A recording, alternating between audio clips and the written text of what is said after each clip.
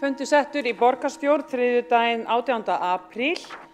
Á dagskrá fundarins í dag eru 10 liðir. Við hefjum okkur bara strax á fyrsta lið, það tillaga borgarfulltrúa Samfylkingar, Framsóknar, Pírata og Viðreisnar mótun stefnu fjölmenningarborgina Reykjavík og frumælandi Sabine Leskov. Gjörðu svo vel.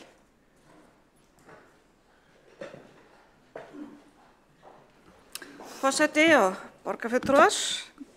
Meirihlutinn í borgarstjórn Reykjavík leggur til með leyfi forseta að sett verði stefna fjölmenningarborgina Reykjavík.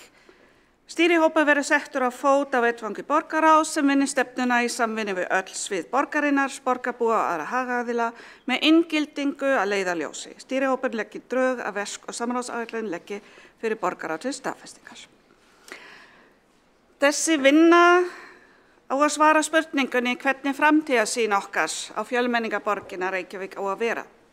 Hvernig við getum sameinast í kringum eignarhald málaflokknum, hvaða sjálfsmynd við viljum að borgin hafi, hvaða sameiginlega sýn íbúar ættu að hafa á sína borg. Líka ímynd borgarina út af við, hvernig áfangastaður á Reykjavík að vera, hvernig borgin birtist fólki sem heimsækir hana eða íhugar að flytja þangað. Hvernig fjölmenningin verður jafn sjálfsög og kynjajafnrétti eða málefni hinsegin fólks eru okkur eða ættu að minnsta kosti að vera það af mati flestra.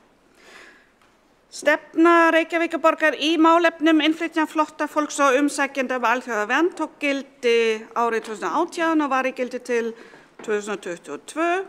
Þessi stefna var mjög metnaðarfull en miklar breytingar hafa átt sér stað í borgarsamfélagi síðan þessi vinna fór fram. Mjög stóri hópar hafa til dæmis flust hingað nýlega en margt hefur líka breyst innan borgarinnar, bæði í þjónustu og starfsmannahópi, líka í þátttökulýðræði, en fjölmenningaráðið með miklu sterkari rödd í dag og tekur virkan þátt í stefnumótun borgarinnar.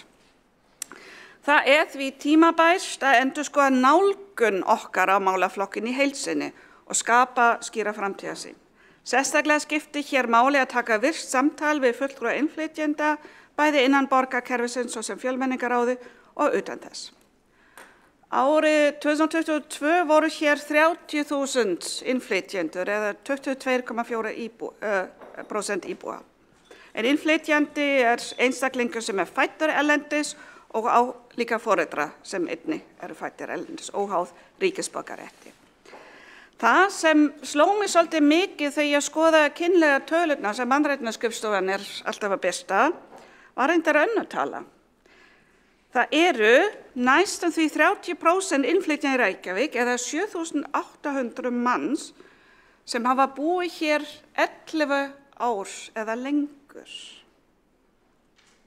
Hvar allt þetta fólk? Einnig eru sífellt fleiri í Reykjavík fæddir og uppaldir hér á landi en hafa erlendan bakgrunn og slíkur fjölbreytileikur grundvöllur fyrir því að borgarsamfélag geti blómstrað. En til þess þarf að tryggja samþætta inngildingu, jafnrétti, virka þátttöku og innihaldsrík samskipti fyrir þau sem í salnum. Af hverju nota ég inngildingu, ekki aðlögun? Ég svolítið með ákveðin ónæmi fyrir þessu orði, spurning hvort ég má ekki rukka 1000 kall fyrir hvert skipti sem það notað hér, við getum láta reyna til móðumáls. Af hverju ég svona á móti aðlögun eða hugtakinu? Í mínum útlenska málskilningi, og ég bara tek mér það besta leyfi að hafa minn málskilning, aðlögun alltaf tengt sagnorði að laga. Við þurfum að laga þegar eitthvað bilað eða passar ekki. Aðlögun gengur sem sagt út frá því að það sé eitt samfélag, eitt munstur, ein gerð af réttri menningu og það fyrir utan hópu sem verður að laga sig, eða við þurfum að laga hann, að hinum til að fá aðgang að öllu sem samfélagi býður upp á. Inngilding felur hins vegar í sér að viðurkenna og virða fjölbreytileikann og gera alltaf ráð fyrir og virkja samt allt fólk til þátttöku. Í þessari stefnumótum ætlum við að leggja áherslu á áframhaldandi vinnu úti á sviðum. til að taka eignarhald og ábyrgð á málaflokknum og móta sína áherslur út frá þeirra eigin sérstöðu. Þessi vinna þarf að fara fram með inngildingu að leiðarljósi og fá stuðning af sérfræðiþekkingu og verkfærum. Þannig að ég vil þýða þetta yfir á raunveruleikann hvers sviðs. Sum svið eru nú þegar komin með mjög sterka eigin stefnumótun, önnur sjá kannski ekki marga snertifleti í fljótu bragði. Augljósust eru kannski skólafrístundasvið, velferðarsvið, mannréttindaskrifstofan. Annars staðar erum við kannski að skoða ákveðna þætti, eins og gott dæmi úr menningar íþróttastarfi, kannski við erum alltaf að skoða þáttöku barna af eldum upprúðan íþróttastarfi, notkun frístundakortsins í ákveðnum hverfum. Og þarna erum við til dæmis á að bæta upplýsingagjöf, sem gott og vel.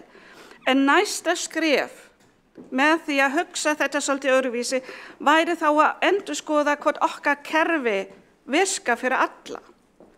Þó að frístundakort, til að halda mig við eitthvað dæmi, dekki æfingagjöldin, þá oft mikið kostnað við keppnisferði. Og það fer þá oft fram fjáröflun, sem einfaldlega einungis á færi þeirra sem hafa nú þegar stórfjölskyldu og öflugt tengslanett í kringum sig. En það hafa innflytjendur ekki í sama mæli, reynda gildi það líka fyrir marga Íslendinga sem búa við fátækt.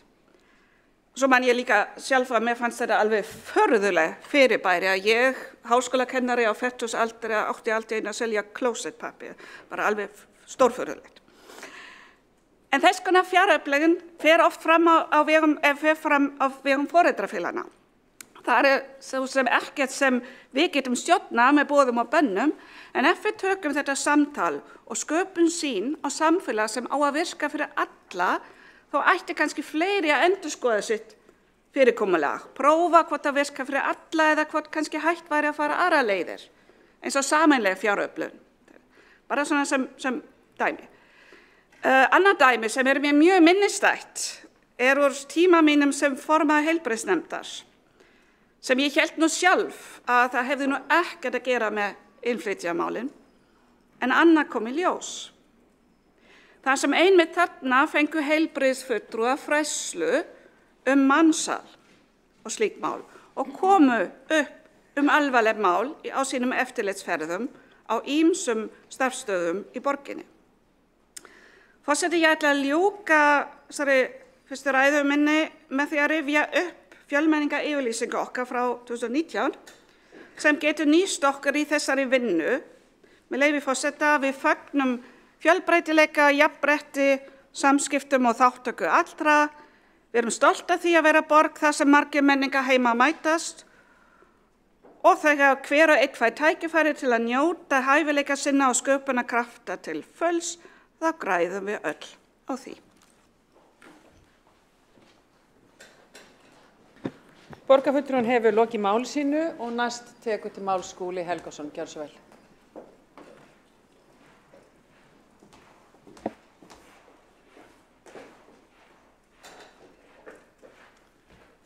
Forseti, ágæta borgarstjórn, ég vil fyrst og fremst koma upp til þess að lýsa yfir mikilli ánægju með þessa tillögu. Það er mjög mikilvægt að við höldum áfram þeirri vinnu og þeim góða grunni sem hefur verið lagður með fjölmenningarstefnu borgarinnar. Hún formlega séð runnin út frá upplegginu á sínum tíma eins og frummælandi Sabínu Leskov borgarfulltrúi fór vel yfir.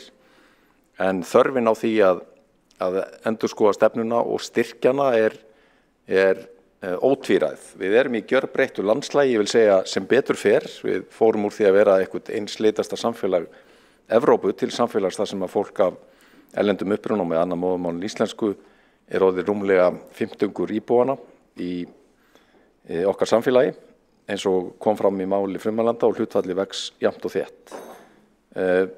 Við eigum og verðum að bjóða þá velkomnar sem að hingað koma til lands og meir en það, þetta eru einstaklingar sem að vinna gríðarlega mikilvæg störf á öllum okkar sviðum í samfélaginu, í grunnþjónustunni, í menntakerfinu, í heilbrigðisþjónustunni, í ferðaþjónustunni og víðar.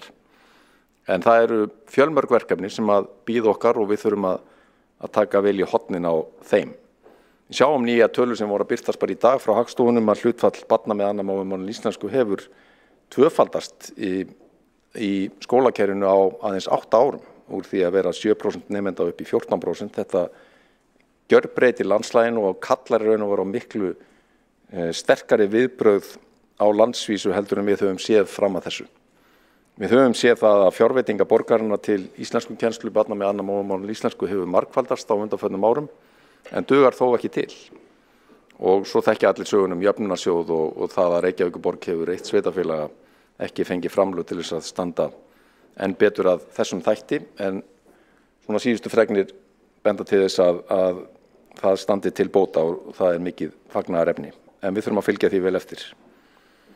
Ég tek undir það sem kom fram í máli Sabínu Leskop borgarfulltrúa að þetta hugtak sem að svona, ég skal alveg játa það að maður hrökk aðeins við þegar maður heyrði fyrst hugtakið inngildingu að því manni fannst það svolítið uppskrúfað, svona akademískt en þetta er gríðarlega mikilvægt hugtak og lykilhugtak í menningarstefnu borgarna sem var samþykkt hér í þessum sal haustið 2021 og í gildi næstu árin.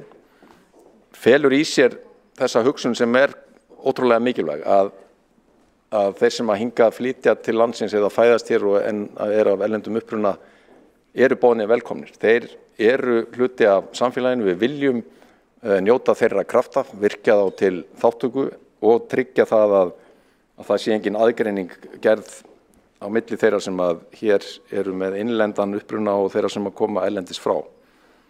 Og það er ekki af því að það sé einhvers konar klísja heldur af því að það er raunverulega þannig að samfélag sem að dregur til sín og byggir á fjölbreytilegum straumum að það er betra samfélag og við þurfum að taka það mjög alvarlega. Við þurfum að gera meira hins vegar varðandi það að stíga fram sem stjórnvald í því að tryggja tækifæri fyrir börn og ungmenni varðandi íslenskukennsluna en líka fullorðna á vinnumarkaði. Það er alveg staðreynd að við erum ekki að nýta mannauðinn eins vel og við gætum verið að gera. Hér í samfélaginu er fullt af fólki sem hefur aflað sér menntunar á erlendum vettvangi en fær það ekki metið sem skyldi til launa, nýtur ekki sömu tækifæra til þess að sækja störf eins og við hinn og það er gríðar stórt verkefni þar sem að ég veit að við getum gert betur hjá borginni og víðar á þessu landi.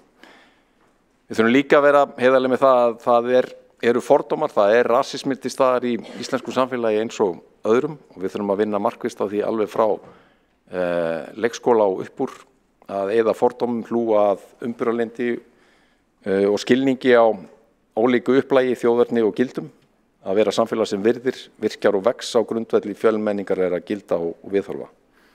Ég vildi síðan bara nefna eitt í lokin, ég held að það væri gott samhliða því að vinna þessa stefnu og einmitt að nýta krafta frá öllum fagsviðum, að láta vinna eins konar hvítbók með tölfræði stöðuna, þessar dramatísku breytingar sem við erum að sjá á ótrúlega skömmum tíma varðandi hlutfall þeirra sem að hingað flytjast erlendis frá eða eru með annað móðurmál en íslensku, en líka hver staður í íslensku samfélagi, í hverju birtist mismununin og hvert er mikilvægi þessa hóps fyrir samfélagið, menninguna og atvinnulífið.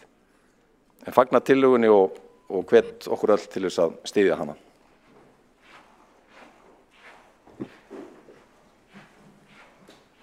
Borgarfulltrúinn hefur lokið máli sinni, þá tekur til máls borgarstjóri Dagur B. Eggertsson. Forseti ágæta borgarstjórn, ég vildi fyrst og fremst koma hér upp til þess að taka undir með framsögumanni mikilvægi málaflokksins og mikilvægi þess að taka þessa stefnumörkun í raun jákvæðum tökum og ég held að tölurnar sem þarna voru nefndar segi einfaldlega sína sögu. Ég held að augu samfélagsins og líka þeirra sem í pólitík séu að opnast meira og meira fyrir mikilvægi þess að líta á þetta sem eitt af lykilverkefnum samtímans, til dæmis hvernig við mætum börnum og veitum þjónustu og styðjum við börn í skólakerfinu.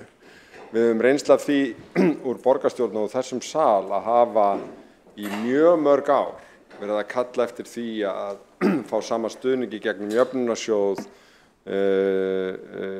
til þess að hlúa börnum með annað móðurmál en íslensku og höfum fengið ákveðna áheyrn með það að komið fram frumvarp að breyta því þannig að það gerist. En mér fannst tímamótin ekkert minni á síðasta samráðsfundi kjörinna fulltrúa í borgarstjórn og þingmanna og ráðherra Reykjavíkur í tengslu við síðustu kjördæmaviku Alþingis.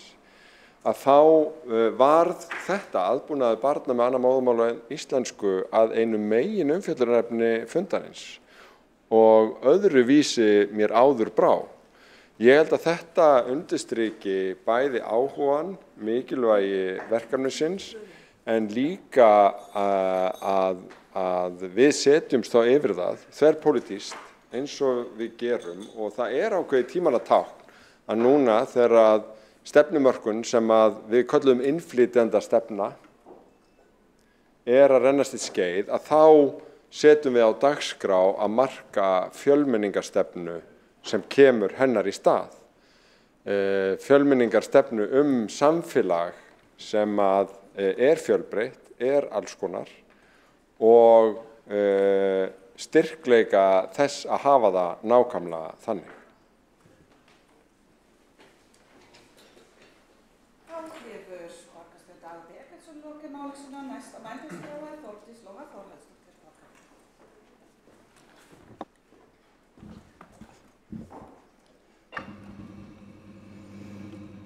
Forseti, ég fór í pólitík fyrir nokkur mánuð síðan, hafði verið lengi í hagsmunapólitík.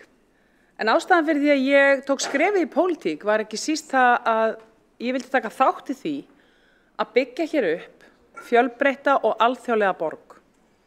Auðvitað vildi ég hafa hana svona smá Evrópu íslegna með, hefði alveg verið til í evru og ýmislegt fleira, því að við ætlum nú að ræða fjármál hérna seinna á fundinum. En það nú ekki það. Þess vegna fagna ég þessari þróun hjá okkur hér í dag.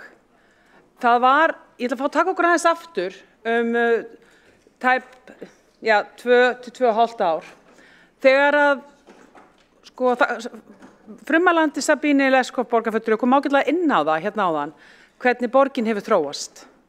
En þegar við síðan erum hér öll í heimsfaraldri í upphafi árs 2020, þá raungerist sú staðreynd mjög fyrir okkur í allri þjónustu og þeirri kerfislega spretthlaupi sem við fórum í hvað við erum orðin mikil fjölmenningaborg.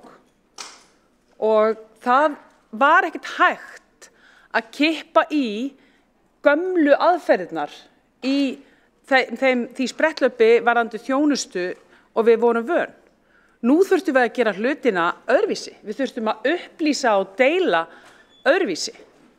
Og það var mjög hollt fyrir okkur sem samfélag að fá þann raunveruleika í fangið. Mér finnst bara þetta gríðarlega góður tímapunktur fyrir okkur, taka málin áfram í anda fjölmenningar. Ég þakka fyrir þessa umræðu retoríkina aðlögun eða inngildingu. Mér fannst, ég bara segi kærar þakkir borgarfulltrúi Sabine Leskov. Þetta algjörlega réttur málskilningur og auðvitað eigum við að tala inngildingu. Og ég tók þetta til mín, ég hef alveg örugglega sagt aðlögun einhvern tímann og ég ætla að fara að hætta því. Ég bara lofa því. Þannig ef ég segi það, þá er það mistök. Ég segi bara áfram gakk í þessu. Og mér langar aðeins að draga inn, af því að það búið að taka hérna nokkra borgarfulltrúi Skúli Magnússon kom inn á börnin og borgarstjóri Dagur Bjarkisson kom inn á stóru málin hérna í borginni. Mér langar líka að draga fram að því að við erum orðin þetta fjölbreytt samfélag, þá eigum við líka að horfa til ört vaxandi aldraðshóps sem hér á fjölmenningargrunni. Bæði fólk sem hefur búið hér lengi en líka fólk sem að flytja til okkar. Þannig að þegar við erum að hugsa þjónustu kerfin okkar, hugsum ekki bara leikskólana eða skólana, hugsum líka þann ört stækkandi hóp aldrara sem fjölmenningartengdur af erlendu bergi brotin eða hérna í annarri eða þriðju kynslóð. Þannig að ég legg það svona sérstaklega inn í umræðuna. Annars bara finnst mér þetta mjög fín tillaga. Hlakka til að fá að taka þátt í henni og óska eftir því að það verða á sem breiðustum grundvelli Þetta eitthvað sem við eigum saman og eigum að standa saman að og við eigum að fá mörg mismunandi sjónarhorn að þessu og við eigum að gera þetta vel og þess vegna lengi ef þess þarf við eigum allavega að gera þetta vel. Takk fyrir. Þá hefur Þórdís Lóa Þórhallsdóttir borgarfulltrúi lokið máli sínu og næstur á mælendaskrá er Friðjón Friðjónsson borgarfulltrúi.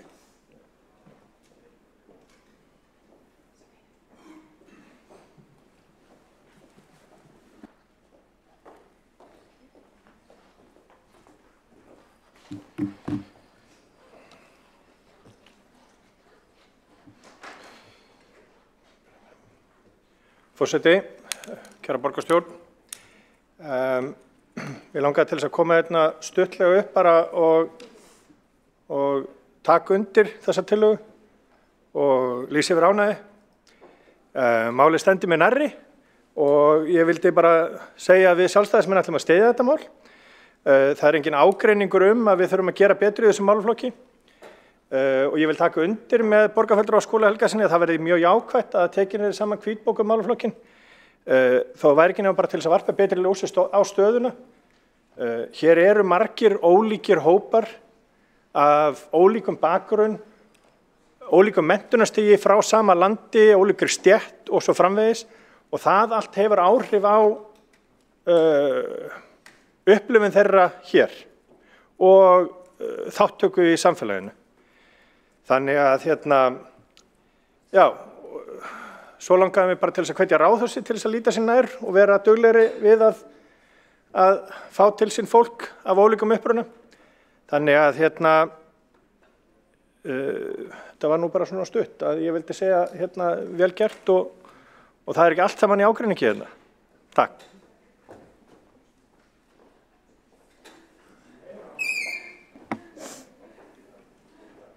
Borgarfulltrúinn hefur lokið máli sínu og tekur þá til máls Björn Gíslason, borgarfulltrúi. Gjörðu svo vel.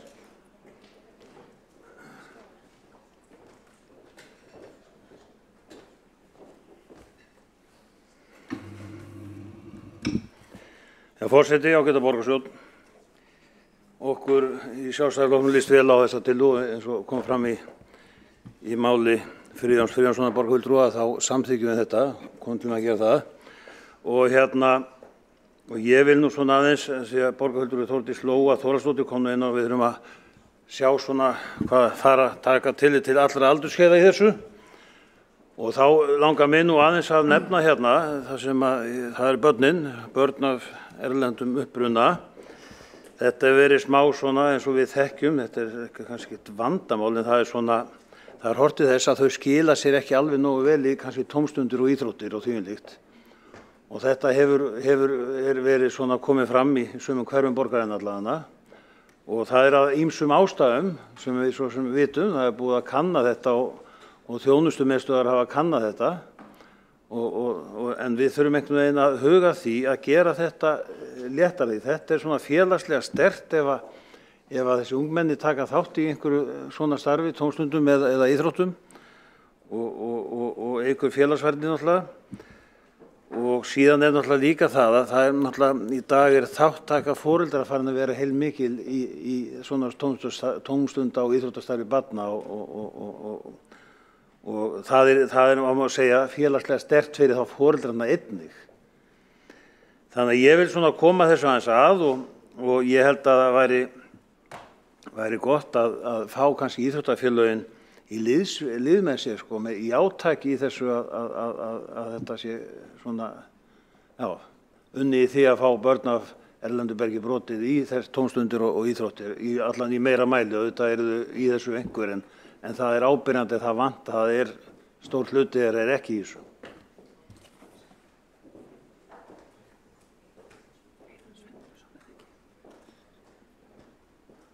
Borgarfulltrúinn hefur lokið máli sínu, tekur þá til máls Einar Sveinbjörnsson. Einar Sveinbjörn Guðmundsson, fyrirgefðu Einar minn. Kannski var það því að það er svo mikið sól í hjarta.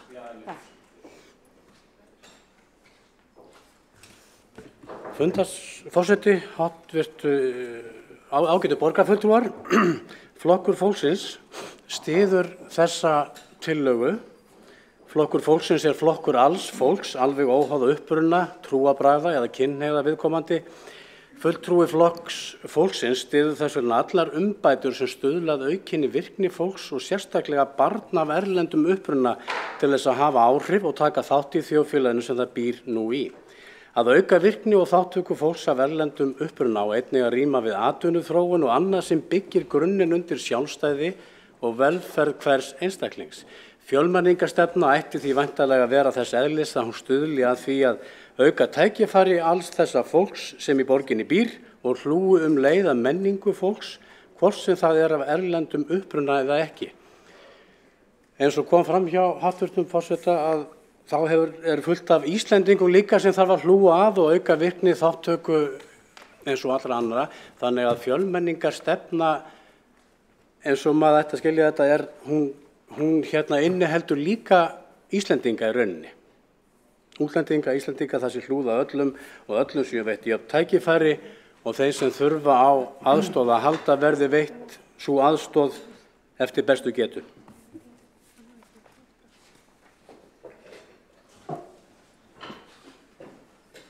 Borgarfulltrúinn hefur lokið máli sínu, tekur þá til máls Helgi Ás Grétarsson, gjörðu svo vel.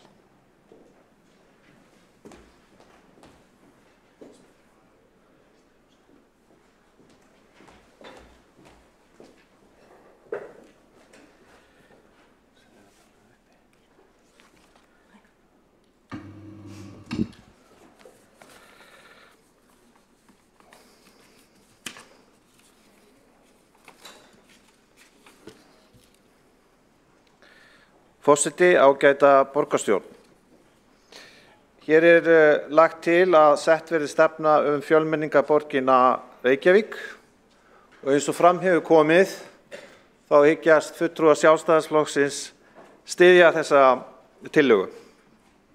Nú það svo að ég svo heppinn að sitja í fjölmenningarráði þar sem að Magna Gná formaður og það hefur verið ágætis reynsla og ég vil kannski koma að bara nokkrum punktum vegna þess að mér finnst mjög mikilvægt í þessum málaflokki að það sé ekki bara sögð falleg orð og hástemmdar yfirlýsingar heldur að það séu í raun og veru aðgerðir sem eru til þess fallnar að ná ákveðnum markmiðum og að það sé fjármagn sett til hliðar til þess að þeim markmiðum sé náð. Það þess vegna ágætt aðeins að rifja upp sögu fjölmenningarstefnu eða stefnu Reykjavíkurborgar gagnvart málefnum innflytjenda eins og það orð var gjarnan notað hér áður fyrr. Og hér ég til dæmis með plagg frá janúar 2009 frá Mannréttindaskrifstofu Reykjavíkurborgar horft til framtíðar, stefnumótun og aðgerðaráætlun í málefnum innflytjenda. Þetta sem sagt í janúar 2009 og þar aðeins lýst sögu hvernig Reykjavíkurborg hefur hagað þessum málum og á blaðsíðu 7 með leyfi forseta þá kemur meðal annars fram hver sé stefna Sambands íslenskra sveitarfélaga sem þá var samþykkt í janúar 2009. Og þar var meðal annars sagt að innflytjendur þekki réttindi sín og skyldur sem íbúar og hafi greiðan aðgang að þjónustu sveitarfélaga, að opinber þjónusta birtist innflytjendur sem ein heild án tillit til þess hvort ríki eða sveitarfélag bera ábyrgð á þjónustunni, að innflytjendur öðlist sem fyrst sömu stöðu og aðrir íbúar og séu viðurkenndir og virki þátttakendur í samfélaginu í hverju sveitarfélagi. Þetta eru markmið sem eru meira en 14 ára gömul og ég held að allir séu sammála og ég styð. Til dæmis á sínum tíma þá kom hér fyrrverandi eiginkona mín frá Tékklandi og þá kynntist maður eins og hvernig það að vera innflytjandi eða koma hingað til lands sem erlendur ríkisborgari. Og svo hefur líka lífsreynsla manns kennt manni það að mannfólkið allt eins í grunninn og alltaf að líta á hvern einstakling eins og hann kemur fyrir sjónir og hvernig hann kemur fram. Punkturinn með því að lesa upp þessi markmið að fyrir stuttu þá vorum við í fjölmenningarráði í Gerðubergi þar sem við hittum margt gott fólk og ég vil taka hérna eitt fram sem ég finnst vera mjög mikilvægt að fyrir fáeinum misserum síðan að þá var sett að fót sendiherraverkefni í Breiðholti og ég verð að segja að ég er hrifinn af því verkefni vegna þess að það byggir að því að það séu ákveðnir einstaklingar sem hafi svona ítök eða áhrif innan sinns tungumálasamfélags eða menningarsamfélags sem að hjálpi fólki í sambærilegri stöðu eða frá sama bakgrunni til þess að kynna sér betur þau tækifæri sem Íslands samfélag býr yfir. Og þar voru sem sagt margir sendiherrar og það var mjög vel heppnað að mínum mati. Þetta var haldið hvað núna í lok mars. En það var til dæmis á þeim fundi voru 2 fulltrúar frá Úkraínu, því að núna höfum við mjög marga frá Úkraínu. Og þá kom að mínum mati í ljós að frá sjónarhóli þeirra sem að flytja hingað til lands þá lítur það ekki þannig út að þessi markmið sem ég var að minnast hérna á að einstaklingarnir eru upplifað þannig. Þannig að það er nauðsynlegt að mínum mati vegna þess að ég vil standa fyrir pólitík sem gengur ekki út á fagurgala, sem gengur út á það að það séu aðgerðir, það sé fjármagn og það sé komið praktískum hlutum á stað til þess að bæta tækifæri fólks. Þannig að það er í þessari tillögu sem er ágætt út af fyrir sig og ég vona að það komi gott út úr henni, að mér finnst vera mjög mikilvægt að þegar verið að forgangsraða fjármagni í þennan málaflokk, að það séu sett á fót eitthvað svona verkefni þar sem við færum valdið til fólksins sjálfs, þar sem við hjálpum því að fóta sig í íslensku samfélagi.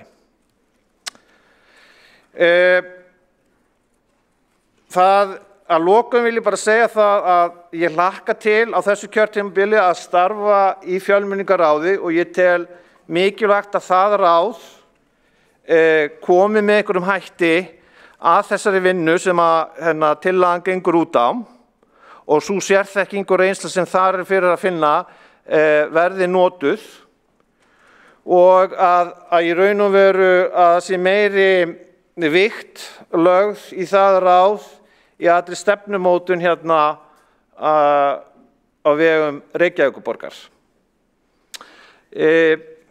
Þannig að svona á heildina litið þá verðum við að horfa á þann stríðastraum fólks á erlendu borgarbróti sem eru að koma hingað til Reykjavíkur sem tækifæri, ekki sem ógn. En til þess að svo megi verða, þá verða verkin að tala.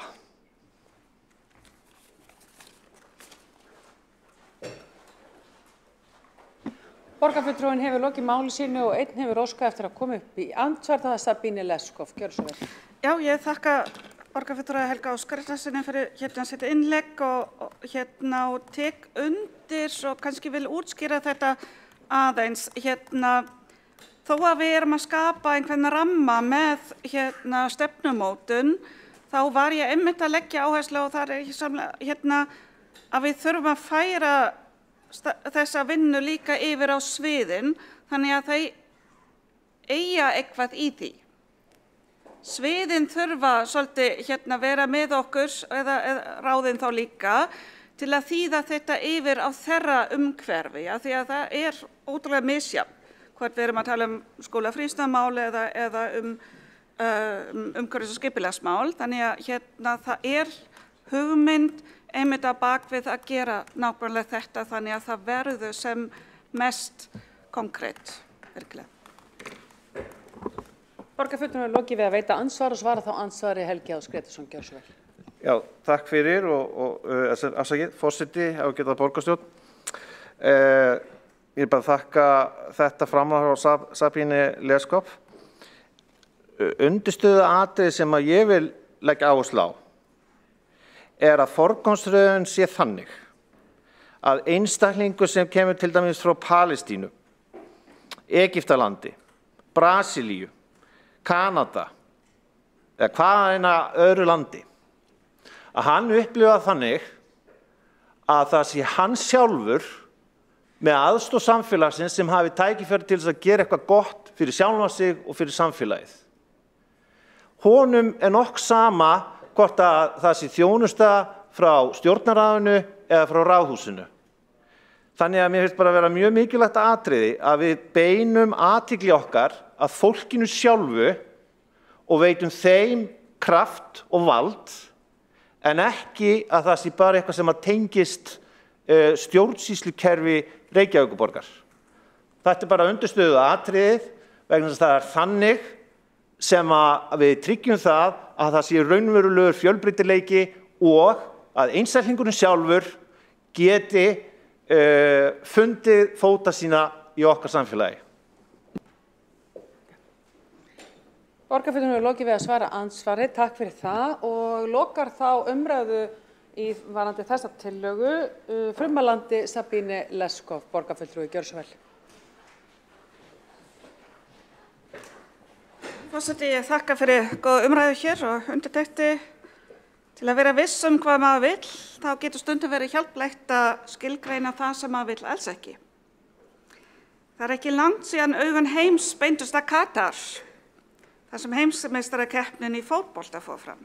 Í Katar búa tæplega 300.000 innfæddir Katarbúar sem tala opinbera tungumáli, eiga auðlindi landsins og hafa aðgang að miklum lífsgæðum.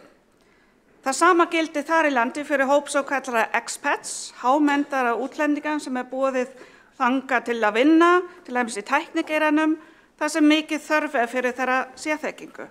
Þau eru á góðum launum og hafa það ágætt í sínu enskumælandi búblu, en taka ekki þátt í samfélaginu, ætla nú ekki að stoppa lengi, halda fljótlega áfram til Barcelona eða Berlínar.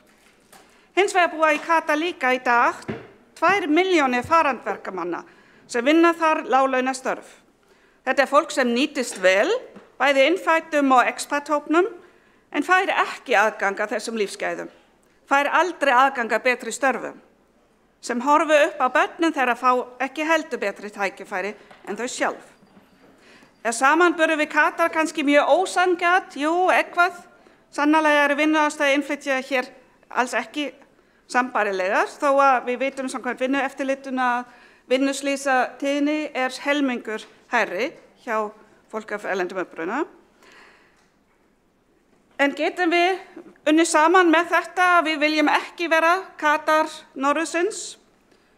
Hvernig borgarsamfélag viljum við vera eftir 10 ár? Það eru margar spurningar sem þarf að svara, sérstaklega ef við missum íslenskuna sem samskiptatungumál hér á landi. Hvað þýðir það fyrir borgina ef íslenskan ekki lengur til dæmis til staðar fyrir menntun barna, ef stór hópur foreldra skilur ekki íslensku, eða börn í skólum þar sem ekki kennt á íslensku. Ef við viljum freka halda okkur við að bera okkur saman við Norðurlöndin, ef við viljum samfélag þar sem börn fái tækifæri til að njóta sín til fulls, óháð uppruna eða efnahag, þá þurfum við að taka okkur á. Fyrst og fremst þurfum við að setja upp innflytjagleraugun alls staðar eins og við höfum lært að setja upp kynjagleraugun. Þetta þekking sem nýtist hér. Þetta ekki bara abstrakt hugmyndafræði, heldur að hætta að þýða þetta yfir alls staðar. Hvernig gengur innflytjendum að sækja hundaleyfi, byggingaleyfi, starfsleyfi? Borgin opin fyrir þau sem koma með nýja hugmyndir? Fara innflytjendur í söfn eða í sund? Fá listamenn af erlendum uppruna viðurkenningu og pláss í menningarlífinu? Inngilding mælanlegt markmið þátttöku allra í því sem samfélagi hefur upp að bjóða í menntun, atvinnumöguleikum, lýðheilsu, opinberri stjórnsýslu, menningu eða íbúðalýðræði. Þáttaka allra í samfélaginu andstæða við útilokun og til þess að ná því markmiði þarf að auka sýnileika þeirra mismunandi möguleika sem í boði eru og ryðja á vegi hindrunum. Fjölbreytileiki felur í sér betri ákvarðanatöku, fleiri hugmyndir. Þetta efast fáir til dæmis en vanmettir í viðskiptalífinu að blanda stjórnir af konum og körlum skila betri árangri. Mismunandi sjónarmið eru uppi, áhættusækni, færa á sig annan blæ og það fram eftir götu. Inngilding þýðir ekki að við gerum enga kröfur, til dæmis varðandi íslenskukunnáttu eða mannréttindi sem gilda í okkar samfélagi hér. Inngilding einfaldlega öðruvísi nálgun, annað viðhorf. Þetta í raun undirstaða jákvæðrar þróunar. Inngilding krefst hins vegar af kerfinu að það sé nægjanlega sveigjanlegt til að öll hafi tækifæri til að taka þátt. Við þurfum sem sagt ekki alvörunarstefnu eða fjölmenningastefnu fyrir innflytjendur, heldur algilda hönnun fyrir allt samfélagi. Hlakka til að taka þátt í þessari vinnu og við boðum bókun. Borgarfulltrúinn hefur þá lokið máli sínu og umræða þennan dagskrárlið henni lokið. Nú ætlum við að fara í atkvæðagreiðslu. Hér liggur fyrir tillaga.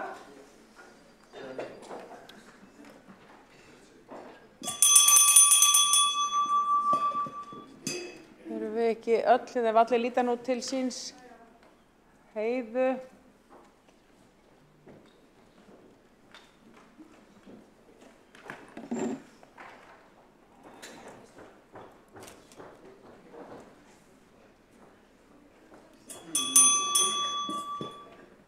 Kæra borgarstjórn, þá komið að því að greiða atkvæði tillögu borgarfulltrúa Samfylkingar, Framsóknar, Pírata og Viðreisnar mótun stefnu fjölmenningarborgina í Reykjavík og þeir sem eru samþykkir því tillögunni gefið skeiðmerki.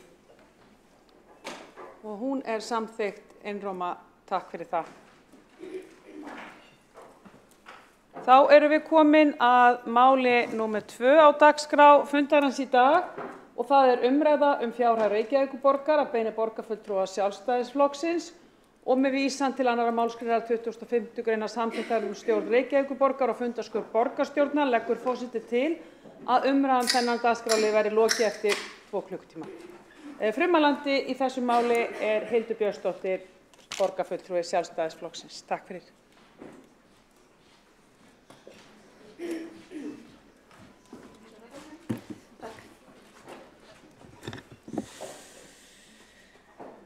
Forseti, ágæta borgarstjórn, við höfum sett hér á dagskrá fjárhagsstöðu Reykjavíkurborgar til umræðu í borgarstjórn í dag og ekki vanþörf á. Það hefur nú verið tilefni oft áður og oft undanfarið og við munum auðvitað halda þessari umræðu áfram á næstu vikum þegar ársreikningur verður gerður opinber og svo framvegis, en við töldum fullt tilefni til að taka umræðuna hins vegar strax í dag. Þannig að ég vona bara að það verði virk þáttaka og að fólk hafi sömu áhyggjur af stöðunni og við í Sjálfstæðisflokknum gerum. En í sveitarstjórnarlögum þá birtist okkur ákveðin meginregla ábyrga fjármálastjórn og þar talað að það sé okkar hlutverk að sjá til þess að rekstri, fjárfestingum og ráðstöfun eigna og sjóða sé þannig hagað á hverjum tíma að sveitarfélagið muni til framtíðar geta sinnt skyldubundnum verkefnum sínum. Þetta hálfgerð regla að sveitarfélagið verði að vera sjálfbært í sínum rekstri. Og Reykjavíkurborg hefur nú flaggað á það sjálf áður að óttast að vera ekki og verða ekki sjálfbær til margra ára í sínum rekstri ef ekki komi stórkostleg framlög frá ríki. Borgin setur sér í fjárhagsáætlun ákveðna fjárhagslega mælikvarða jákvæða rekstrarniðurstöðu að hlutfall launakostnaðar af útsvars- og jöfnunarsjóðstekjum fari ekki yfir 80%. Veltu við frá rekstri sem hlutfall af tekjum séu líka yfir ákveðnu viðmiði, veltu við frá rekstri á móti áborgurum lána og skuldbindinga sé yfir 1 og lántaka sé að hámarki 70% af fjárfestingum. Og við sjáum að strax í fjárhagsáætlun þessa árs þá verður engu þessara markmiða náð. Víkjum aðeins að markmiðunum að rekstrarniðurstaða sé jákvæð sem nú svo mjög eðlilegt og sjálfsagt markmið í rekstri hvers sveitarfélags eða hvaða rekstri sem í sjálfu sér. Við höfum ekki fengið birtan opinberlega ársreikningin þannig að við byggjum hér í dag á útkomuspánni sem birtist okkur fyrir áramót og við höfum nú reyndar heyrt ítrekað á undanförnum mánuðum að hún teikni kannski upp dekkri mynd en raunin verði en við verðum bara að sjá hvernig það fer. En 15,3 milljarða rekstrarhalli af A-hluta það sem birtist okkur í þessari spá. Þá gott að víkja að áætlun fyrir síðasta ár en hún gerði ráð fyrir 2,8 milljarða halla. Þannig að hér erum að tala nærri 6-faldan halla miðað við áætlanir. Svo áfram gert ráð fyrir rekstrarhalla á þessu ári eða sem nemur tæpum 6 milljörðum. Þannig að við auðvitað lýsum miklum áhyggjum af þessari stöðu. Það líka markmið í rekstri borgarinnar að hlutfall launakostnaðar fari ekki yfir 80% af samanlögðum útsvars- og jöfnunarsjóðstekjum. Það kemur fram í áætluninni að starfsmönnum borgarinnar hafi fjölgað á síðustu árum nokkuð umfram lýðfræðilega þróun. Starfsmönnum fjölgar hraðar en íbúum. Launakostnaður var á liðnu ári 89% af samanlögðum útsvars- og jöfnunarsjóðstekjum árið 2022. Þannig að 89% af þeim útsvarstekjum sem renna hér í borgarsjóð að viðbættum jöfnunarsjóðstekjum fari að greiða laun opinberra starfsmanna. Þá má skoða og við höfum skoðað þessar tölur áðan hvernig verður breytingin á starfsmannafjöldanum milli ára frá 2022 til 2023 og þá sjáum við að hlutfallslega mesta aukningin eiga sér stað í miðlægri stjórnsýslu og við setjum stórt spurningamerki og rautt flagg á það. Það aukning í velferðarþjónustu og ef maður rýnir það þá virðist það vera á eðlilegum stöðum, það virðist verið í þjónustunni við fólk og við skjólstæðinga velferðarþjónustunnar og það vel, en við setjum líka rautt flagg á þessa fækkun inni á skóla- og frístundasviði. Því þar sannarlega þörf á auknum mannafla til að geta annað eftirspurn eftir til dæmis leikskólaplássum. Þannig að hér sjáum við hlutfallslega mest aukning í miðlægri stjórnsýslu, eða 13%. Starfsmenn A-hluta voru við árslok 2022 11.703 og hefur frá árinu 2017 fjölgað 25%. Og það auðvitað gríðarlega mikið og ekki síst ef við lítum til þess að íbúum hefur yfir sama tímabil aðeins fjölgað 10%. Og svo það markmiðið lántökuna. Hún sé að hámarki 70% af fjárfestingum. Skuldir samstæður Reykjavíkurborgar jukust 35 milljarða tæplega árið 2022 og þar af í þetta skiptið var megnið af því í A-hlutanum og það hefur nú ekki oft verið þannig. En á síðasta ári var megnið af lántökunni, hún átti sér stað í grunnrekstri borgarinnar eða sem nemur 32 milljörðum. Og ef við brjótum þetta niður í upphæðir sem kannski fólk á auðveldara með að skilja, þá erum við að tala það að skuldir samstæðu hafi aukist 664 milljónir á viku á síðasta ári. 96 milljónir á sólarhring og 4 milljónir á klukkustund. Og kalla ég eiginlega eftir að skuldaklukkan gamla verði endurvakin. Hún mun allavega tifa ansi hratt. Reykjavíkurborg áætlar að lántaka tímabilsins 2023-27, sem áætlunartímabilið í fjárhagsáætlun, verði 83 milljarðar króna. Þannig að skuldsetningin heldur áfram. Og lántaka verður 83% af fjárfestingum árið 2023 og það 13% frá því markmiði sem borgin sjálf setur sér. Þannig að stóra myndin sem að birtist okkur í fjárhagsáætlun og í útkomuspá sem veldur okkur gríðarlegum áhyggjum og það má auðvitað telja margt til en þetta svona stóra myndin, við erum að horfa upp á halla sem nemur 15,3 milljörðum, skuldaaukningu sem nam 35 milljörðum á síðasta ári og starfsmönnum hefur fjölgað 25% á 5 árum. Og þetta svona einföld birtingamynd af rekstri í vanda. Og hvers vegna skiptir þetta allt saman máli? Það þetta vegna þess að traustur rekstur sveitarfélags grunnforsenda þess að við getum veitt hér öfluga þjónustu. Og þá þetta hægt að gagnálykta þegar reksturinn stendur ekki vel, að þá stendur þjónustan ekki heldur vel og fólk finnur fyrir því á eigin skinni. Og við höfum séð það í biðlistavanda leikskólana sem ákveðin birtingamynd af rekstravanda í borginni. Við höfum séð það í viðhaldsvanda á skólahúsnæði og þessi tala sem birtist í fyrirsögninni hefur reyndar farið hækkandi. Við sjáum það í fjölda stjórnenda hjá borginni en í vikunni fer fram stjórnendadagur hjá Reykjavíkurborg og þar verða tæplega 600 manns sem eiga rétt á að sækja þann fund. Allt eflaust stórgott fólk, máli snýst ekki það en hvort að við höfum ráðað að hafa það allt í vinnu, það önnur saga. Og svo það stjómoksturinn, önnur birtingamynd af slæmum rekstri. Það áhugavert á þessari stundu að bera saman stöðuna í Reykjavíkurborg og Árborg vegna þess að Árborg hefur verið mikið til umfjöllunar á undanförnu. Þar hefur verið gripið til sérstakra aðgerða vegna vanda í rekstrinum. Ef við skoðum stöðuna í Reykjavík þá barst Reykjavíkurborg 28. febrúar síðastliðinn bréf frá eftirlitsnefnd með fjármálum sveitarfélaga. Og í bréfinu var óskað eftir að það kynnt borgarstjórn og það tekið til afgreiðslu, það hefur ekki enn verið gert. Og þar var talað að sveitarfélagið uppfyllti ekki tiltekin lágmarksviðmið í rekstri sínum, ekki fjármálareglur sveitarfélaga sem skilgreindar í lögum og reglum.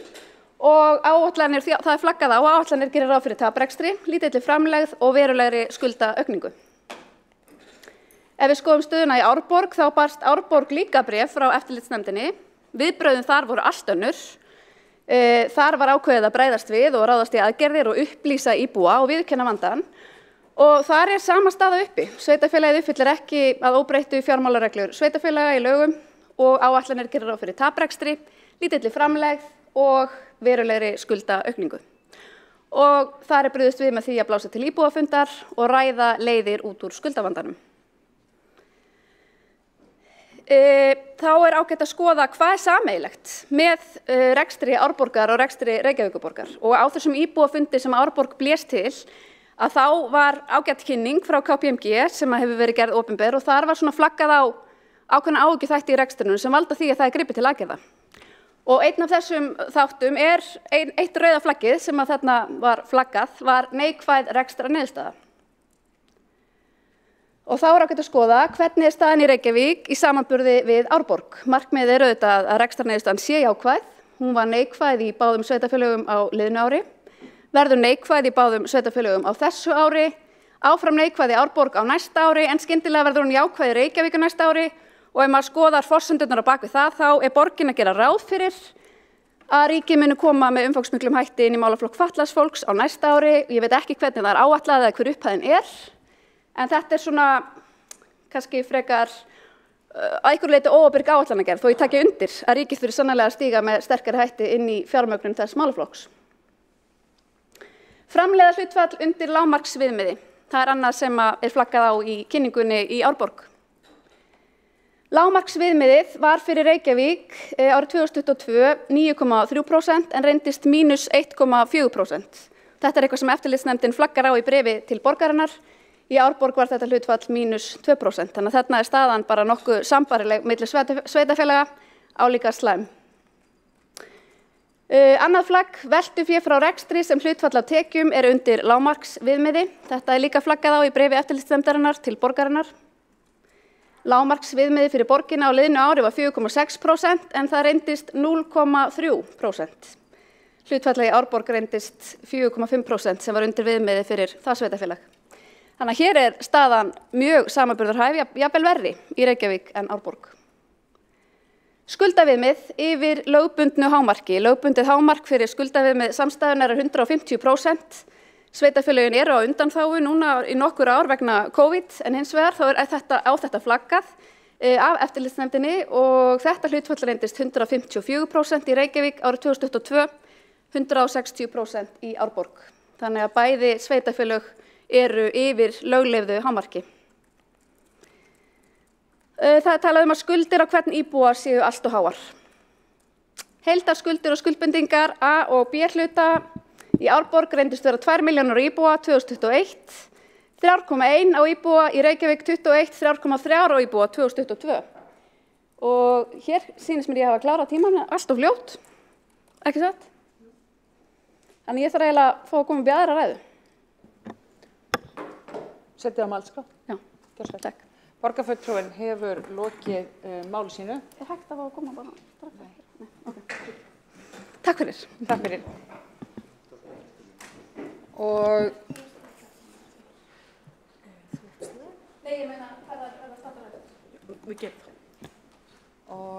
forseti mun setja borgarfulltrúann á mælskrá aftur og tekur þá til máls borgarstjóri Dagur B. Eggertsson Björnsvel. Forseti ágæta borgarstjórn, ég vil nú byrja á því eins og annað er ekki kurteist en að þakka borgarfulltrúum Sjálfstæðisflokksins fyrir að taka fjármálin hér á dagskrá. Það vitur raunar þannig til að í næstu viku verður kynntur ársreikningur Reykjavíkurborgar og næsti borgarstjórnarfundur verður meðal annars helgaður honum. Þannig að það verða ýmis færi á að fara yfir fjármálin. Þannig að ég vil leggja áherslu á það að hér er ekki verið að tala út frá upplýsingum úr ársreikningi vegna þess að hann verður birtur í næstu viku, heldur upplýsingum sem að birtar voru í tengslum við fjárhagsáætlun þessa árs og til næstu 5 ára sem að mælt var fyrir hér í haust og samþykkt og fól í sér auðvitað umfangsmiklar aðgerðir fyrir þetta ár og næstu ár sem að varða umræðuna hér. Þessu vildi ég halda til haga en leið þakka frumvarpanda fyrir að þó að kjörnir fulltrúar séu komnir með upplýsingar úr ársreikningi þá hélt frumvarpandi sig við þær upplýsingar sem birtar hafa verið í útkomuspá síðasta árs. Við erum með mjög skýra framtíðarsýn og mjög skýra aðgerðaáætlun í fjármálum eins og fjárhagsáætlun ber með sér. Fjármálastjórn okkar miðar að sjálfbærni til lengri tíma litið. Í því felst að rekstur skili afgangi og borgarsjóður standi undir skuldum og skuldbindingum á hverjum tíma áður þess að gengi sé á eignir og þjónustu í samræmi við lögbundnar skyldur. Að því að hér verið að tala bréf frá eftirlitsnefnd sveitarfélaga þá voru slík bréf send út á þessu ári til mjög margra sveitarfélaga af mjög ólíkum ástæðum og það bara einkennilegt og býsna óábyrgt af Sjálfstæðisflokknum að reyna að tala eins og fyrst og fremst 2 sveitarfélög hafi fengið slík bréf og af sömu ástæðu. Meginþorri sveitarfélag á höfuðborgarsvæðinu fékk bréf frá eftirlitsnefndinni. Og aðeins þessi 2 viðmið laganna, jafnvægisreglan annars vegar, að þá erum við að virða hana, höfum verið langt sunnan hennar líka þegar kemur að skuldaviðmiði. Það sem að gerast varðandi sveitarstjórnarlögin að Orkuveitan kemur inn í útreikningana núna á þessu ári og þá fer borgin í kringum 150%.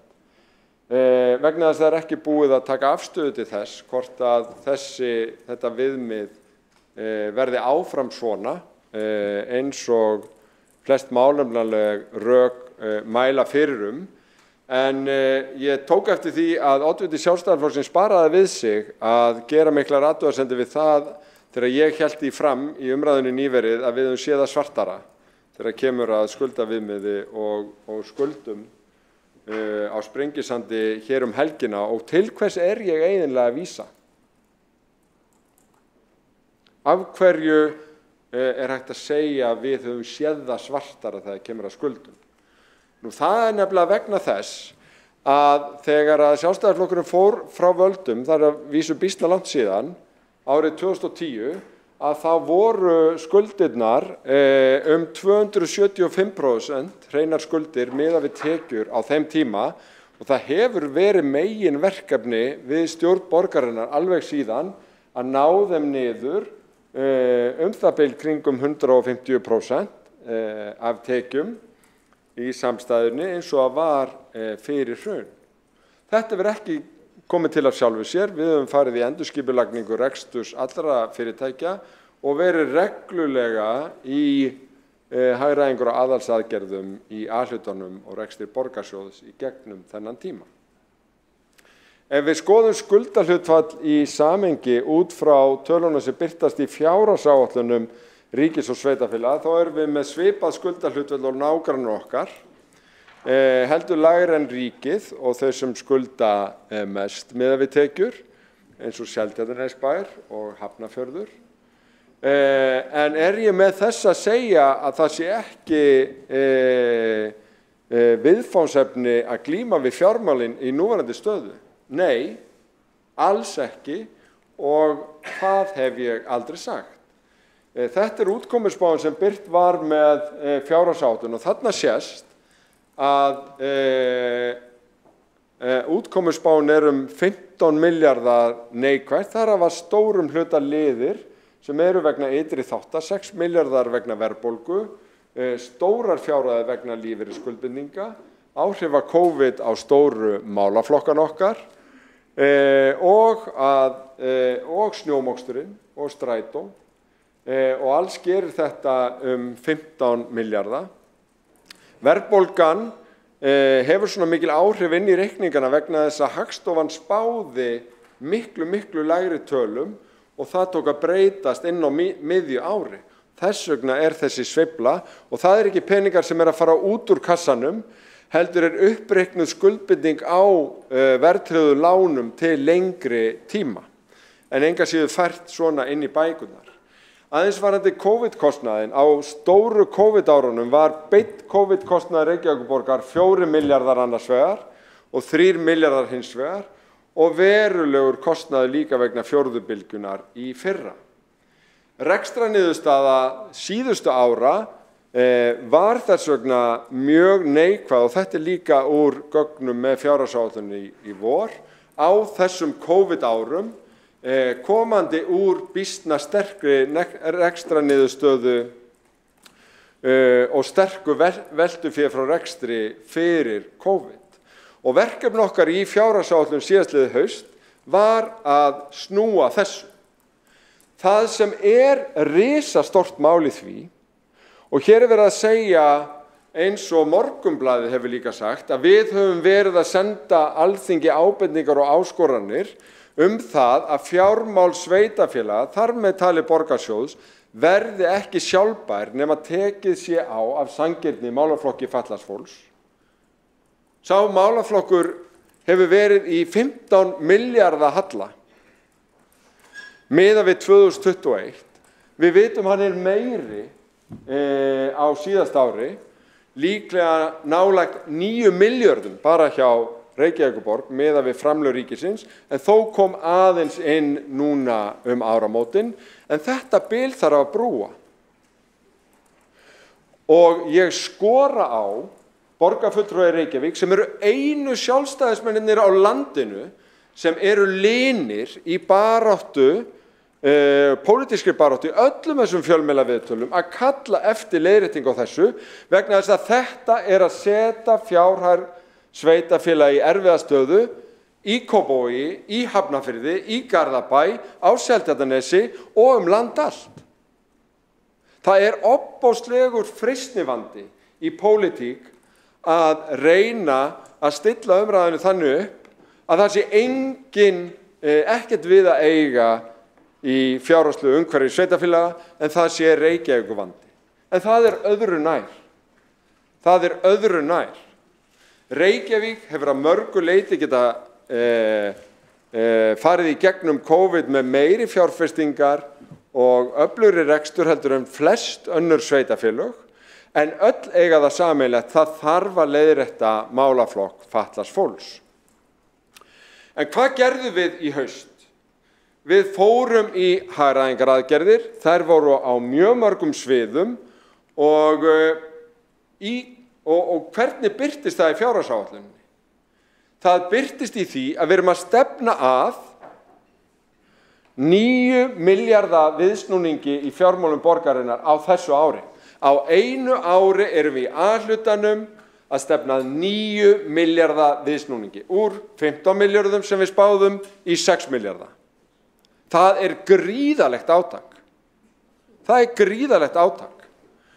Og við gerðum betur. Við endurskoðum líka stefnuna til 5 ára og við riðuðum seglin í fjárfestingum.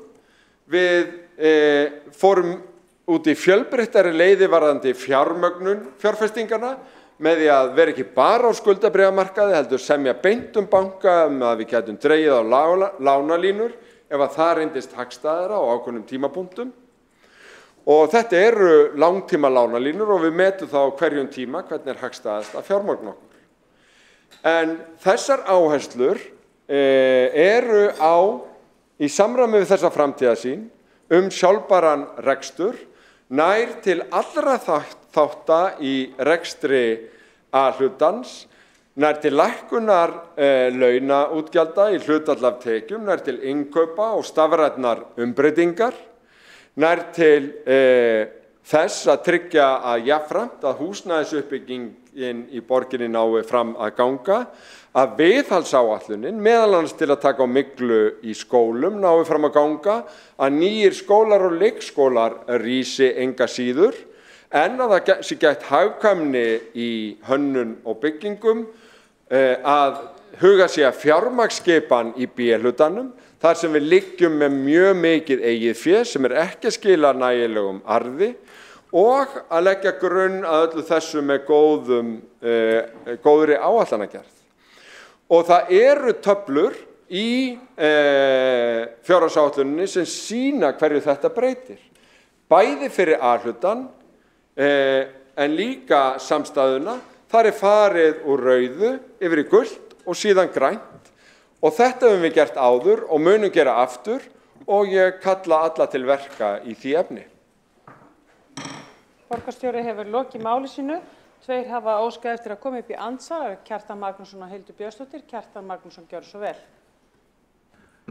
Forseti, góðir borgarfulltrúar, ég mun fjalla aðeins betur ræðu borgarstjóra á eftir. Mér fannst hún sveiflast mjög á milli óskhyggju og örvæntingar. En aðeins eitt í ræðinu sem ég ætla að nefna hér, og það var línuriti sem borgarstjóri sýndi og sagði að við hefum séð svartar í fjármála borgarinnar og talaði mikla skuldaaukningu sem varð á árunum 2008 til 11. Þetta línurit sem hann hefur reyndar oft sýnt áður skólabókardæmi óheiðarlega framsetningu á talnaefni. Skuldir hækkuðu á þessu tímabili, það alveg rétt, út af miklum skuldum Orkuveitunar sem voru að miklu leyti erlendar skuldir, og það sem þarna gerðist 2008 það að krónan hrundi og þá var sjálfsögðu snar hækkuðu erlendu skuldirnar. Þannig að þá komu þetta í ljós, þar sem þessi tafla sýnir hvað var óskynsamlegt að hlaða upp erlendum skuldum í svona viðkvæmu hagkerfi þegar það síðan krónan hrynur og skuldirnar hækka. Nú, af hverju var Orkuveitan svona skuldug? Hún var vegna þess að frá stofnunni var ákveðið að stofnun hennar árið 2000 aldamótin, þá var farið í mjög miklar svokallaðar fjárfestingar. Það voru keyptar 25 veitur út allt land, víða á landsbyggðinni. Það voru miklir peningar settir í fjarskiptastarfsemi Línunet. Það var ákveðið að fara í Hellisheiðarvirkjun, rækjueldi, hörframleiðslu, byggingu Orkuveituhússins og svo má áfram telja. Þetta voru tugmilljarðar eða upp undir 100 milljarðar króna, og auðvitað af mikilli óskynsemi var hlaðið upp erlendu skuldum, en það leyti sem þetta var alltaf að gerast, þá byrjaði Dagur B. Eggertsson, núverandi borgarstjóri, sinn pólitíska feril, og hans fyrsta verk var að verja þessa mikla skuldaaukningu Orkuveitunar sem við sjálfstæðismenn gagnrýndum alla tíð. Hann varði þessa skuldaaukningu með oddi og egg og skrifaði meðal annars fræga grein í Morgunblaðið sem hét eftirsóttustu skuldir landsins, sem voru sjálfsögðu skuldir Orkuveitunar. Og þessar skuldir síðan tvöfölduðust, og það ótrúlegt að hann skulle ekki kunna skammast sig meiri svo að hann reyna að nota þetta til árása á pólitíska andstæðinga. Borgarfulltrúi hefur lokið við að veita andsvar og svara þá andsvari borgarstjóri, gjörðu svo vel. Forseti, ágæta borgarstjórn, ég var í ræðu mína að rökstyðja þá fullyrðingu að við höfum oft séð svartara í fjármálum Reykjavíkurborgar, og hreinar skuldir sem hlutfall af tekjum þegar við tökum við eftir Sjálfstæðisflokkinn voru 275%. 275%. Okkur hefur tekist að helminga hlutfall skulda, hreinna skulda af tekjum síðan, og gera aðri betur.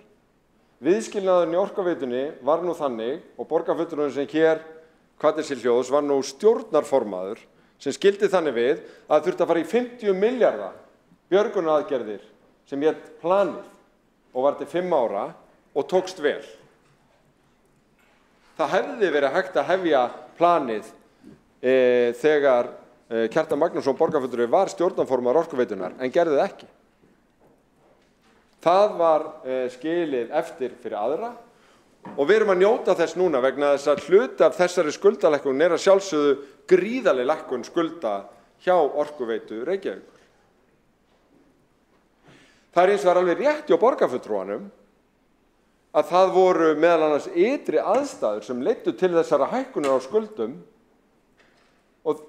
og það var gengisfellingin og það var verðbólgan. Og núna erum við að tala hvað? Að aukin verðbólga leiði til hækkunar skuldar hjá borginni. En býttu, borgarfulltrúinn að fara að halda ræðu þá skýringu hér á eftir?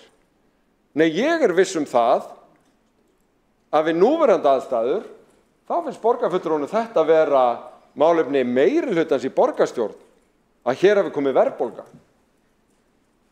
Þannig að ég hvet borgarfulltrúann til þess að ákveða hvaða línu hann ætlar að taka í umræðunni, hvort að hún sé allt önnur þegar verið að tala viðskilnað Sjálfstæðisflokksins hér og núverandi aðstæður. Borgarstjóri hefur lokið við að svara andsvari og veitir þá andsvaraður sinni Kjartan Magnússon, gjörðu svo vel. Forseti, góðir borgarfulltrúar, það hægt að skoða þetta mála sjálfsögðu á ýmsum hliðum og ég mun gera það áfram, en í andsvarinu áðan sem og borgarstjóri reynir auðvitað að fara í aðra sálma, þá var ég fyrst og fremst að benda á þetta línurit sem hann hefur sýnt áður, þá óheiðarlegu framsetningu á talnaefni sem þar er. Það staðreynd að vegna þess að R-listinn ákvað að hlaða, sem þessi borgarstjóri núverandi var hluti af, að hlaða upp skuldum Orkuveitunar eins og enginn væri morgundagurinn í alls konar verkefni og mörg þeirra mjög óarðbær. Og þetta kom að sjálfsögðu illa við borgina. Ég var formaður Orkuveitunar í nokkra mánuði og þá einmitt gerist þetta, þá koma þessar gengisfellingar, en ég mjög stoltur af mínum tíma það og það að fara betur við það vegna þess að þar hófum við að rifa seglin. Við tókum engar ákvarðanir áframhaldandi skuldsetningu þó að það veri nóg af hugmyndum og sá sem nú borgarstjóri vildi að við myndum skuldsetja okkur enn frekar fyrir áhættu sem verkefni í þriðja heiminum, það bara sjálfst að rifja það upp.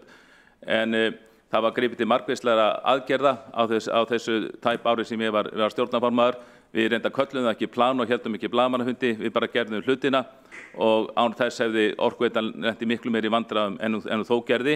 En vandræðina fyrst og fremst mátti rekja til R-lista meirihlutans 2020-2006 sem hlóð upp skuldum á hana og Dagur B. Eggertsson, núverandi borgarstjóri, kallaði eftirsóttustu skuldir landsins. Borgarfulltrúinn hefur lokið við að veita andsvar öðru sinni. Þá veitir andsvar Hildur Björnsdóttir, gjörðu svo vel. Forseti, ágæta borgarstjórn, það má alltaf treysta á það að borgarstjóri hverfi mörg ár aftur í tímann til að réttlæta vandræðaganginn sem uppi er í dag. Minnir mann svolítið á uppeldi og börnunum sínum og þegar maður ætlar að skamma þau fyrir eitthvað þá er alltaf eitthvað bekkjarfélagi sem gerði eitthvað annað verra eða eitthvað sem gerðist einhvern tímann áður sem var eitthvað neginn verra, en við erum að takast á við stöðuna eins og hún er núna og hún er slæm. Það er ánægjulegt að borgarstjóri hafi hlustað á Sprengisand en það var reynt í 2 daga að fá einhvern úr meirihlutanum til að mæta mér þar en enginn sá sér fært að gera það. Ég vil algjörlega hafna þeirri ásökun að málaflokkur fatlaðs fólks sé eitthvað sem við höfum ekki tekið undir að þurfa full fjármagna af ríkinu, við höfum einmitt gert það en við bendum hins vegar á að það er bara brot af skýringun á þessum rekstrarhalla á síðasta ári, ekki öll myndin. Og svo er alltaf verið að hverfa mörg ár aftur í tímann og það er talað þegar að Samfylking tekur við og besti flokkurinn af Sjálfstæðisflokki árið 2010. Við skulum hafa það algjörlega á hreinu að til að mynda þegar Hanna Birna tekur við borgarstjórastólnum og þá er það rétt fyrir og í og eftir hrun. Og það eru alltaf aðstæður uppi og í rauninni ekki samanburðarhæfar við það að borgarstjóri hefur stýrt hér í greiðlegu tekju góðæri og það sem að gerist þarna þessi ár 2008-10 að þá eru skuldir borgarsjóðs og nú er ég að tala um alhlutan, það aukast einungis 3 milljarða á meðan að tekjur drógust saman tæpan milljarð. Og borgarsjóður var eitt fárra sem skilaði jákvæðri rekstrar niðurstöðu í þessu árferði. Þannig að mér finnst þetta ekki alveg samanburðarhæft og við erum að horfa á það núna að borgarstjóri kennir COVID-gjarnanum rekstrarhallan en staðan er hins vegar sú og segir þá að það verður svo gríðlegu tekjufall afsakið. En raunin er svo árið 2020 að þá, tekjur voru örlítið undir áætlun en tekjur jukust samt sem áður og 2021 að þá jukust þær jafnframt og voru tvöfaldar aukningin var tvöföld á við áætlun. Þannig að þetta allt einhverjar eftir á skýringar og mér finnst í rauninni alltaf frekar ódýrt að vera að vísa eitthvað í fortíðina sem einhver afsökun ef ekki bara að takast á við stöðuna eins og hún er í dag, horfast í augu við vandann og þær slæmu ákvarðanir sem hafa verið teknar og gera betur. Borgarfulltrúinn lokið við að veita andsvar, svara þá andsvari borgarstjóri Dagur B. Eggertsson, gjörðu svo vel. Forseti, ágæta borgarstjórn. Ég held að það sé bara mjög mikilvægt að þessi yfirlýsing oddvita Sjálfstæðisflokksins að Sjálfstæðisflokkurinn í borginni standi með öðrum sveitarfélögum og okkur hér í að kalla eftir fullri fjármögnun á málaflokki fatlaðs fólks. Það er ekki bara vegna fjármála borgaranna, það er líka vegna þeirra sem við erum að þjónusta. Að fatlað fólk upplifir sig núna í klemmu milli ríkisins og sveitarfélagana vegna þess að sveitarfélagin þurfa þessa 15 milljarða til þess að geta þróað og veitt þessa þjónustu og haldið áfram að byggja upp í þágu þjónustu og mannréttinda fatlaðs fólks. Þegar hér er sagt að það skipti ekki öllu máli, þá skipti það samt svo gríðarlegu máli ef þetta væri fullt fjármagnað og þetta verðbólguskot hefði ekki komið, þá hefðum við skilað borginu á núlli með við útkomuspána sem kynnt var í haust. Þetta eru nefnilega stærðirnar. 9 milljarðar pluss 6 eru 15. Þannig að þetta alveg gríðarlega stórt gat sem skilur reksturinn eftir sem þá áskorun sem hann En ég ætla bara að undirstrika það að við gerðum hér áætlun til 5 ára þennan viðsnúning sem sést í 5 ára áætlun og fjármálastefnu Reykjavíkurborgar og það skiptir mjög miklu máli og það skiptir mjög miklu máli að sýna fyllstu ábyrgð í þessari umræðu. Og þarf að halda öllu til haga líka útgjöldum í tengslu við COVID. Og ég held að fjármálaráðherra myndi allavega ekki taka undir það að taka COVID einhvern veginn út fyrir sviga þegar verið að ræða neikvæða afkomu ríkissjóðs undanfarin 3 ár. Borgarstjóri hefur lokið við að svara andsvari og veitir þá andsvaraður sinni Hildur Björnsdóttir Gjörsvold. Forseti, ágæta borgarstjórn, ég veit ekki hvar borgarstjóri hefur fengið þann skilning sinn að við sjálfstæðismenn værum ekki líka á því að málaflokkur fatlaðs fólks væri vanfjármagnaður og það þurfti að eiga samtal við það ríkið áfram. Það hefur oft komið fram að minnsta kosti í mínum ræðum. Við stöndum algjörlega með sveitarfélögunum í þeirri baráttu. Borgarstjóri er tíðrætt verðbólguna en gleymir auðvitað líka að nefna þá innbyggðu verðbólguvörn í rekstri borgarinnar sem heita fasteignaskattar. Fasteignamat hækkar ár frá ári gríðarlega og ekki síst núna síðustu áramót og Reykjavíkurborg ákvað að gera ekki neitt til að bregðast við því þannig að þarna komu auðvitað umfangsmiklar auknar tekjur inn í rekstur borgarinnar sem að snúa að hækkuðu fasteignaverði og svo má jafnframt benda á það að matsbreytingar á eignum félagsbústaða sem umdeild reikningsskilaaðferð eru eina ástæða þess að samstæðureikningur Reykjavíkurborgar ekki rekinn með halla. Og þetta ákveðið loft í reikningnum sem við höfum margbent á. Og svo má nú líka benda á það að það ekkert samanburðarhæft að bera saman rekstur ríkis og sveitarfélaga. Já, það halli á rekstri ríkissjóðs. Ein stærsta ástæðan eru aðgerðir ríkisins í COVID. Ein af stærstu aðgerðunum þar var hlutabótaleiðin sem gagnaði sveitarfélögunum allverulega. Hún var í þágu heimila og fyrirtækja, hún varði störf og leið einn mikilvægasta tekjustofn sveitarfélagana sem útsvarið. Og borgarfulltrúar lokið við að veita andsvar. Mjög margir eru komnir á mælendaskrá nú undir þessum lið og mun forseti loka mælendaskrá eftir næstu ræðu.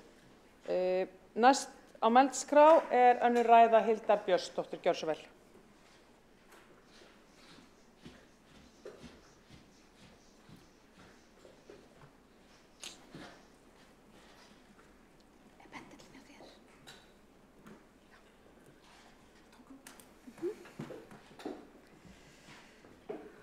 Forseti, ágæta borgarstjórn, þá held ég áfram fyrir ræðu minni. En ég var hér að bera saman stöðuna í Reykjavík og Árborg og vísa í kynningu sem að KPMG stóð fyrir með sveitarstjórn Árborgar á dögunum á rekstrarvanda sveitarfélagsins og ástæðu þess að grípa á til aðgerða þar. En eitt af rauðu flöggunum sem þar var sett upp var skuldir á hvern íbúa fyrir samstæðuna alla. Þetta voru 2 milljónir íbúa árið 2021 í Árborg, 2021 voru þetta 3,1 milljón íbúa í Reykjavík, 3,3 á liðnu ári. Það líka flaggað á það í Árborg að starfsmönnum fjölgi langt umfram lýðfræðilega þróun og það talað 5 ára tímabilið 2016 til 2021 í skýrslu KPMG fyrir Árborg. Það náttúrulega hefur verið þetta gríðarleg íbúa fjölgun í Árborg á síðustu árum miklu meiri fjölgun heldur en í Reykjavík. 27,4% af þessu 5 ára tímabili og starfsmönnum fjölgaði 40% sem þetta gríðarleg aukning. En við getum borið þetta saman við Reykjavík á tímabilinu 17 til 22, 5 ára tímabili. Þá fjölgaði íbúum Reykjavíkur 10% en starfsmönnum 25%. Þannig að þarna má sjá sambærilega skekkju hjá sveitarfélögunum. Svo talað að launakostnaður sé hlutfallslega of hár og ég talaði það áðan að á liðnu ári hafi launakostnaður sem hlutfall af samanlögðum útsvars- og jöfnunarsjóðstekjum verið 89% í Reykjavík. Hér hins vegar verið að tala launakostnað sem hlutfall af heildartekjum, allar tekjur borgarinnar teknar inn í reikninginn. Og á þetta flaggar KPMG fyrir hönd Árborgar að þetta hlutfall sé 58,7% í Árborg árinu 2022, en það var 60% í Reykjavík. Þannig aftur hér myndin dekkri í Reykjavík heldur en í Árborg. Þannig að hér eru ýmis rauð flögg sett á loft sem eru fullkomlega samanburðarhæf milli Reykjavíkur og Árborgar. neikvæð rekstrarniðurstaða, framlegða hlutfall undir lágmarksviðmiði, veltufé frá rekstri sem hlutfall af tekjum undir lágmarksviðmiði, skuldaviðmið yfir lögbundnu hámarki, skuldir á hvern íbúa allt og háar, starfsmönnum fjölgar langt umfram lýðfræðilega þróun og launakostnaður hlutfallslega of hár. Og þá áhugavert að velta því fyrir sér hvernig bregðast þessi sveitarfélög við þessari stöðu, við bréfinu frá eftirlitsnefndinni og við þessum rauðu flöggum í rekstrinum. Nú, eins og kom fram áðan, í Árborg þá var blásið til íbúafundar og leiðir ræddar út úr skuldavandanum. Og þar til dæmis talað að ráða strax í uppsagnir, eignasölu og ýmislegt til að takast á við reksturinn. Og það segir einmitt í skýrslu KPMG að það sé algjör forsenda fyrir þessari vinnu að kjörnir fulltrúar að horfast í augu við vandann. Við getum bakkað nokkur ár og svona velti fyrir okkur hvernig borgarstjóri hefur brugðist við þegar við höfum gjarnan verið að setja rautt flagg á rekstur borgarinnar. Hann gerði nú mikið gys hérna í kosningunum í vor og kallaði okkur þátttakendur í prófkjöri Sjálfstæðisflokksins glaðhlakkalega sem við sannarlega alltaf erum. Og svona gerði lítið úr áhyggjum okkar af rekstri borgarinnar. Það var líka þannig fyrir COVID, löngu áður en áhrif af COVID gætti og við vorum að gagnrýna rekstur borgarinnar og þá kom skýrsla frá borginni sem sagði að þetta væri auðvitað allt ferðamönnunum að kenna. Þeir kostuðu borginna 8,3 milljarða árlega.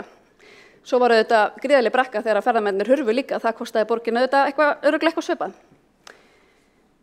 Og á dögunum hefur borgarstjóri stigið fram og sagt einhvern veginn allt í himnalagi, borgin sé bara með vaxtarverki og standi vel og hann sagði líka við umfjöllun ársreiknings síðasta árs eða á síðasta ári að þetta sýndi öðru fremur sterkan fjárhag borgarinnar, þessi rekstrarniðurstaða sem þá var kynnt og hann þegar tekur fyrir að allt sé á heljarþröm. Það má svo sem deila það hvort heljarþröm sé besta lýsingin á fjárhagnum en mér finnst það fínt orð til að lýsa stöðunni. Þannig að við köllum svolítið eftir bara heiðarlegum og ábyrgum viðbrögðum við rekstravanda Reykjavíkurborgar, svipuðum viðbrögðum og við sjáum í Árborg, alvöru aðgerðum til þess að bregðast við stöðunni, að við horfumst í augu við það að hafa verið teknar slæmar ákvarðanir og við þurfum að gera betur og ég auðvitað óttast að ef ekkert breytist og framfer sem horfur og þessu hef ég lýst áður að það sem gerist áramót verði að borgarfulltrúi Einar Þorsteinsson verði ekki borgarstjóri heldur hér einhvers konar skiptastjóri og ég hef áhyggjur af því. Áherslur okkar sjálfstæðismanna hafa alltaf verið aðhald í rekstri og hagræðing, minnkuð yfirbygging, skipuleg niðurgreiðsla skulda, hófleg skattheimta og gjaldtaka og að borgin láti af samkeppnisrekstri og ráðist í frekari útvistun verkefna. Ég kalla eftir viðbrögðum af þessum toga og hlakka til að heyra umræðuna hér í dag.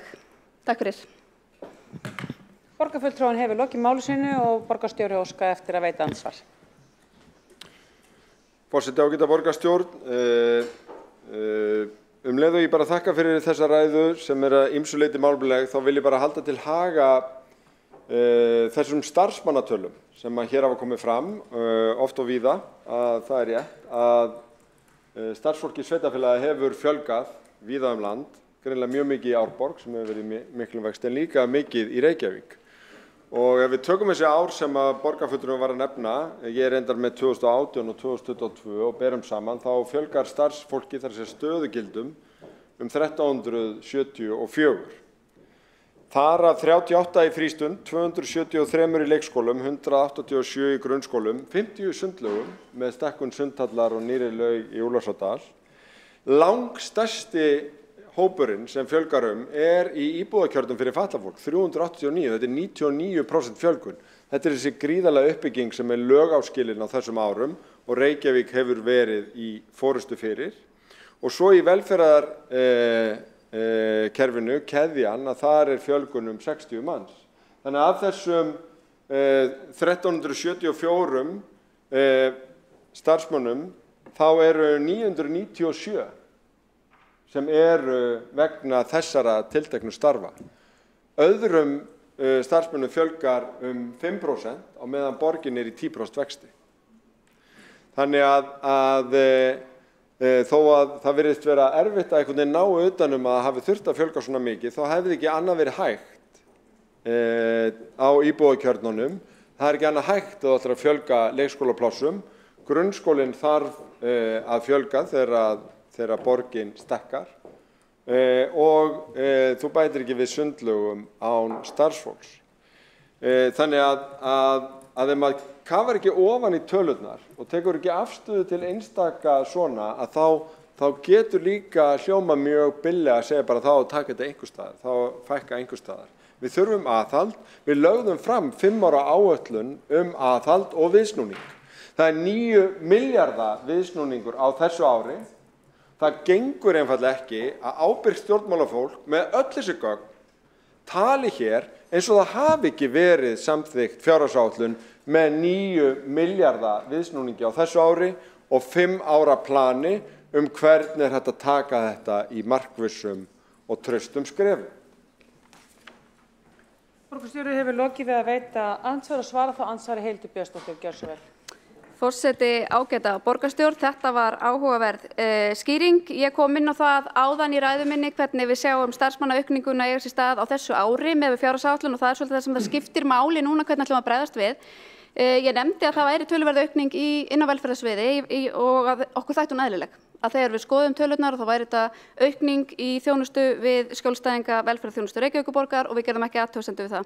Ég flaggaði á að það væri fækkun inn á skóla- og frístundasviði og við höfum áhyggjur af því það þarf að manna leikskólana og þessar stöður og þessi alla þessa þjónustu sem eftirspurnar eftir og svo að það væri 13% aukning í miðlægri stjórnsýslu. Við flöggum líka á það og mér finnst lýsandi dæmi annars vegar 600 manna stjórnendadagur Reykjavíkurborgar nú í vikunni og 600 blaðsíðna svar við fyrirspurn minni starfslýsingar í miðlægri stjórnsýslu sem barst á síðasta kjörtímabili. Fyrir áramót var ráðist í einhvers konar ráðningabann og ákveðið að ráða ekki í ónauðsynleg störf en samt erum alltaf að sjá auglýst einhver ónauðsynleg störf á vegum borgarinnar og kannski ber þar helst stafræna umbreytingin. En mér finnst áhugavert að borgarstjóri segi að hér séu í rauninni ekki of margir starfandi þegar það kemur fram í fjárhagsáætlun frá fjármálasviði Reykjavíkurborgar að launakostnaður sé of hár. Hann er 89% af samanlögðum útsvars- og jöfnunarsjóðstekjum þegar markmið borgarinnar er 80%. Og svo er það líka eitthvað sem að til að mynda eftirlitsnefnd með fjármálum sveitarfélaga flaggar á við ýmis sveitarfélög og KPMG gerir í kynningu fyrir Árborg að þar er það 58,7% af launakostnaði sem hlutfall af heildartekjum sveitarfélagsins er renna í launakostnað, þetta hlutfall er 60% í Reykjavík. Þannig að við erum að greiða of hátt hlutfall af tekjum Reykjavíkurborgar í launakostnað og hvernig ætlar borgarstjóri að bregðast við því? Borgarfulltrúinn er lokið við að svara andsvari, veit það andsvaraður sinni borgarstjóri, gjörðu svo vel. Forseti, ágæta borgarstjórn, ég ítrekaði það að við ætlum að sýna aðhald og það er aðhald í þessum áætlunum. Það er aðhald sem er hluti af ástæðunum fyrir því að verði þessi viðsnúningur og það er aðhald sem er hluti skýringarinnar á því að við náum þessum árangri í 5 ára áætlunni og aðgerðaáætluninni í fjármálum sem liggur fyrir og er samþykkt. Það sem ég var að gera athugasemd við er að mér finnst málflutningur fulltrúa Sjálfstæðisflokksins þessi mál býsna ódýr vegna þess að hann tekur ekki mið af því hvar langmesta fjölgun starfsfólks er og hvað veruleika það lýsir. Og ég ætla bara að vara borgarfulltrúa við að draga stórar ályktanir af starfsmannafjölda eins og hún kemur fram í fjárhagsáætlun fyrir viðkomandi ár vegna þess að nýir leikskólar og nýir íbúakjarnar, ný verkefni, þar til þau eru sett á laggirnar og ráðið inn í þá eru þau stöðugildi undir öðrum útgjöldum, ekki komin inn í rammasviðana. Leið og nýr leikskóli er opnaður og þá flytjast þau stöðugildi og þeir fjármunir af sameiginlegum lið inn á lið hjá viðkomandi sviði. Nokkuð tæknileg skýring að þetta er ástæðan fyrir því ef að horft er bara á fjárframlög til viðkomandi sviðs, þá gæti jafnvel virst sem það væri færri gert ráð fyrir fækkun stöðugilda í leikskólum en stöðugildin eru bæði undir sameiginlegum kostnaði, þar að segja nýjir leikskólar og undir ramma sviðsins. Og þannig að þessi samanburður milli ára er villandi að þessu leyti og vil þessuna nefna það. Borgarstjóri hefur lokið við að veita andsvaraður sinni og svara þá andsvari Hildur Björnsdóttir, gjörðu svo vel. Forseti, ágæta borgarstjórn, ég vil nefna að mér finnst ennþá óljóst með hvað hætti borgarstjóri eða þessi meirihluti ætla sér að lækka hlutfall launakostnaðar í rekstri borgarinnar og borgarstjóri segir að það megi bara rýna fjárhagsáætlun og sjá hvernig það er að vera gert. En þetta hlutfall mun ekki nást niður fyrir það markmiði sem að borgin setur sér ekki á næsta ári, ekki á þessu ári. Það verður á pari 2025, 2026 og fer ekki undir fyrir 2027 og við sem höfum reynslu af því að vera hér undanliðin ár og rýna þessar áætlanir þá nær borgin almennt ekki markmiðum sínum þannig að því miður þá er ég ekkert sérlega bjartsýn þrátt fyrir að vera mjög bjartsýn að eðlisfari.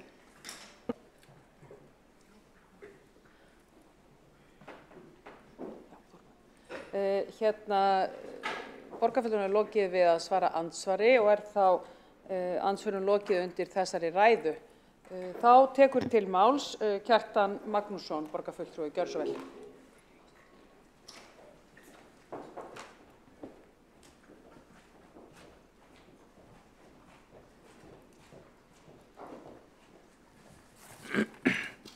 Forseti, góðir borgarfulltrúar.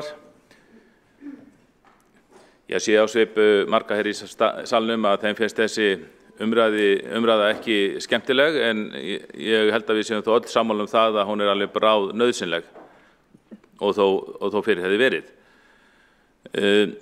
Á síðasta borgarstjórnarfundi í Dymbilviku, fundin sem átti helst ekki halda, þá tók ég þessi málefni upp og fjallaði skuldabréfaútgáfu borgarinnar og bað borgarstjórum ákveðnar upplýsingar varðandi lántökur borgarinnar. Mér fannst hann ekki geta svarað og það var fátt upplýsingar hjá honum en allt í lagi, það mál var ekki á dagskrá fundarins og þó auðvitað fjármálin séu auðvitað alltaf á dagskrá allra funda með einhverjum hætti. Og það er auðvitað mjög mikilvægt að við allir borgarfulltrúar séum vel inn í fjármálunum. Þetta sé ekki eitthvað sem komi bara borgarráð við. Mér finnst uppleggið stundum vera þannig. Staðan er svo grafalvarlega að allir borgarfulltrúar þurfa að vera mjög vel upplýstir þessi mál. Og nú er þetta á dagskrá, við fulltrúar Sjálfstæðisflokksins settum málið á dagskrá þannig að borgarstjóri er væntanlega búinn að setja sig vel inn í málið, ætti að vera betur inn í en hann var síðast þegar maður fekk ekki mikil svör. Það hefur gengið á ýmsu undanfarna daga. Það var eitt af því sem ég gerði að umtalsefni á síðasta fundi, það var hvernig skuldabréfaútboðið fyrir aprílmánuð yrði og það var hætt við það og það vakti athygli á markaði hversu seint borgin lés útboðið af. Hér er stóra hagsmuna að tefla og það er mjög mikilvægt fyrir borgina sem stóran útgáfu aðila að gefa upplýsingar hvort sem útboð verið haldið eða ekki með fyrirvara. Nú ég get sagt frá því að það var hringt í mig og ég var spurður hvort að útboð yrði ekki örugglega haldið. Ég sagðist nú ekki vita það, við fáum ekki þær upplýsingar borgarfulltrúar fyrirfram með þetta. En síðan er þetta bara tilkynnt, þetta er tilkynnt eftir lokun markaða daginn áður og bara það er ótraustveikjandi gagnvart lánadrottnum okkar sem eru margir. Bara það að sýna eitthvað konar högt í ákvarðanatökunni, það segir sig auðvitað sjálft að þeir sem eru að fjárfesta í skuldabréfum okkar fyrir 100 milljónir eða milljarða króna, það er ekki eitthvað sem þeir ákveða kvöldið fyrir útboði. Það er að sjálfsögðu, og mér var bent á það, það eru haldnir fundur þessu mál með fyrirvara, eins eða tveggja daga fyrirvara. Þannig að þetta var ekki traustvekjandi, tilkynningin kom frá niðurfellingu útboðsins, barst mjög seint eða klukkan 16:49, þar að segja eftir lokun markaða. Nú, skuldabréfa lántakan er auðvitað borginni mjög mikilvæg, þó að auðvitað þessar uppsöfnuðu skuldir séu borginni mjög erfiðar. Borgin hefur safnað miklum skuldum linnulítið í aldarfjórðung. Og með þessu skuldum þessar skuldir eru náttúrulega mikilvægasti vettvangur vinstri meirihlutans til að fjármagna gífurlegan hallarekstur Reykjavíkurborgar. Og það er hér lántökuáætlun í gildi og það er gert á fyrir stórfelldri skuldabréfaútgáfu og annarri lántöku. Nú, niðurfelling tveggja útboða í röð gefur skýra vísbendingu að það sé ekki allt með felldu hjá borginni varðandi þessa lántöku áætlun og þessar niðurfellingar má auðvitað rekja til einhverju leyti áhugaleysi fjárfesta og versnandi kjara borgarinnar í útboðunum í janúar og febrúar og jafnvel fyrir áramót. Að undanförnu hefur ávöxtunarkrafan sem gerði til skuldabréfa Reykjavíkurborgar hækkað og töluvert hærri en kröfur á samanburðarhæf bréf.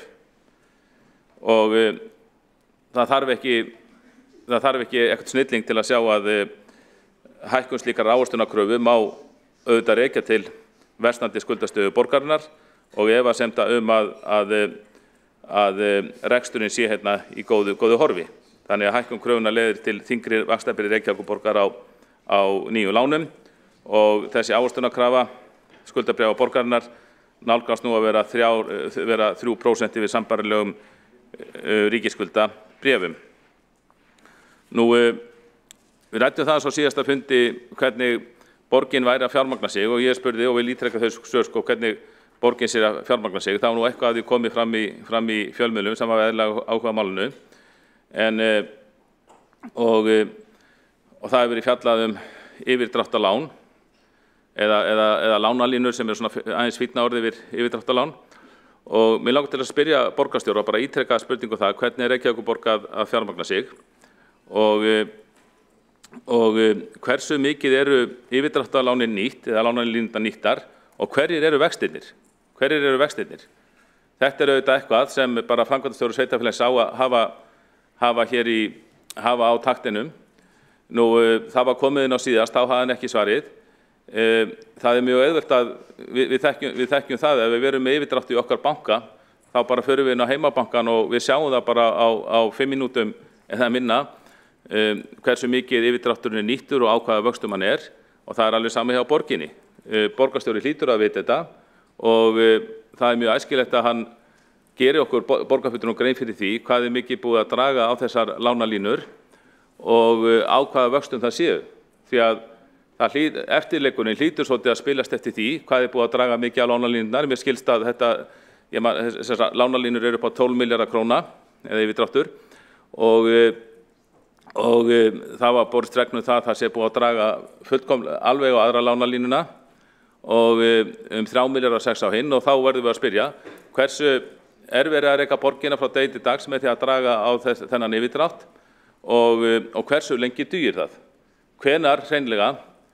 Hvenær er þessi yfirdráttarheimild uppurinn og borgin þannig rauninni þvinguð til þess að fara aftur út á skuldabréfamarkaðinn og auðvitað vonum við öll að aðstæður á skuldabréfamarkaði batni, annað eins hefur nú gerst.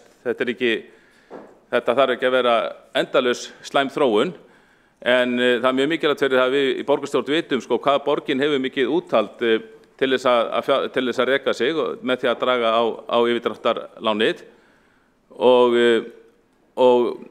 hvað það dugir lengi. Það verið ágætt að fá punktstöðuna því að við vitum að það tekur bara 1 mínúta flettinu upp og ekkur svona orðum það hvenær borgin þarf þá fara aftur út á markaðinn og það er þetta hætt við því að það sé ekki nógu góð kjör á honum en vonandi munu þau batna fram að næsta fyrirhuga útboði sem er í næsta mánuði. Nú, og það er sama við hvaða sérfræðinga maður talar á markaði, þeir eru allir mjög áhyggjufullir þessa þróun og það er auðvitað bara ótrúlegt að heyra hlusta á ræðu borgarstjóra hér því hann talar eins og svo ofta og talar þetta í fínasta lagi, það sé að verða mikill viðsnúningur og það hefur reynda alveg verið þannig frá því að þessi ágæti maður tók við svona fjármálastjórn borgarinnar sem var nú eiginlega 2010 að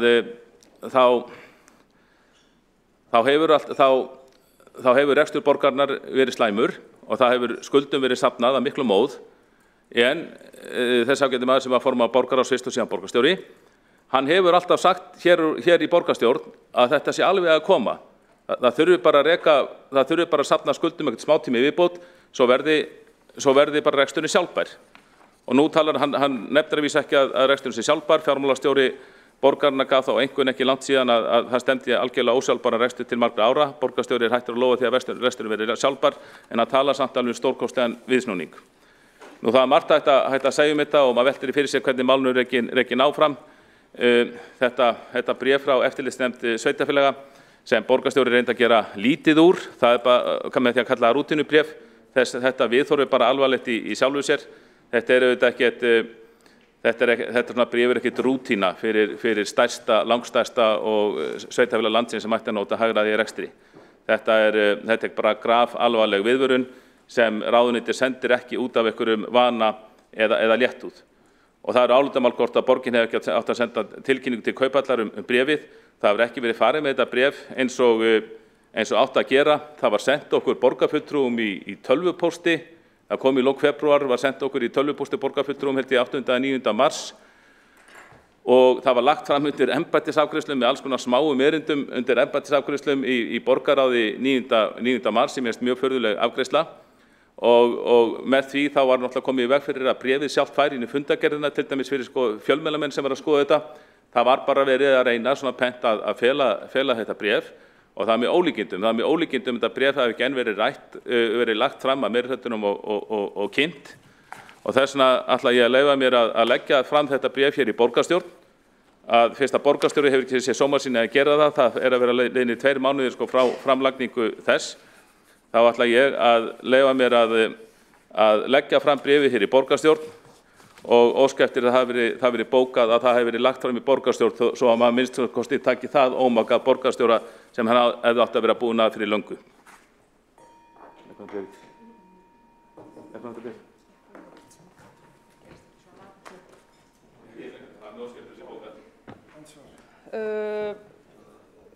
Borgarfulltrúinn hefur lokið ræðu sinni og einn hefur óskað eftir þá komið í andsvar það borgarstjóri. Gjörðu svo vel. Forseti, ágæta borgarstjórn, hér af ýmsu að taka en það var sérstaklega beint til mín fyrirspurnum varðandi lánalínur Reykjavíkurborgar sem að voru samþykktar í borgarráði í vetur og það var hluti af því að eiga fjölbreyttari leiðir í fjármögnun og ég lét nú fletta því upp að því að borgarfulltrúinn lætur þannig og lét þannig á síðasta fundi borgarstjórnar að hann væri einhvern veginn í myrkrinu þessi mál vegna þess að þetta verður bara mál sem væru á vettvangi borgarráðs en almenni borgarfulltrúi eins og hann hefði ekki þessar upplýsingar. En ég sá ekki betur við uppflyttingu fundargerð en borgarfulltrúinn hafi sett í báða þessa fundi og þess vegna fengið öll gögn kjörin á þessum lánum sem að sjálfsögðu trúnaðarmál eins og aðrir slíkir viðskiptasamningar og mér ekki heimilt hvorki á síðasta fundinni nú að upplýsa kjörin að öðru leyti en því að þau eru á breytilegum vöxtum. Það sem hér var nefnt ósjálfbæran rekstur að það víkur að því að það þurfi að koma til móts við sveitarfélögin varðandi málaflokk fatlaðs fólks og það á við sveitarfélögin almennt og við höfum undirstrikað þetta seint og snemma. Það hins vegar ekki rétt að tala lánalínur eins og yfirdrátt. Yfirdráttur annað sem að sveitarfélög og aðrir sem að greiða út laun nota til þess að taka svona toppa en þessar lánalínur eru þá bara valkostur við aðra langtíma fjármögnun. Og ég tek eftir því að borgarfulltrúinn gerir að leika svona hopp á milli þessara hugtaka eins og þetta þýðir nú eiginlega sama en svo að sjálfsögðu ekki. Borgarstjóri hefur lokið við að veita andsvarsvara þá andsvari Kjartan Magnússon. Gjörðu svo vel. Já, forseti, góðir borgarfulltrúar, ég þakka fyrir þessi svör. Við getum alveg rætt og kannski þurfum lengri tími í það, munin á lánalínum og yfirdrætti. En þetta í grunninn bara lántaka hjá banka eða heimild til lántöku hjá banka til langs tíma og þetta er mjög keimlíkt og í viðskiptalífinu bara að tala þetta náttúrulega sem sama hlutin. Og lánalínur eða yfirdráttur eiga það sameiginlegt náttúrulega að þetta eru yfirleitt verri kjör en bjóðast í skuldabréfa útboðum og það er alveg rétt hjá borgarstjóra. Ég satt þessa fundi og það var mikil ástæða lögð að þetta verið trúnaðarmál. Hins vegar sé í rauninni ekki ástæða, það er ekki trúnaðarmál hverju vextirnir eru á skuldabréfunum og ég held að það þyrfti ekki heldur að vera trúnaðarmál og ég held að rauninni bara til að tryggja gagnsæi þá ætti bara borgarráð geti samþykkt það borgarstjórinn gæti nánast gert það sennilega upp á sitt eindæmi, að upplýsa borgarbúa það á hvaða lánum verið að taka þetta peninga sem notað þess að fjármagna borgina frá degi til dags og þessi sömu borgarbúar munu þurfa að borga og börnin þeirra og barnabörnin. Og það lítið mótlegt finnst mér að taka alltaf til máls málaflokku fatlaðs fólks, nánast eins og þessi þeim að kenna að svona sé komið fyrir borginni. Þeir sem kynna sér fjármál borgarinnar aftur í tíman, þeir sjá að óráðsíðan hefur verið rosaleg og það ekki bara hægt að tala málaflokku fatlaðs fólks í því samhengi, heldur margara málaflokka, varðandi starfsmenn, þá getum við litið okkur nær. Þessi flokkar sem hafa stjórnað fjármálunum hér, Samfylkingin og Vinstri grænir, þeir studdu fjölgun bara hér í herbygginu sem sitjum í. Það var borgarfulltrúum fjölgað 53% í 1523 og bara einn birtingamyndin af því hvernig þessi flokkar hafa hagað sér við stjórn borgarinnar. Auðvitað var Alþingi sem ákvað þetta en þeir studduðu með oddi og egg. Borgarfulltrúum lokið við að svara andsvari og veitir þá andsvaraður sinni Dagur Birgisson, borgarstjóri. Forseti, ágæta borgarstjórn, ég held að í þessu andsvari borgarfulltrúans komið fram kannski svona tónninn sem að við höfum fengið að heyra í raun allan þennan tíma frá 2010 og meðan við höfum verið að lækka skuldir borgarinnar og glíma við fjármálin, að Sjálfstæðisflokkurinn skilar alltaf einhvern veginn auðu og kallar rekstur borgarinnar alltaf óráðsíu þó hann sé bara sambærilegu við rekstur sveitarfélaganna hér í nágrenninu sem að Sjálfstæðisflokkurinn fer fyrir, nema sterkari á ýmsa mælikvarða. Og þetta eins og upprópunar gjaldþrot og greiðsluþrot og annað sem engin fótur fyrir, bara ótrúlegu galli á umræðu ákveðina borgarfulltrúa Sjálfstæðisflokksins fjármál borgarinnar. Og umfjöllunin bréf eftirlitsnefndarinnar hluta af því. Það var sent öllum borgarfulltrúum með sérstökum tölvupósti með efnisfyrirsögninni bréf frá eftirlitsnefnd sveitarfélaga. Og ég bara kannast ekki við að neitt þeirra hafi kippt sér upp við það. Enda kemur fram að þarna ekki verið að tala lögákveðin viðmið fjármál sveitarfélaga heldur viðbótar skilmerki eftirlitsnefndarinnar og það hnykkt á því að ákveðnir hlutir þurfa að vera komnir í lag fyrir 2026. Og þetta bréf eins og önnur sjálfsögðu ekkert launungamál en allir borgarfulltrúar hafa verið með það undir höndum í 1,5 mánuð næstu. Borgarstjóri hefur lokið við að veita andsvaraður sinni og svara þá andsvaraður sinni Kjartan Magnússon, gjörðu svo vel. Forseti, góðir borgarfulltrúar, það stundum sagt að ekkert mál sé svo alvarlegt eða grafalvarlegt að ekki megi finna á því skoplega hlið og ég dáist að borgarstjóra fyrir að geta líka fundið skoplega hlið á þessu og auðvitað verið að taka hlutun létt og þetta sé svona alvarlegt en það alveg bara og þarna ég að vísa til þess að hann segir að frá 2010 hafi hann verið að lækka skuldir borgarinnar.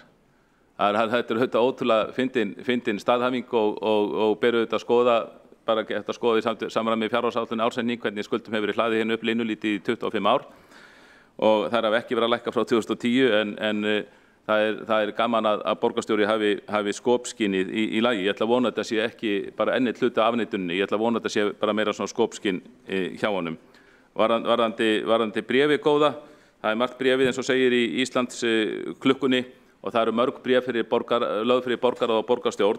Ég held að bara menn hljóti að vera sammála mér í því að þetta bréf var ekki nóg að afgreiða bara með tölvupósti til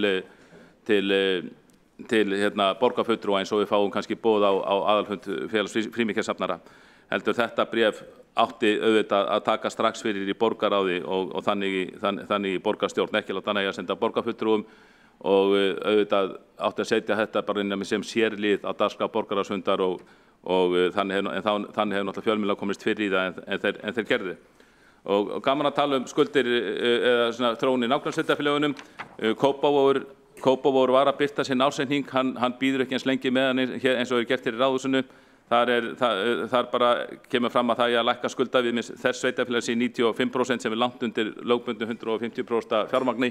Þannig ég tek undir það með borgarstjóra, best að við séum svona saman í lokin henni algjörlega undir það með borgarstjóra að við getum margt lært af nágrannssveitarfélögunum. Borgarfulltrúar lokið við að svara andsvari Svinni og borgarstjóri hefur óskað eftir að gera örstutta athugasemd. Forseti, ágæta borgarstjórn, vegna þess sem hér sagt málsmeðferðina varðandi bréf eftirlitsnefndar, þá vil ég bara halda því til haga að í tölvupóstunum til allra borgarfulltrúa kemur sérstaklega fram, með leyfi forseta, að vakin athygli á því að í erindinu óskað eftir því að þessi lagt fyrir sveitarstjórn til afgreiðslu og það þarf því að koma aftur til meðferðar borgarráðs að lokinni rýni sviðsins, að því það var sendt til umsagnar fjármálasviðs og það verður gert í næstu viku samhliða ársreikningi eins og eðlilegt Borgarfulltrúinn og hver annar hefði getað óskað eftir því að bréfið yrði sett á dagskrá borgarráðs en gerði ekki og engin fulltrúi og þannig að það svona einhver eftir á fimleikar að halda því fram að það átt að gera vegna þess að engin slík ósk kom fram en eins og það fengu allir borgarfulltrúar bréfið sent að sjálfsögðu. Borgarstjóri hefur lokið við að gera örstuttu athugasemd og borgarfulltrúi Kjartan Magnússon óskar eftir að gera örstuttu athugasemd. Gjörðu svo vel. Já, forseti góður borgarfulltrúa, það alveg rétt hjá borgarstjóra að við fengum þetta sent í tölvupósti innan alls konar smáerindi sem við fáum gjarnan í tölvupósti og ég skal bara alveg viðurkenna það að þessi tölvupóstur fór fram hjá mér og það alveg rétt hjá borgarstjóra, ég átti að taka málið upp miklu fyrr og kannski ekki óskætt að setja dagskrá borgarráðs, ég varamaður í borgarráði og oftast bara kallar inn þar með skömmum fyrirvara. En það alveg rétt að ef að ég hefði átt að taka eftir þessu fyrir og setja það á dagskrá helst borgarstjórnarfundar en samt finnst mér að starfsmaðurinn okkar ágæti framkvæmdastjóri, borgarstjórinn, hann hefði ekki átt að fara svona með bréfið, hann hefði átt að senda þetta bara strax á næsta borgarráðsfund sem sér lið og kannski einhverjar skýringar á því, kannski einhver rökstudd fyrir því að svo mikilvægt bréf eigi ekki erindi bara beint á borgarráðsfund. Það alls konar erindi komið í borgarráð sem eru síðan send til umsagnar. Kannski einhver rökstudd fyrir því að þetta bréf mátti ekki koma strax á borgarráðsfund en ég sé þar rökstundi bara ekki. Borgarfulltrúar lokið við að gera örstutta athugasemd og þá ræðum lokið undir þessari ræðu að umræðu lokið undir þessari ræðu. Tekur þá til máls borgarfulltrúi Ragnhildur Alda María Vilhjálmsdóttir. Gjörðu svo vel.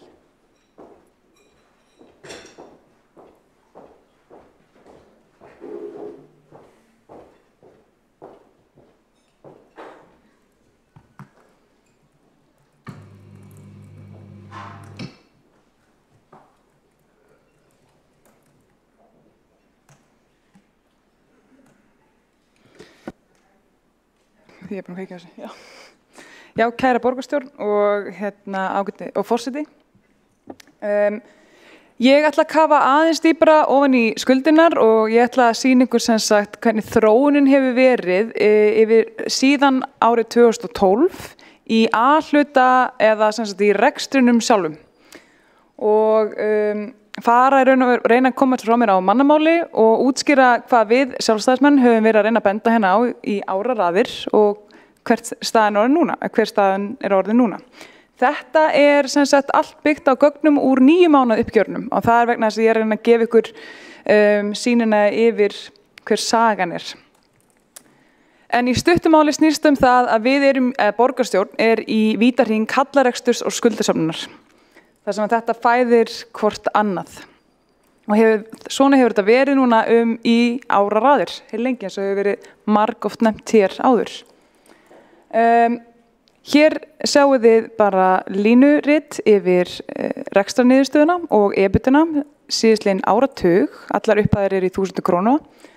Og þetta bara segir söguna eins og hún er.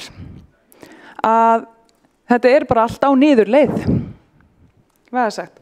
Og það sem við tökum líka eftir, því við verðum að muna í allir þessari umræðu, að vextinir voru árið 2022 5%. En þeir eru núna konur upp í 7,5% stýrivexti Seðlabankans. Og þetta vaxandi bil þarna á milli, það segir okkur í hvað stefnir varðandi afborganir á lánum og þess háttar. Og mér langar að taka aðeins þessa líkingu sem hefur verið að koma svolítið fram í fréttu núna sem Warren Buffett kom með fyrst þegar hann talaði að það er rosalega auðvelt þegar við erum í svona lágvaxta umhverfi og það sem er mikill hagvöxtur og allt að gerast að þá náttúrulega yfirleitt líti allt rosalega vel út og það er svona eins og þegar þú ert á ströndinni og sjórinn er alveg uppað og allir að leika sér og busla í flæðamálinu og allt gengur vel vegna þess að það er svo mikill hagvöxtur og það er svo mikill hiti í hagkerfinu og allt bara góðum málum og þegar þetta væri í gangi þá voru menn að tala að það væri bara fáránlegt að taka ekki skuldir, taka ekki fleiri lán af því að vaxtastigið væri svo gott, við verðum bara að taka fleiri lán. En svo gerist það að leið og stýrivextir hækka, sem sagt sjórinn fer úr því að vera í flóði yfir í fjöru, þá sést hverjir eru berrasæðir í flæðamálinu og það verður bara að segjast að borgarstjóri er berrasæðir í flæðamálinu og þetta er það sem við höfum verið að nefna og flagga hér í áraraðir að leið og það myndi koma örlítið verðbólguskot, örlítið hækkun á bara vöxtum, stýrivöxtum, þá myndi þetta gerast og svo skulum við bara ekki gleyma því 5% vextir eru ekkert háir í sögulegu samhengi, bara alls ekki. En reksturinn var ekki betur en svo að þetta er það sem að gerist, leið og hækka hans. Og ég var bara því að til þess að útskipta betur, þá setti ég upp þessa mynd hér. Þetta eru þessar rekstrarniðurstaðan og EBITDAn, en ég tók bara einmitt stýrivexti Seðlabankans yfir sama tímabil og þetta sýnir þetta rosalega vel að þegar stýrivextir eru sögulega lágir, 0,75% skilji, að þá þetta er rosalega mikil uppigangur og allt rosalega flott og menn að reykja sér á Twitter og hvað nú er. En leið og kemur örlítil hækkun upp, þá fyrir þetta allt hratt á niðurlið. Og þetta er það sem við vorum og höfum verið að reyna að vara við í mörg ár. Og bara því miður hefur verið rétt fyrir okkur. En að því að hann, borgarstjóri góður, nefndi hér áðan að hann væri búinn að eyða síðasta áratugi að borga niður skuldir, þá bara sést það ekki á tölunum. Ég skal gefa ykkur það að þetta er ekki núvirt, en þetta segir manni nákvæmlega hver sagan er. Þetta er bara svona Everest fjall af söfnun skulda en notum þetta í prósentum til þess að taka vallan vafa og þá erum við komin hingað skuldahlutfallið, þetta segir bara allt sem segja þarf skiljið það hefur ekki verið að greiða við hefum ekki verið að greiða niður skuldir síðan 10 ár skiljið, það er bara ekki þannig frálegt að segja en svo rakst ég á þessa ágættu kennitölu í árshlutareikningnum í árshlutareikningnum í skýringum með árshlutareikningi og þetta sló mig. Þetta segir okkur, þetta er kennitala sem segir okkur hversu lengi borgin væri að greiða upp allar skuldir sínar ef við breytum engu rekstunum og förum ekki neinar fjárfestingar. Við erum að tala það að það tekur 90 ár.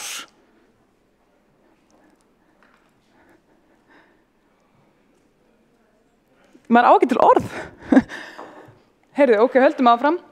Út af því að það búið að ræða mikið skuldabréfaútboðin og ég verð að segja að mér fannst þetta náttúrulega alveg sérstaklega merkilegt vegna þess að það sjá allir hver ávöxtunarkrafan. Ávöxtunarkrafa er raun og veru bara sá kostnaður sem fólk setur í svona algjörlega einfaldast mynd, kostnaðurinn sem að fólk vil hafa á skuldabréfum til þess að borga sig að lána borginni.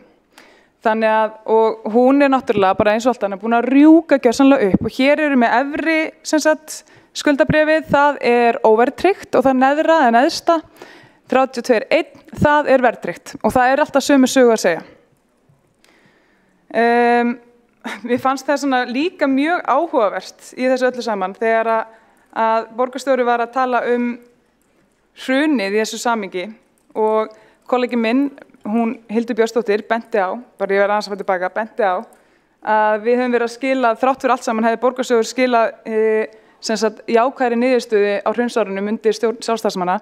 Við skulum bara taka fram því að hann var að tala að verðbólgunni væri aðalega að kenna. Þá var verðbólgan þá voru stýrivextir 18%. Við þolum ekki 5% hér í þessum rekstri. Við höfum það á hreinu. En haldið þetta áfram að þá er það náttúrulega bara einfallega svoleiðis að maður verður náttúrulega bara að leiðrétta allar þessar rangfærslur sem eru þó nokkrar yfirleitt.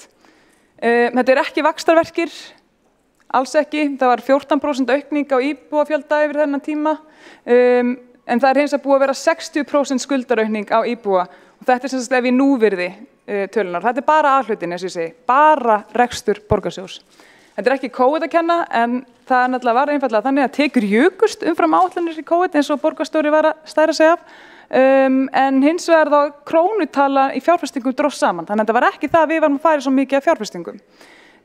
Vextir á óverðtryggðu lánum eru ekki hagstæðari, ekki svona umhverfi eins og kom fram hérna á skuldabréfa, þegar við sáum skuldabréfaþróunina.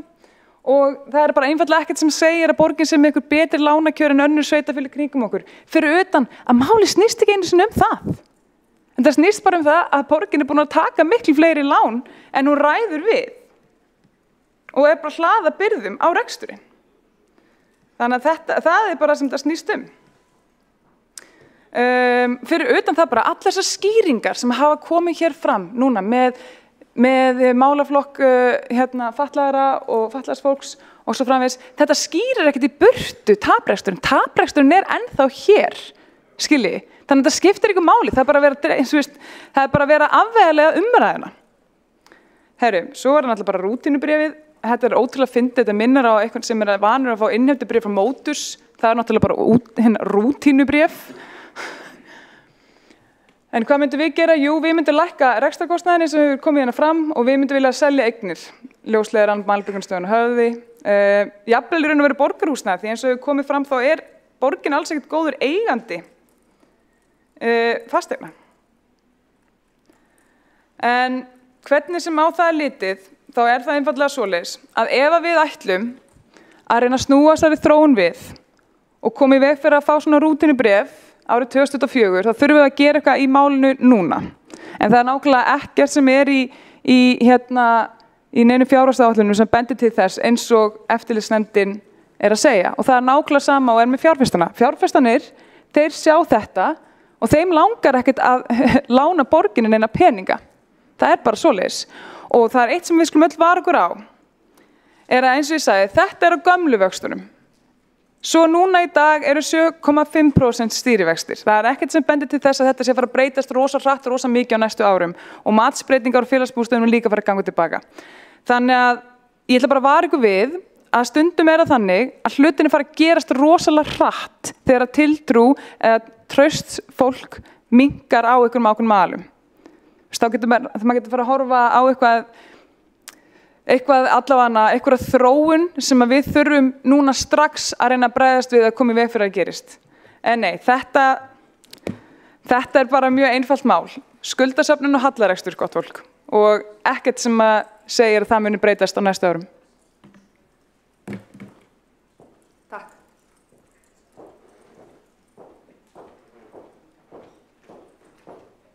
Borgarfulltrúinn hefur lokið máli sínu og tekur þá til máls Björn Gíslason, borgarfulltrúi.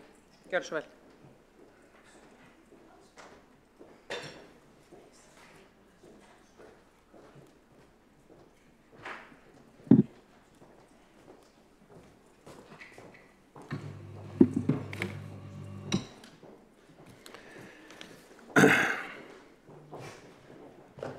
Já, forseti, ágæta borgarstjórn. Þetta hefur verið ágætt umræða hérna fjárhag borgarinnar og margt athyglisvert komið í ljós eða verið rætt. Nú fjármál borgarinnar eru komin í töluvert óefni eins og vart hefur farið fram hjá neinum. En borgarstjórnarmeirihlutinn hefur nú tvívegis hætt við skuldabréfaútboð til að forða borginni frá nánast niðurlægingu enda fáir tilbúnir að lána borginni nema á háum vöxtum. Sú staðreynd segir sína sögu tiltrú markaðarins á fjármálum borgarinnar en ekki þarf frekari vitna við að mínu mati. En hvað þýðir þetta raunverulega fyrir okkur íbúa í borginni og hvernig þessi staða farin að bitna nú þegar á borgarbúum? Nú þegar áhrifa þessara slæmu fjármálastjórnar meirihlutans farin að gæta. Þess sjást til dæmis merki þegar litið til neyðar ástandsins í leikskólamálum borgarinnar, en ekki hefur tekist að brúa bili á milli fæðingarorlofs og leikskóla eins og lofað var fyrir síðustu kosningar. Þá hefur snjómoksturinn verið ólestri sem hefur bitnað verulega á borgarbúum í vetur og nú síðast páskana eru Reykvíkingar og sérstaklega íbúar efri byggða varir við það búið að vera að skerða afgreiðslutíma sundlauga yfir bænadagana og páskana, en fyrir ári síðan voru allar sundlaugar opnar alla páskahelgina. Enn fremur hefur þjónusta strætó farið versnandi og fyrirséð að fara þarf í frekari niðurskurðar aðgerðir þar. En forseti, ágæta borgarstjórn, verði ekkert aðhafst mun þetta bitna harkalega á skattgreiðendum í borginni með skertri þjónustu og auknum álögum. Þá hætt við því að þegar komið að skuldadögum eins og nú lendi aðhaldi á þeim sem síst mega við því. Það orðið löngu tímabært og raunar aðkallandi að fjárfestingar borgarstjórnarmeirihlutans í gæluverkefni á borð við til dæmis braggann og puntstróin frá fyrra kjörtímabili í Nauthólsvík víki fyrir grunnþjónustu borgarinnar.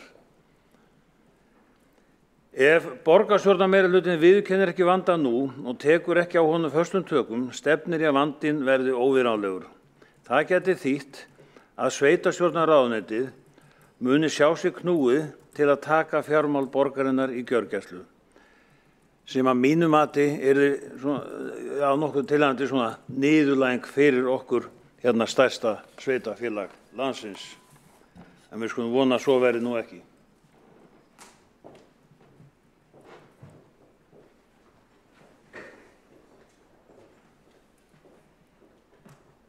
Borgarfulltrúinn hefur lokið máli sínu og tekur þá til máls Friðjón R. Friðjónsson. Gjörðu svo vel.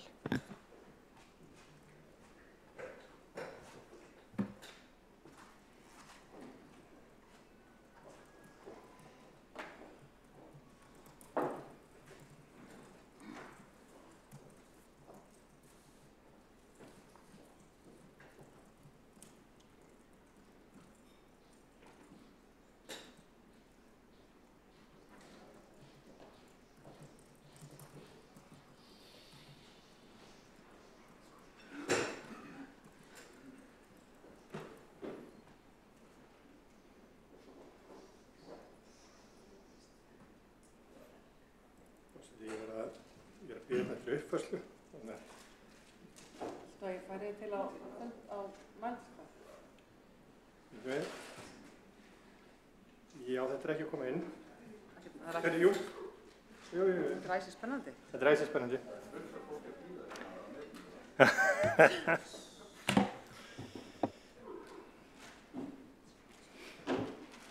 Hérna.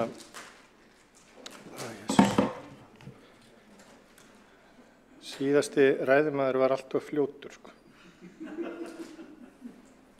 Það verður bara að segja þess að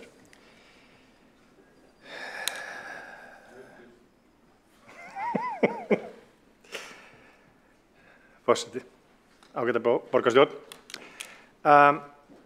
Mig langar til þess að byrja á því að þakka fyrir afmæliskveðinu og sönginn hérna í upphafi og nefna að þetta verður minn síðasti fundur í bili að því gefnu að borgarstjórn veiti mér tímabundna lausn vegna þess að ég er að labba hérna yfir Vonarstrætið og leysa gamlan borgarfulltrúa af Hólmi, Hildi Sverrisdóttur og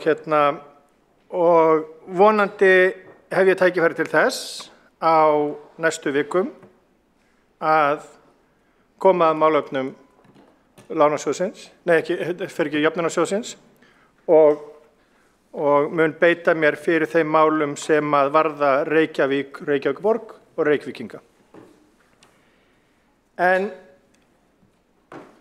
sum okkar hérna inni muna eftir ávísunum sem greiðslumáta. Það voru svona fyrir þau fáu hérna inni, ég held að unga fólkið allt komið fram. Þetta voru svona forprentuð blöð sem við skrifuðum upphæðir á, ábyrgðumst lofuðum greiðslu, lofuðum því að við ættum fyrir því sem við vorum að borga fyrir. Þegar eitthvað misfórst með inneignina, sendi bankinn bréf, gult bréf með tilkynningum að maður hafi lofað upp í ermina. Þessir gulu miðar eru núna ódauðlegir í menningarsögunni sem í fyrsta Eurovision-lagi Íslands og því að allir þessir gulu miðar sem að höfundar lagsins var svo hugsandi yfir voru yfirlýsing frá bankanum að maður væri komin að hálan ís. Þetta var svona rútínubrif. Annars konar rútínubrif eru brif frá Motus og þess háttar fyrirtækjum til að láta fólk og fyrirtæki vita að eitthvað sé að í fjármálum viðkomandi. Þess vegna var það líklega alveg rétt hjá borgarstjóra að kalla bréf eftirlitsnefndar með fjármálum sveitarfélaga rútínubrif. Ég er samt ekki viss það að bréf eftirlitsnefndar verði gert ódauðlegt í Eurovision-lagi. Skora samt á söngelskan forseta borgarstjórnar að beita sér í þeim málum.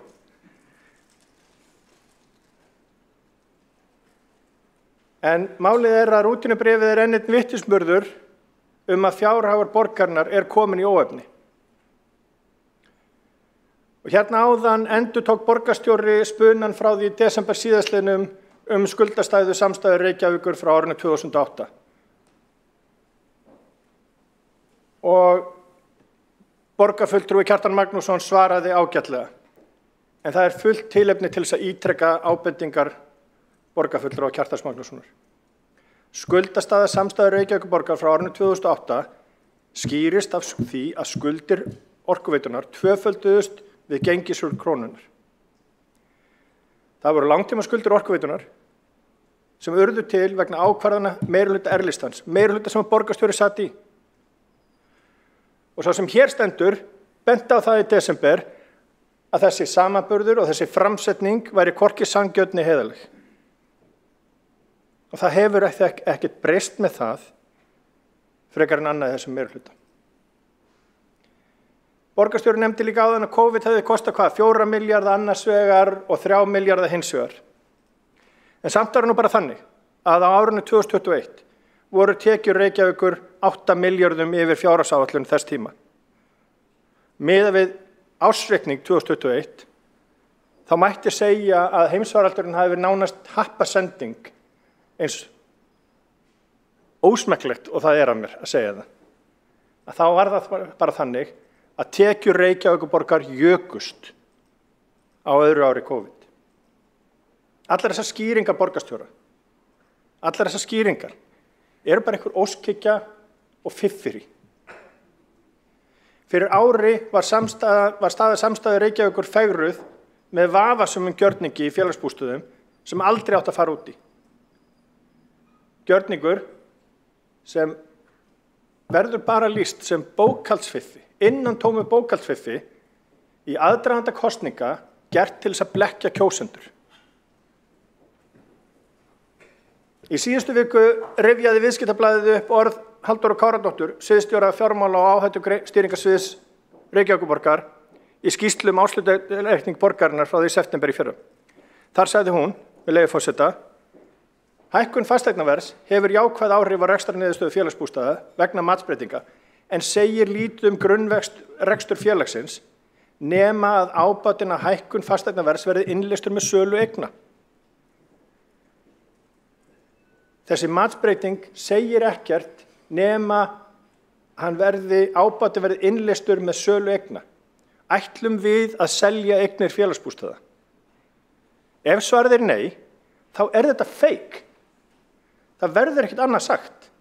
Þetta innantóm froða. Og sérfræðingar borgarinnar hafa bent á það með eins kurteisislegum hætti og hægt er. Svo má nefna skuldaviðmið borgarinnar til næstu ára hanga á því, líkt og kom fram í greinargerð með frumvarpi fjárhagsáætlun og 5 ára áætlun sem lögð fram í fyrra, hanga á því að hlutafjáraukning ljósleiðarans tækist vel. Miðað við hvernig haldið hefur verið á fjármálum borgarinnar og miðað við hvernig hlutunum hlutir hafa heppnast, þá hefur maður hreinlega áhyggjur af því að hér sé verið að byggja einhverjar skýjaborgir og við lendum í meiri vandræðum heldur en efni standa til.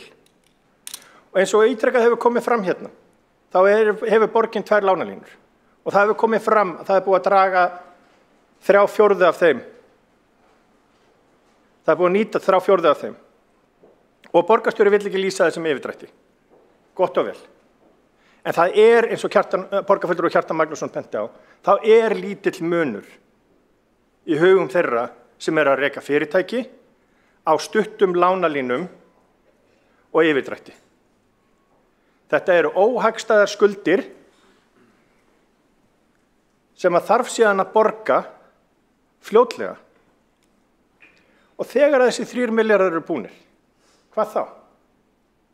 Það hefur komið fram í fjölmiðlum að í þessari viku skuldabréf sem á að borga sem í fjölmiðlum kom fram að það var einhvers staðar vel norðan við milljarðin og mál manna var það og það að borginni muni takast að greiða. En tónninn hjá fólki sem að fylgjast með þessu, tónninn í fólki í fjármálakerfunum svona eins og þegar maður var yngri á pöbunum og maður sá eitthvað félagann ályktaði að hann ætti örugglega fyrir einum drykka en ekki fyrir leigubílnum. Og þannig ímynd Reykjavíkurborgar. Óábyrg að teygja síðasta sjússinn en veit ekkert hvernig hún ratar heim. Og þetta staðan sem að vinstri meirihluti síðasta kjörtímabils hefur komið borgin í. Við Sjálfstæðisfólk bentum á stöðunni í aðdraganda kosninga og höfum bent á það allt síðasta kjörtímabili og á þessu kjörtímabili og uppskerum háðsglósur frá borgarstjóra. Hann segir að Reykjavík standi sterkar og betur en aðrir og þetta séu allt sem bara vaxtarverkir. En það sem vex, eins og fram hefur komið, miðlæg stjórnsýsla. Það sem vex eru ónauðsynlegu störfin sem að borgarstjóri og formaður borgarráðs lofaðu okkur að þeir ætluðu að hætta ráði í. Og það sem vex skuldastabbinn. Fyrir 21 ári var borgarstjóri að stíga sín fyrstu skref í borgarmálum og skrifaði þá grein hvers borgin væri sterk, staða borgarinnar væri sterk. Þá voru skuldir alhóta borgarinnar 125.000 krónur íbúða sem nú verið 327.000 krónur. Skuldastaðan núna tæp 1 milljón á íbúa í alhóta. Og borgarstjóri hefur verið hérna í 21 ár. Og borgarstjóri hefur verið við stjórn í 17 ár. Og hann ber ábyrgð þessari stöðu. Skuldir alhluta borgarinnar hafa þrefaldast. Niðurstaðan að borgarstjóri tómur og það mikil vonbrigði, það voru mikil vonbrigði í fyrra að Framsóknarflokkurinn kaus að hlekkja sig við vinstri meirihlutann með borgarstjórakeðjunni. En hversu lengi og ofta ætla Framsóknarmenn að láta blekkja sig? Meirihluti sem þeir genguðu inn í sagði ekki satt í leikskólamálum, ekki satt stöðu borgarinnar og segir og núna ætli að trúa orðum borgarstjóra hvernig hlutirnir verða í framtíðinni. Það færi langbest að því að borgarstjóri bíði ekki fram í janúar, heldur hætti bara sem fyrst, eftirláti verðandi borgarstjóra stjórn borgarinnar og það smá von að einhver ný verkstjórn geti verið veitt því að borgarfulltrúi Einar Þorsteinsson boðaði breytingar og borgarfulltrúar eru ennþá að bíða eftir þessum breytingum. Borgarfulltrúin hefur lokið máli sínu og tekur þá til máls Einar Sveinbjörn Guðmundsson, borgarfulltrúi.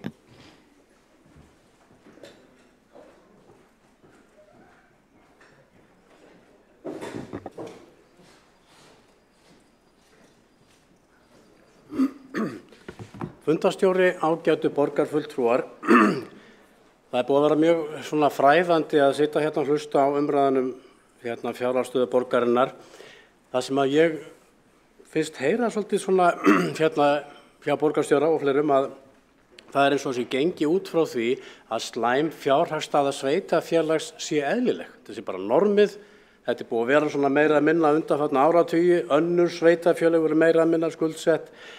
En það hlýtur að vera, þetta þarf ekki að vera svona í rauninni. Hvert einasta sveitarfélag og allra síst ekki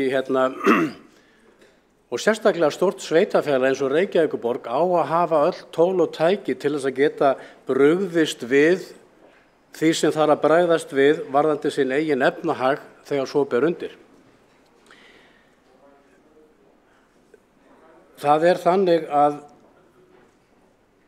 þessar tölur og listan sem búið að koma þetta upp á vera sína og ræðum hérna upp á skjánum, að þetta svona eitthvað sem maður tekur oft með fyrirvara þegar stjórnmálamenn að slá sig með tölum og það hefur verið 9 milljarða viðsnúningur eða hvað það var, þá var ekkert víst að það sé gangi endanlega eftir. Það var í raun og veru nær að vera með 2 endurskoðendur, eitt frá minnihluta og eitt frá meirihluta sem var að debatta hér bara út frá raunverulegum tölum og heildarrænni sýn yfir fjárhagsmál borgarinnar. En svo talað fjárfestingar. Við í Flokki fólksins höfum mikið verið að gagnrýna meðferð fjármagns í borginni og hversu lítið hefur verið sinnt ofta að lögbundinni skyldu borgarinnar. Það eins og til dæmis með biðlista og fleira sem hafa verið að lengjast undanfarin ár. Þetta minni, ég var að hugsa það í sætunni hérna áðan að fjárfesting ekkert sama og fjárfesting. Það til dæmis þetta minnir á, það verður að bera saman sveitarfélög, lítil og stór og allt þetta. Það að taka þetta og bera þetta bara hreinlega sama við svona meðalstóra fjölskyldu. Rekstur heimilis, fjölskylda sem býr í húsnæði, í húsi. Og ef að eiginmaðurinn væri sífellt upptekinn af því að vera að búa til unaðsreiti í garðinum, laga göngustíga og limgerði og setja bekki, taka lán fyrir ljósbogum sem að gefa ákveðna birtu og kaupa steypta garðálfa og hvað það á meðan fjölskyldan býr í leku húsnæði á valla til hnífs eða skeiðar, börnin á biðlistum eftir mat eða hverju sem að það skiptir máli í hvað verið að eyða fjármunum borgarinnar. Það til dæmis mjög slæm blanda, háir stýrivextir og verðbólga fer mjög illa saman við auknum lántökum, eins og raunin hefur verið með borgina sem að virðist halda sér nánast á floti með lánum og þetta farið að minna óþægilega ástand íslensku bankana rétt fyrir hrun og kannski kemur að því eins og hjá þeim að lánalínur einfaldlega lokast ef ekkert verður að gert. Og í stað þess að minnka þenslu með því að skera niður rekstrakostnað og eyðslu í alls kyns verkefni sem ekkert liggur á, hefur meirihlutinn farið þveröfuga leið og aukið í frekar en hitt. Sem dæmi má nefna til dæmis fjármagn sem verið að eyða, mér liggur við að segja ákveðna væntingasmiðju, stafrænar umbreytingar. Ég tek skýrt fram að við erum alls ekki á móti stafrænni umbreytingu nema síður sé, en það ef við eyðum fjármagni í nýsköpun og ákveðna tilraunastarfsemi, ef ég ætla að fara að eyða peningum í það að skapa eitthvað nýtt sem ekki verið til áður, þá ekkert samnefnar á milli þess að svo verði. Að það verði til eitthvað nýtt sem aldrei hafi verið áður, sem muni gera þetta að gera hitt, það bara algjörlega óvíst. Og þess vegna það ekki beint fjárfesting, heldur meira í ætt við áhættu fjármagn sem verið að eyða í ákveðna væntingar eða vonum að eitthvað verði á einhvern hátt, einhvern veginn. Þannig og einnig kom fram hjá Hildi Björnsdóttur hérna áðan varandi það að auðvitað á borgina að útvista samkeppnisrekstri, og það að mörg að taka eflaust þar á þessu sviði líka. En allavega það sem við leggjum áherslu á í Flokki fólksins þetta að borgin reyni fyrst og fremst að fjárfesta í því sem að mikilvægast og það hefur reyndar verið ekki gengið algjörlega eftir vegna. Það mörg dæmi það talað stráin og braggan og allt þetta og það eru endalaust dæmi fjárfestingar eða hlutir sem búið að eyða miklum fjármunum í sem að ekkert liggur á í rauninni. Það má tala Alþingisreitinn og fleira að fara að helluleggja þar það ekkert neyðar ástand þar. Það enginn að detta í skurðum eða einhverjum hólum. Það er bara allt í góðu lagi. Það þýðir það ekki að það ekki að fara í þá framkvæmd síðar. Það enginn að fara að tala það að fara að malbika þetta í kring og eins ódýrt og hægt heldur þetta kannski dæmi eitt af mörgum dæmum það sem að má bíða betri tíma. Bara enn og aftur að fjárfesting ekki það sama og fjárfesting. Það skiptir miklu máli í hvað borgin að eyða sínum fjármunum í og hún þarf náttúrulega að borga niður skuldir og allt þetta líka og fyrst og fremst þarf hún að skera niður þessa þenslu sem búið að minnast á hérna í pontinu. Það miðlæg stjórnsýsla sem búin að þenjast út hér og fleiri svið sem eru dæmi mikla útþenslu, mikla yfirbyggingu og hérna fleira sem algjörlega ekki í takt við fjárhagsstöðu borgarinnar. Eins og með heimilið, það sem eiginmaðurinn eða eiginkonan, eða hvernig sem það í því að eyða peningum framfærslu fjölskyldunar í óþarfa hluti.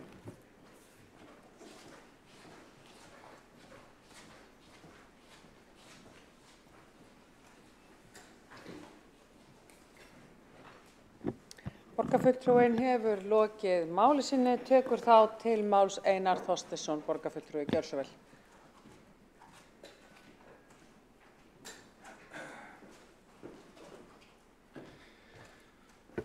Forseti, kæra borgarstjórn, ég vil þakka minnihlutanum fyrir að setja hér á dagskrá umræðum fjármál borgarinnar. Þau verða eins og hér hefur komið fram til umfjöllunar á næsta borgarstjórnarfundi þegar lagður verður fram ársreikningur fyrir síðasta ár. Og eins og borgarstjóri fór ágætlega yfir hér í ræðu sinni áðan þá staðan kannski ekki alveg ákjásanleg en hún samt ekki í þeim anda eins og umræðan hefur verið undanfarnar vikur á hálfu Sjálfstæðisflokksins. Það halli og það neikvætt veltufé frá rekstri og hér umræðan einhvern veginn á þá leið að það sé ekkert verið að gera. Við fljótum sofandi eða feigðar ósi og ég hef bara ekki séð nein efnisleg rök fyrir þeim málflutningi. Í umræðu fjárhagsáætlun hérna fyrir jól birtist metnaðarfull áætlun meirihlutans að bæta rekstur borgarinnar. Og við réðumst í hagræðingaráætlun og höfum gengið stíftir til því að markmiðin náist sem sjálfbærni í rekstri.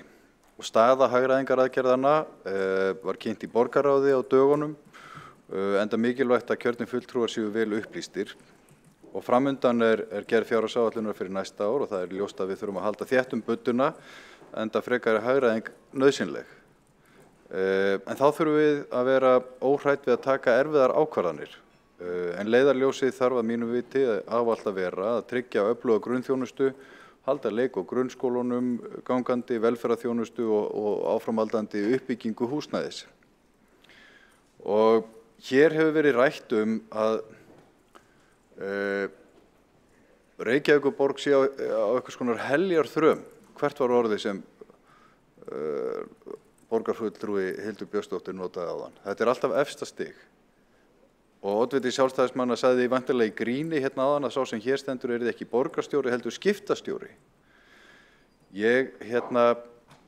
Og umræðan af hálfu Sjálfstæðisflokksins í fjölmiðli flokksins Morgunblaðinu einkennist af endalausum upphlaupum.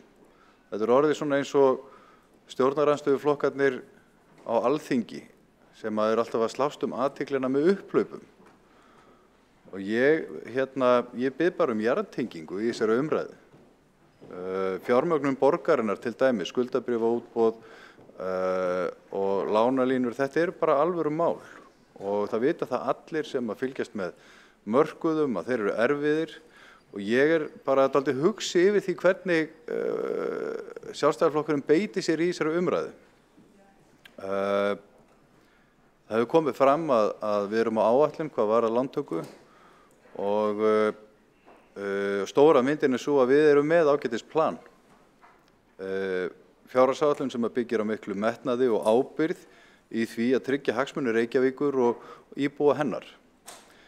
Við erum að sýna ábyrgð og við horfumst í augu við þessar krefjandi aðstæður sem eru uppi, ekki bara í Reykjavík, heldur aðstæður sem að flest sveitarfélög glíma við þessar mundir og ríkissjóður líka og fyrirtækin í landinu. Svo ekki sem minnst á heimilin. Ég sakna þess hins vegar í þessari umræðu hér og í borgarstjórn á undanförnum mánuðum að þegar við erum að taka erfiðar ákvarðanir að minnihlutinn skuli ekki taka betur þátt í því að styðja meirihlutann í þessari hagræðingu. Tek sem dæmi umræðum borgarskjalasafn sem bæði fagleg en líka hagræðingar aðgerð að þá fer það í einhvern allt annan farveg. Og við þetta bætast endalausar tillögur útgjöld á hálfu ekki bara vinstriflokkana sem kannski menn búast við að sjá útgjaldatillögur frá, heldur líka frá hægrumönnunum.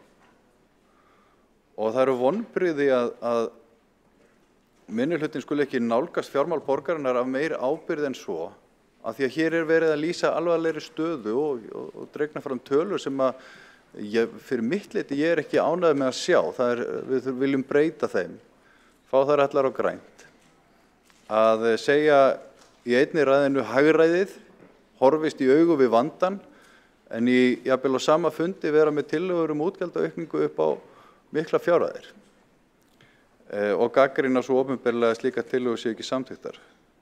Ég hvet borgarstjórn til þess að standa saman í þessari hagræðingu og takast á við þær erfiðu aðstæður sem uppi eru í málefnum sveitarfélagana og það gott að heyra það að oddviti Sjálfstæðismanna hafi slegist í hópinn með flokkssystkinum sínum á höfuðborgarsvæðinu og berjist fyrir fullri fjármögnun málefna fatlaðs fólks.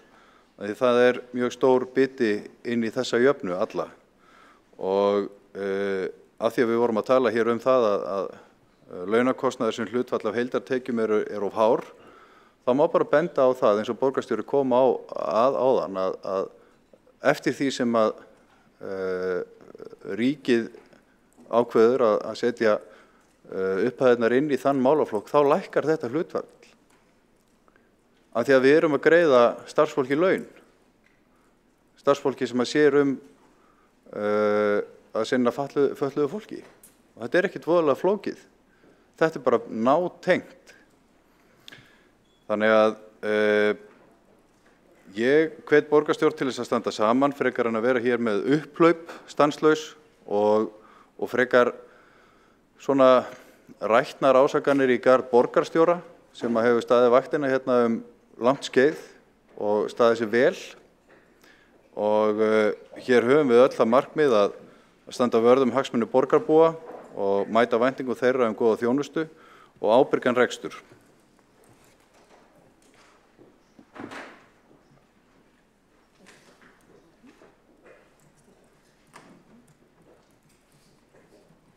Borgarfulltrúinn hefur lokið máli sínu. 3 hafa óskað eftir að koma í andsvara. Þá andsvarstími styttur í 1 mínútu. Var borgarfulltrúi óskað eftir andsvari líka, Kjartan Magnússon? Nei. Andsvari líka. Þá hafa 4 óskað eftir að koma upp í andsvar. Helgi Ás Gretarsson, gjörðu svo vel. Forseti, ágæta borgarstjórn, ég þakka ræðu borgarfulltrúa Einars Þorsteinsson. Hann kallar eftir jarðtengingu.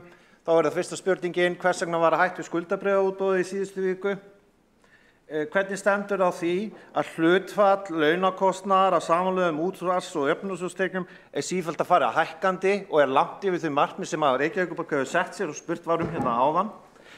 Í þriðja lagi, hvers vegna veltufé frá rekstri eins og framkom í ræðu borgarfulltrúans jafn slæmt og raunveruleikinn langt umfram þau lágmarksviðmið sem sett eru.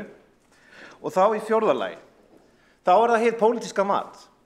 Með hliðsjón af öllum þessum þáttum og að bréfi eftirlitsnefndarinnar þá ekki fullt tilefni hér í dag að ræða þessi málefni, jafnvel þó það sé stutt í kynningu á ársreikningnum. Borgarfulltrúi hefur lokið við að veita andsvar og svara þá andsvari Einar Þorsteinsson, gjörðu svo vel. Forseti, ágæta borgarstjórn, það var mat fjármála- og átökstýringarsviðs að það væri ekki var ekki skynsamlegt að fara í skuldabréfaútboð á þeim tíma sem að þar hafði verið fyrirhugað. Það væru aðrir kostir sem að væru betri og ég treysti því mati. Varðandi hlutfall launa af heildartekjum þá spurt hvers vegna það þannig. Ég hef haft áhyggjur af fjölgun starfsmanna í Reykjavíkurborg en við sjáum líka að það vantar fjármögnun á launum margra starfsmanna í þessum vegamiklu málaflokkum eins og málaflokki fatlaðs fólks. Inn í þetta kemur líka stytting vinnuvikunar, hún hefur verið mjög atvinnuskapandi fyrir sveitarfélögin öll. Þetta blanda af mörgu en ég hef lagt á það áherslu að við stemmum stigu við fjölgun starfsmanna meðal annars með ráðningarreglum sem að eiga að vera ákveðin bremsa. En það má ekki gleyma því þegar fólk vísar í það að það hér séu atvinnuauglýsingar hjá borginni að þetta eitt stærsti vinnustaður landsins og það starfsmanna velta og það þarf að ráða í sum störf þegar aðrir hætta. Þannig að þetta einhvers konar jafnvægi. Borgarfulltrúum lokið við að svara ansvari og veit þá ansvari öðru sinni. Helgi Ásgeirsson, gjör svo vel. Forseti ágæta borgarstjórn, þá vitum við það að við sjálfstæðismenn erum jartengdir. Það er ástæða til þess að hafa áhyggjur af fjármálum borgarinnar. Þannig að borgarfulltrúi Einar Þorsteinsson svaraði ekki síðastnefnda atriðinu. Og þá komum við líka að því að allt það sem hann sagði hér áðan lýsir erfiðri stöðu í fjármálalegu tilliti í rekstri borgarinnar.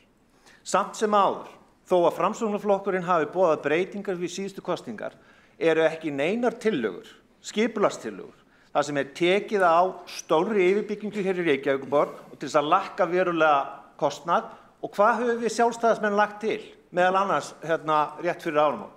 Það var að verulega að draga úr yfirbyggingunni hér í Reykjavík. Hvers vegna vill Framsóknarflokkurinn ekki fara þá braut í því skyni ná tökum á fjármálastjórn borgarinnar? Borgarfulltrúum lokið við að veita ansvar og svara þá ansvari öðru sinni. Einar Þorsteinsson. Forseti, ég náði ekki að svara síðustu spurningunni í mínu fyrra ansvari sem snýr að því að hvort það væri ekki tilefni til þess að ræða fjármál borgarinnar. Ég hóf nú ræðu mína hér áðan á því einmitt að þakka fyrir það að ræða þessa stöðu. Þrátt fyrir að ársreikningur lagður fram á næsta fundi. Ég alveg ófeiminn við að segja það að ég hef áhyggjur af rekstri borgarinnar. Ég held að ég sé bara í stórum hópi sveitarstjórnarmanna allt land sem hefur áhyggjur af rekstri síns sveitarfélags. Það ekki gott að það sé halli og við þurfum að ná honum niður. Það verkefnið og verkefni í fjárhagsáætlun núna fram á haustið. Fjárgerð hennar að draga úr kostnaði. Það felur í sér ýmislegt. Ég vona að minnihlutinn komi með gagnlegar tillögur inn í þá vinnu en og ég held að við ættum að reyna að vinna þá fjárhagsáætlun betur saman heldur en tókst til síðast þegar við lásum tillögur sjálfstæðismanna á forsíðu Morgunblaðsins daginn sem borgarstjórnarfundur var haldinn. Borgarfulltrúum lokið við að svara ansvari öðru sinni. Veiti þá ansvar Hildur Björnsdóttir. Forseti ágæta borgarstjórn, ég þakka borgarfulltrúunum fyrir ræðu sína, en mér þótt hann svona kannski bera sig heldur umlega og tala að þau hafi nú ákveðið að ráðast í einhverjar aðgerðir. Ég spyr nú bara hvaða aðgerðir. Verið að vísa hér í nýju ráðningarreglurnar sem áttu að því hann segir það mikilvægt að stemma stigu við fjölgun starfsmanna. Þessar ráðningarreglur miðið á því að ráða ekki í ónauðsynleg störf, bara nauðsynleg störf. Og þetta einhver starfsmannavelta eðlileg en það auglýsingar sem við sjáum í blöðum og öðrum miðlum eftir nýju starfsfólki hér á borginni, það ekki hægt að skilgreina þetta sem nauðsynleg störf í grunnþjónustu. Þannig að ég get ekki séð að þessar reglur hafi einhvern veginn virkað sem skildi. Hann kallar eftir jarðtengingu, ég kalla bara sömuleiðis eftir jarðtengingu, að fólk hér horfist í augu við vandann og bregðist við. Og ef að meirihlutinn kemur hér með raunhæfar og svolítið djarfar aðgerðir, þá munum við auðvitað styðja þær. Og við erum alltaf til skrafs og ráðagerða að gera betur hér í rekstri borgarinnar. Ég tek undir áhyggjur kollega míns Helga Ás Grétarssonar af skuldabréfaútboðinu sem hætt var við á dögunum. Og þá velti ég fyrir mér að því að borgin þarf 21 milljarð til að standa undir fjárfestingum á þessu ári. Ef að markaðsaðstæður verða enn svo slæmar, hvar sjáu þið fyrir ykkur að skera niður í fjárfestingum? Borgarfulltrúum lokið við að veita ansvar, svara þá ansvari Einar Þorsteinsson. Forseti, við Ég verð að segja það að fjárfestingaáætlunin var ansi bólgin þegar við komum hingað inn í Ráðhúsið. Hún var skorin niður held ég 7 milljarða rúmlega og ég held að það sé ekki að fullyrða það nákvæmlega hvernig hún mun líta út í haust. En hún mun að sjálfsögðu taka mið af aðstæðum. En það mjög hættulegt ef að sveitarfélögin öll ætla að bregðast við stöðunni eins og hún í dag með því að skera niður alla fjárfestingu. Vegna þess að fjárfestingin það sem að knýr samfélagið áfram. Það að segja við þurfum að reisa leikskóla og grunnskóla og skipuleggja ný hverfi og fjölga íbúum og byggja húsnæði og huga götum og viðhaldi.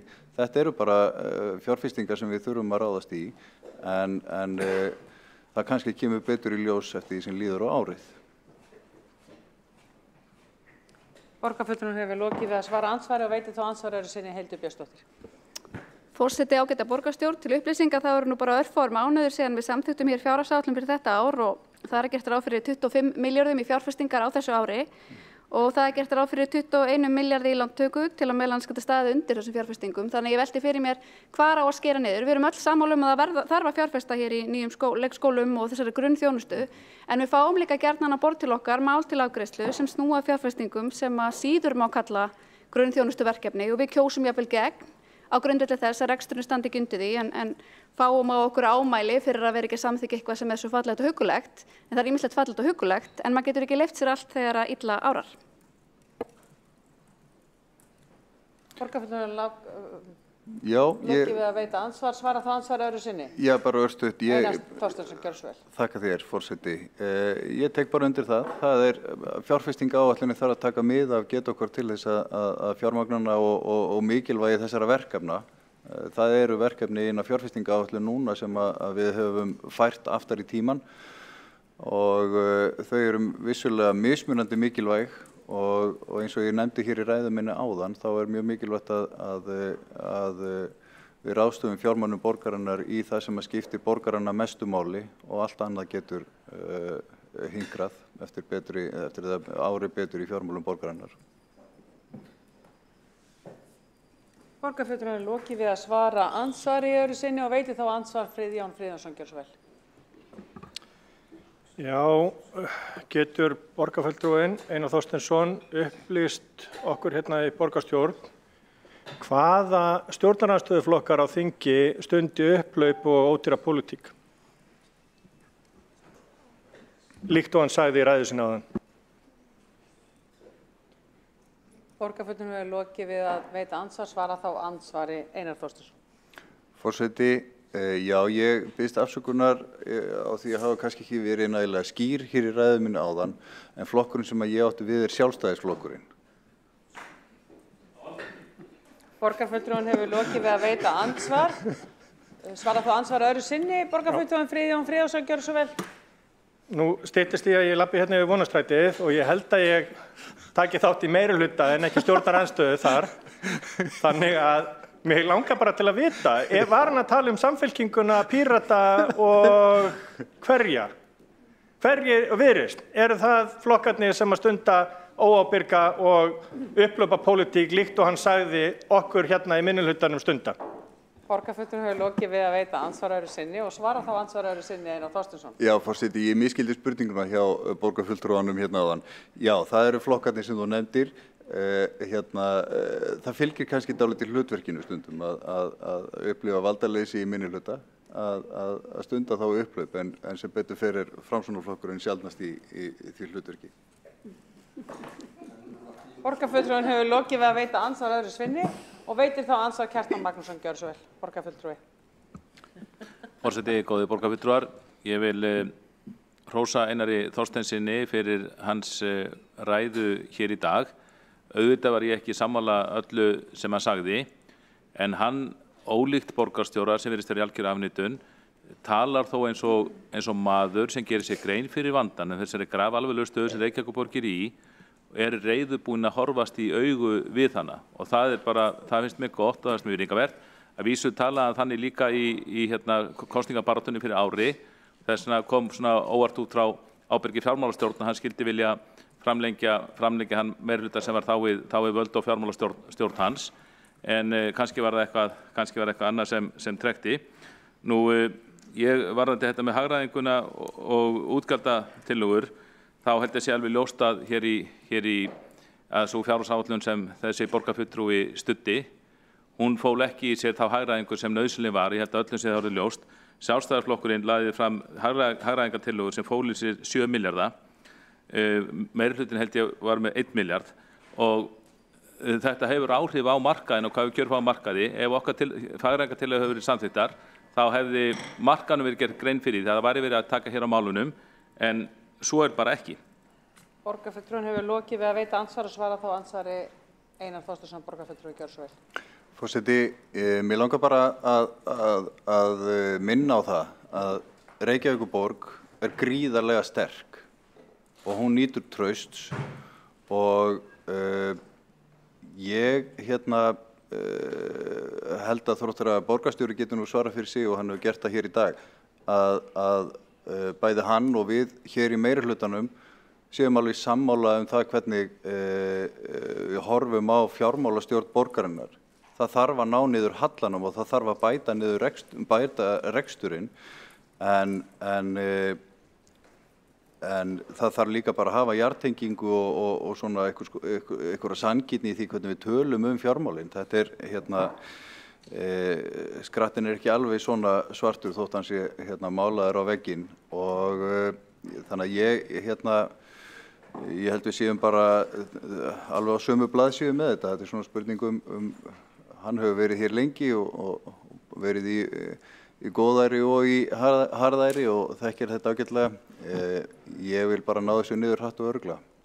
Borgarfulltrúinn er lokið við að svara andsvari og veiti þá andsvari öðru sinni, nei.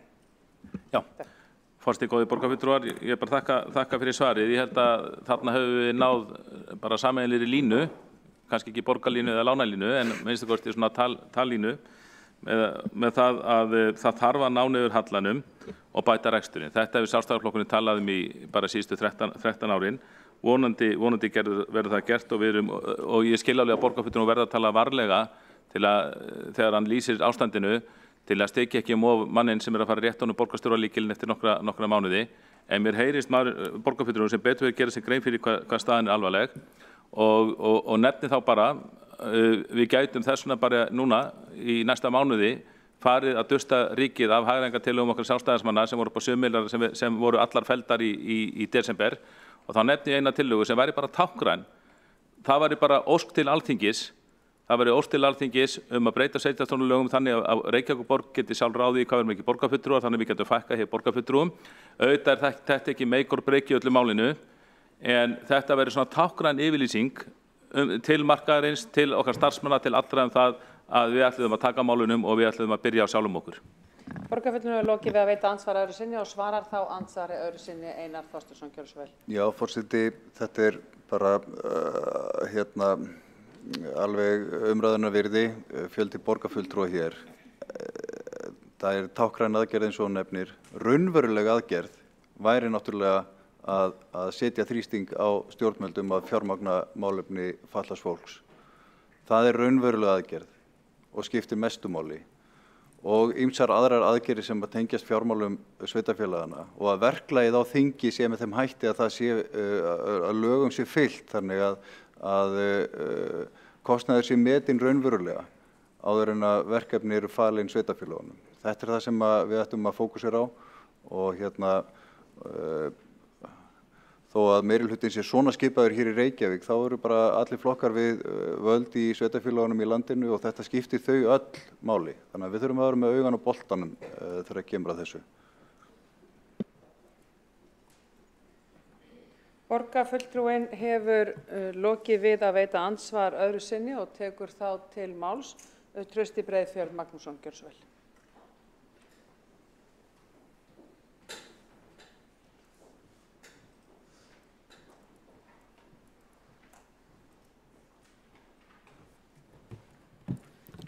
Forseti, borgarstjórn og allir aðrir sem að hlusta.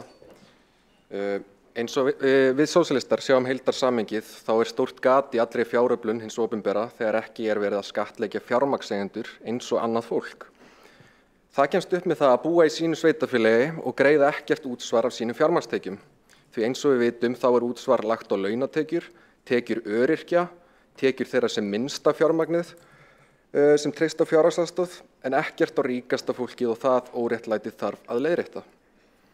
Svo vil ég bæta því við að sósíalistar lögðu til hagræðingar í fjárhagsáætlun síðasta árs sem flestir flokkar borgarstjórnar felldu.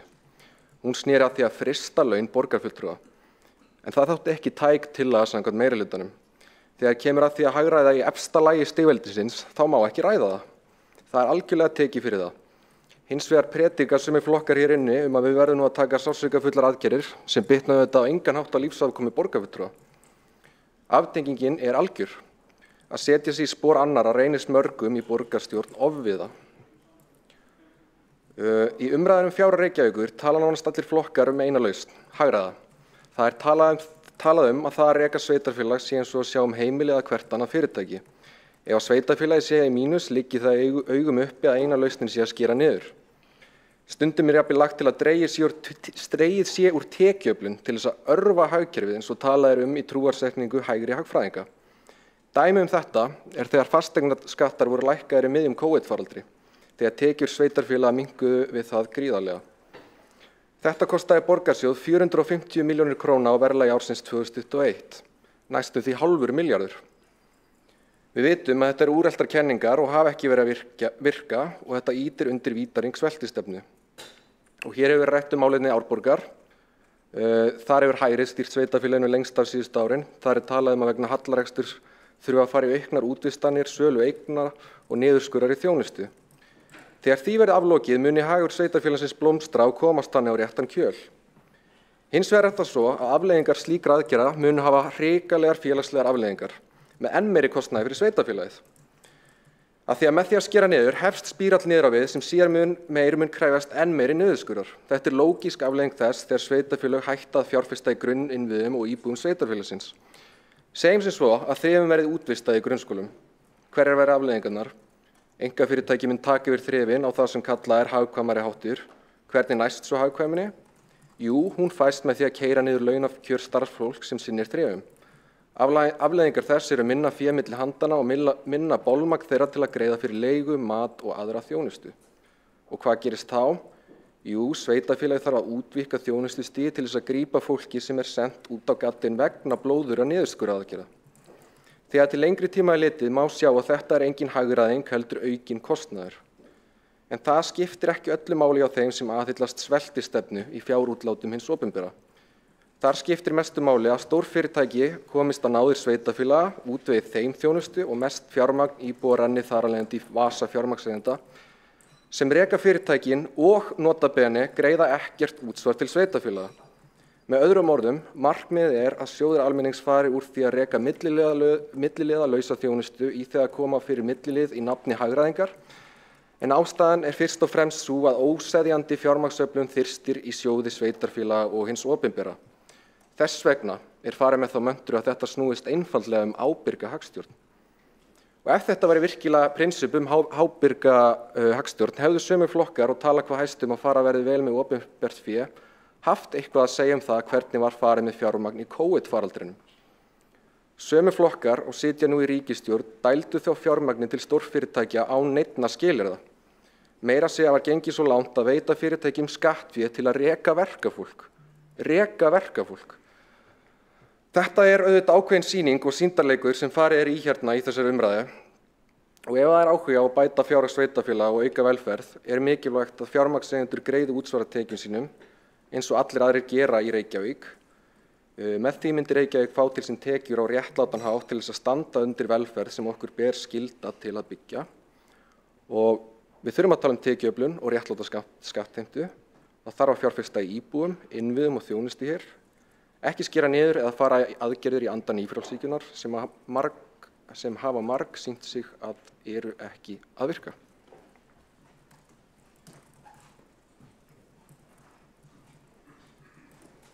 Borgarfulltrúinn hefur lokið máli sínu og síðastu til máls undir þessum lið tekur Helgi Ás Gretarsson. Gjörðu svo vel.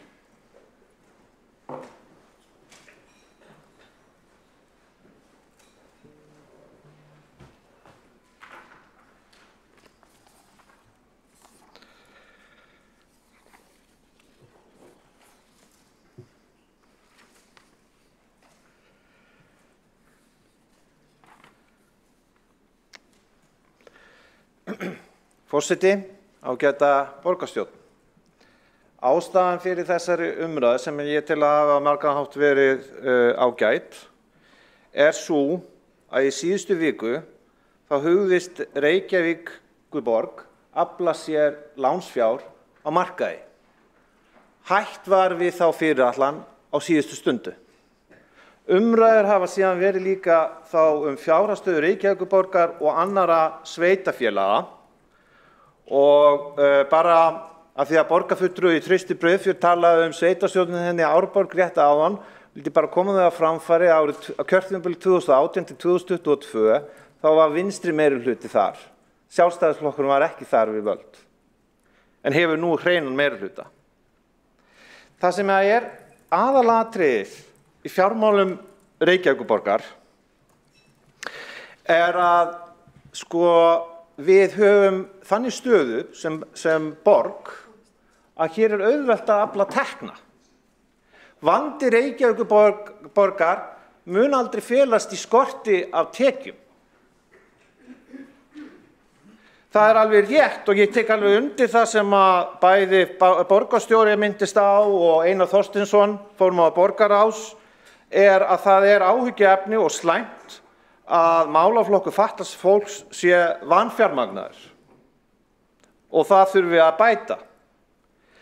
Ef við tækjum þær tölur til hliðar og segjum að þetta væri 0, þá breytir það engum það að það þarf að taka verulega til í rekstri Reykjavíkurborgar. Vandinn pólitískt við umræðum fjármál Reykjavíkurborgar í gegnum tíðina að það svo auðvelt að rugla almenning með tölum og rugla saman tölum A-hlutan sem hinn hefðbundni opinberi rekstur og blanda þeir saman með B-hlutan. Vegna þess að það vitað að leið og almennur stjórnmálamaður fyrir að gera það, þá munu kjósendur fara að sofa. Það eins og fá sterka svefntöflu. Það breytir því ekki að hugmyndafræðilegi munur þeirra sem standa til hægri og þeirra sem standa til vinstri að það á að borga velferðar samkvæmt hægri hugmyndum með ábyrgum hætti þannig að við höfum efni á því að hafa velferðarsamfélag. Hér hefur hins vegar sú stefna verið rekin mjög langa hríð að það reka þetta með lánum og lánalínum. Það gerir að verkum að þegar efnahagsástandið versnar að þá rekstur Reykjavíkurborgar A-hlutans sérstaklega mjög viðkvæmur.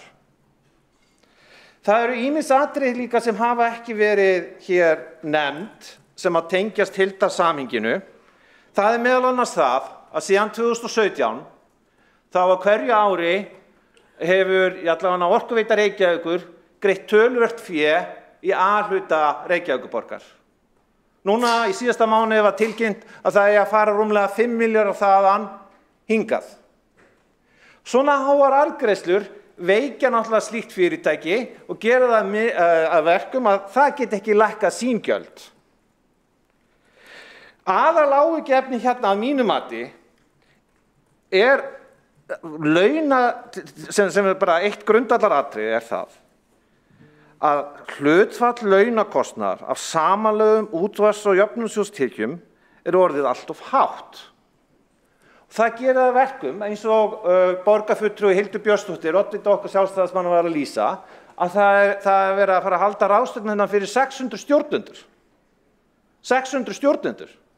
Maður sér auglýsingar í blöðum hjá Þóninu og maður bara spyr sig hvað á seyði.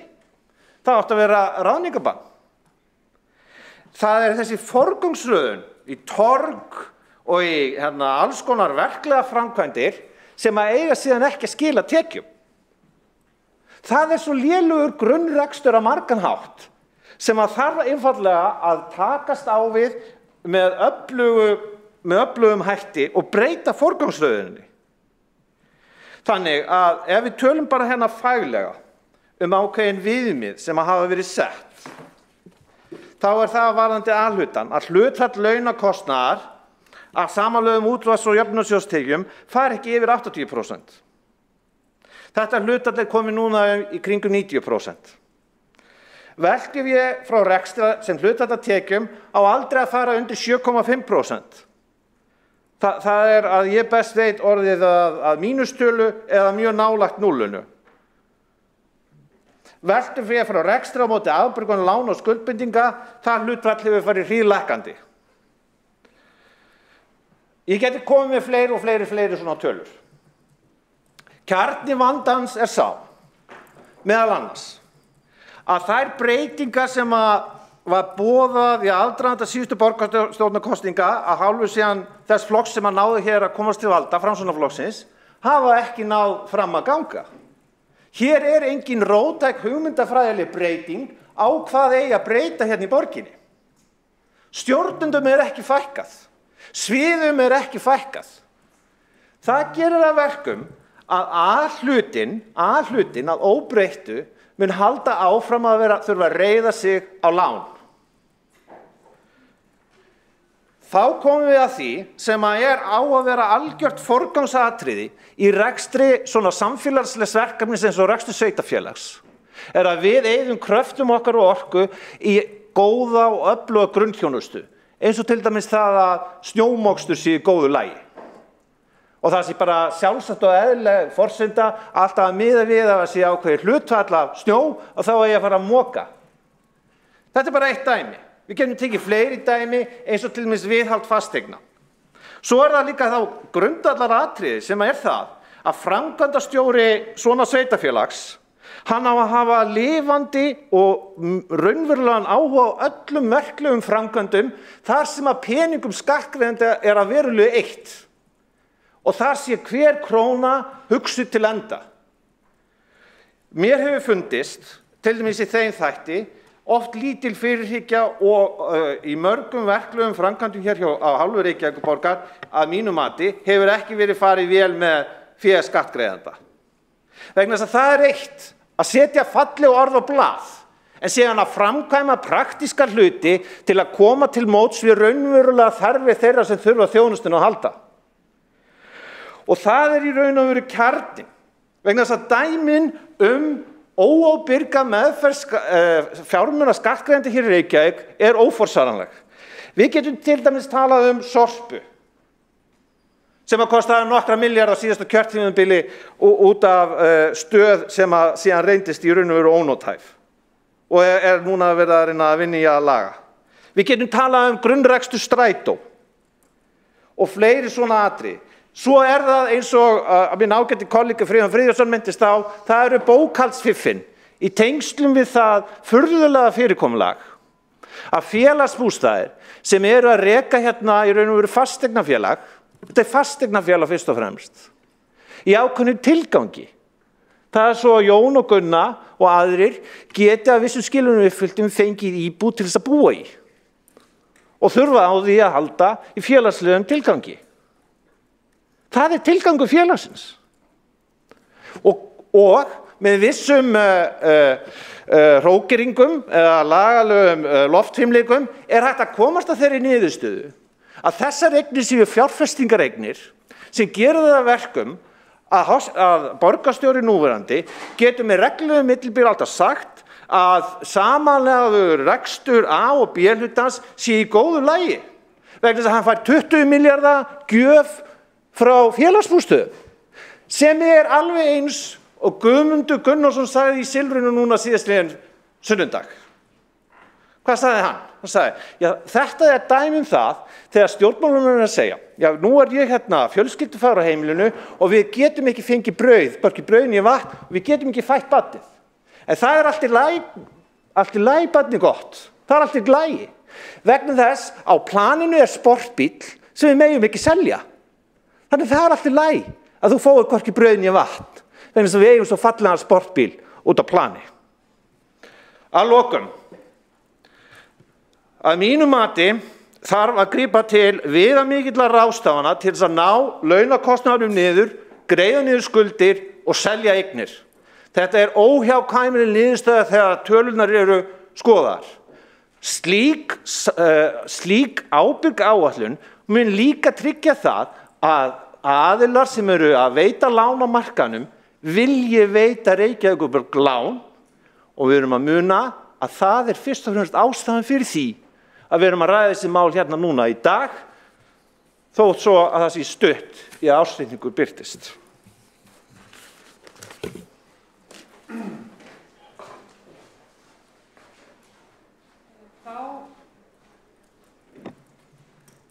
Borgarfulltrúinn hefur lokið máli sínu og þá er umræða undir þessum lið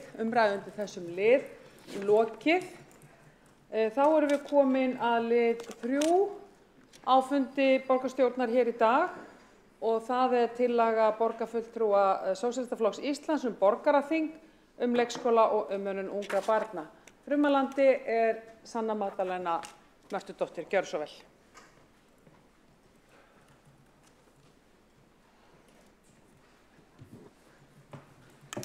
Forseti og öll sem að fylgjast með í dag. Það er mikilvægt að vera í samskiptum við þau sem búa hér og heyra hvað þeim finnst þróun mála í borginni. Og nú hefur mikið verið rætt stöðu leikskólamála, uppbyggingu og mönnun, hvernig samfélag við viljum skapa fyrir börnin okkar og hvernig sé best að gera það. Foreldrar hafa mætt í Ráðhúsið til að mótmæla því að börn fá ekki inngöngu inn í leikskóla og leikskólastarfsfólk hefur vakið athygli á sinni sýn á leikskólamálin til að mynda með greinaskrifum.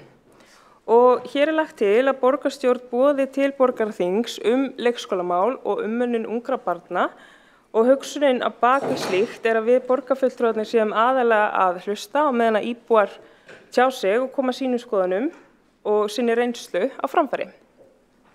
Og yfirskrift borgarþingsins verður hlutverk borgarinnar hvað varðar leikskóla og umönnun ungra barna og stöðu þeirra og barnafjölskyldna. Og við leggjum til að foreldrar ungra barna verði sérstaklega boðin velkomin en það er jafnframt opið öllum sem hafa áhuga á málefninu. Og með þessu þá er hægt að skapa góðar umræður og heyra sýn íbúanna frá fyrstu hendi. Borgarstjórn samþykkti lýðræðisstefnu árið 2021 og hún miðar að því að efla lýðræðislega þátttöku borgarbúa og formgera enn frekar möguleika íbúa til þess að hafa áhrif á málefni sem þá varða. Stefnan hefur 4 meginmarkmið sem að hlusta, rýna, breyta og miðla og þar kemur meðal annars fram að hlusta eigi á ólíkar raddir með fjölbreyttum leiðum og rýna í skoðanir með hliðsjón af samtali aðila með mismunandi sjónarmið. Og frá því að lýðræðisstefnan hefur samþykkt í október 2021 þá hefur ekkert borgarþing verið haldið en borgarþing er fjallað í aðgerðaráætlun með stefnunni. Og þar kemur fram markmið með borgarþingi það er að íbúar hafi beinni tengsl við borgarstjórn og fái tækifæri til að eiga samtal við kjörna fulltrúa það sem skiptir þá máli. Og þannig að hér eru að leggja þetta til og með þessu borgarþingi þá fá raddir íbúana að njóta sín og það er lagt til að mannréttinda- og lýðræðisskrifstofa verði borgarstjórn til liðsinnis við boðun þingsins. Þá hefur Sanna Magdalena Mörtudóttir borgarfulltrúi lokið máli sínu og næst á mælendaskrá Þórdís Lóa Þórhallsdóttir.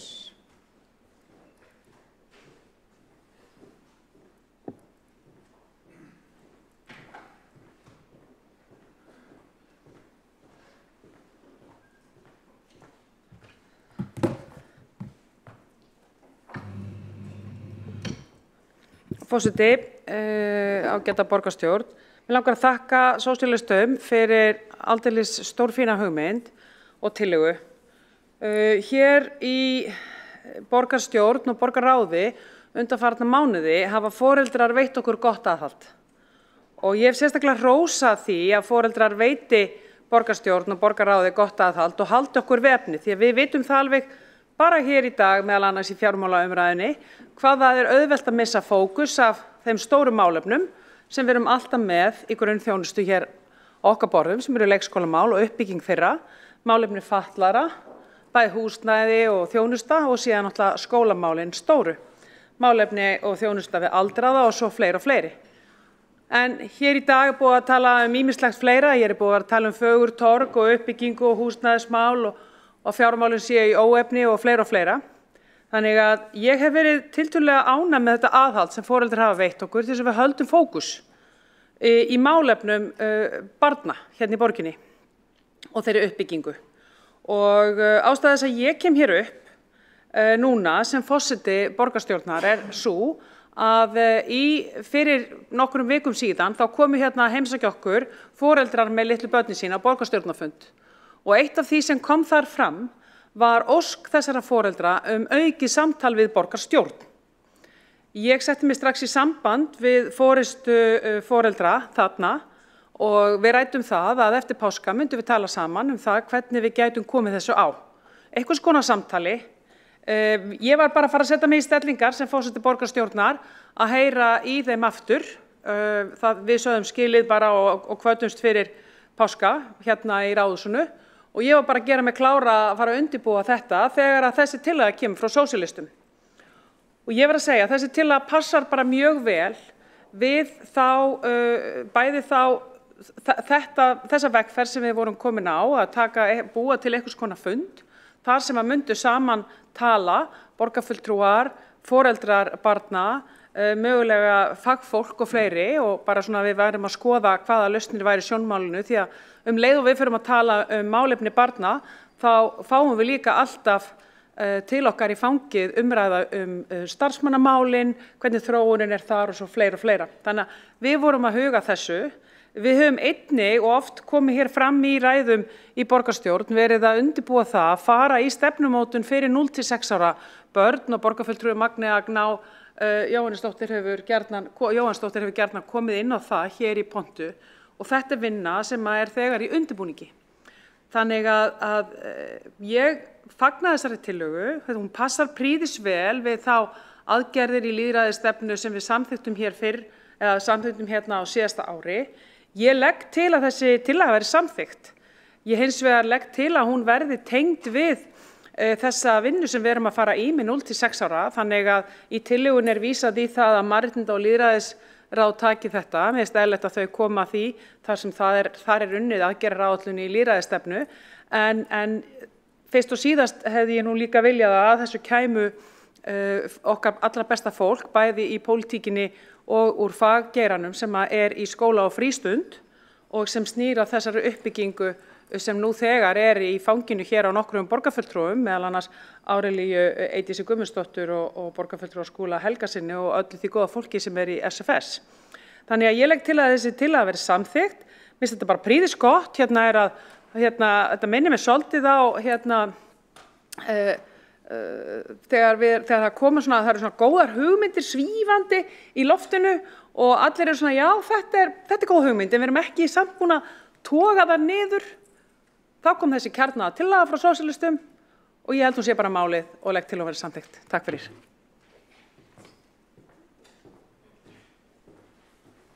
Þá hefur Þórdís Lóa Þórhallsdóttir borgarfulltrúi lokið máli sínu og næsta mælendaskrá Árelía Eydís Guðmundsdóttir.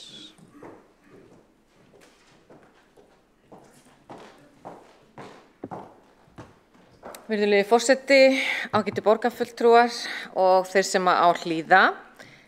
Ég tek undir orð Þórdísar Lóu borgarfulltrúa og fagna þessari tillögu og það mjög mikilvægt að í dag að þá vorum við að setja barnamenningarhátíð í morgun og borgarstjóri Dagur Eggertsson setti hana með miklum sóma þar sem var mynduð bylgja og þar sem sagt komu öll 10 ára börn sem sagt í Reykjavík í hörpuna saman og það var búið að búa til tónlistaratriði þar sem lag sem fjallar frið sem var alveg stórkostlegt og í borginni allri núna í dag og næstu 6 daga erum við að bjóða upp ókeypis viðburði fyrir börn og barnafjölskyldur. Það gríðarlega mikilvægt að mínu mati að við séum að fjalla umgjörð þess hvernig og bera okkur saman við önnur lönd, hvernig að vera barnafjölskylda á Íslandi, hvernig að vera barnafjölskylda og þá náttúrulega fjölskyldur mjög fjölskrúðar á Íslandi versus annar staðar og í Reykjavík versus annar staðar og svona með. Og það var svo skemmtilegt að ég fletti því upp áðan að við á Íslandi árið 2020 vorum metin vera besta landi til þess að eiga barn í. Sem að segir okkur ekki neitt nema við vitum krítíriuna þar á bakvið. Það tvennt sem ég myndi vilja leggja áherslu á. Við höfum kallað eftir því í vetur á skólafrístund eða hjá skólafrístund að við séum að auka samráð við foreldra. Bara þetta hlutverk. Við höfum séð það bæði varðandi ungu börnin okkar en líka varðandi úlingana sem kannski svona viðkvæmur hópur þegar við hugsum lífslaupi, að þá kannski höfum við einhver leyti gleymt okkur sem samfélag, því að árið 1998 þá fórum við í mikið átak þar sem að við fengum foreldra til liðs og þar sem að við sameinuðumst sem foreldrar sem að þá vorum orðin foreldrar það hvernig við vildum haga uppeldi. Þannig ég vildi leggja það inn í umræðuna að við séum einhvern veginn að finna og samtvinna foreldra til að í rauninni efla foreldra í sínu hlutverki, því að það er eins og annað í lífinu, það kemur ekki svífandi til mann sem að þarf svolítið að gera sér grein fyrir því hvað felst í því að vera foreldri, en síðan er það líka að ég vildi gjarnan náttúrulega bara að því það bara frábært fólk sem að vinna á skóla og frístund sem að sinna börnum alla daga í öllum aðstæðum og ekki síst í leikskólanum, þannig að ég held að væri best að það væri með, Mannréttinda- og lýðræðisskrifstofa gæti að sjálfsögðu verið að skipuleggja þetta, en til þess að ná sem mestum árangri þá væru við að setja okkar fólk. Og við þurfum svolítið sem borg að hugsa með okkur, eða sem stjórnendur þessara borgar, við erum öll ábyrg hér inni, hvað það ef að þið ættu að velja borg þar sem að þið ættu að fara með ung börn, hvað það sem að maður velur, á hvaða forsendum velur maður það, og þá þurfum við að horfa á þá þætti sem að hafa þar mest að segja. Það eru þættir eins og öryggi, það eru þættir eins og gæðimenntunar, það eru þættir eins og bara mengun og svo framvegis. Þannig að við svona opna umræðuna og hafa hana bæði þau gæði sem við sækjumst eftir, en það umhverfi sem við sækjumst eftir og ekki síst þær aðstæður sem við bjóðum fjölskyldum. Þannig að ég fagna þessari tillögur og bara þakka fyrir hana. Takk fyrir mig.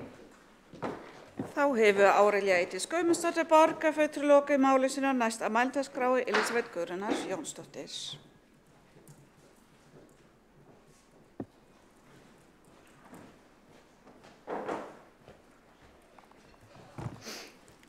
Forseti, borgarstjórn, ég vil lýsa yfir stuðningi mínum við þessa tillögu. Ég tel að vera mjög mikilvægt að borgarfulltrúar séu í reglulegum samskiptum við íbúa borgarinnar.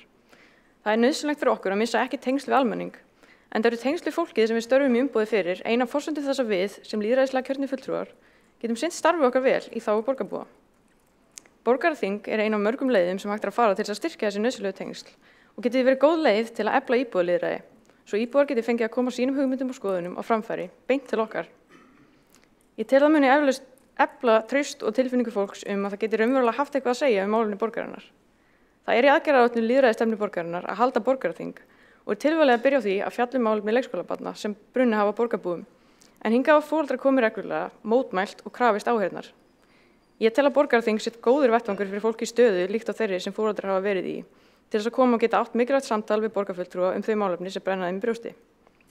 Ég fagna þessari tillögu, bæði sem íbúi og sem kjörinn fulltrúi, en fyrst og fremst fagna ég þessari tillögu sem pírati, því ég tel þetta vera skref í átt að enn lýðræðislegri Reykjavík. Takk.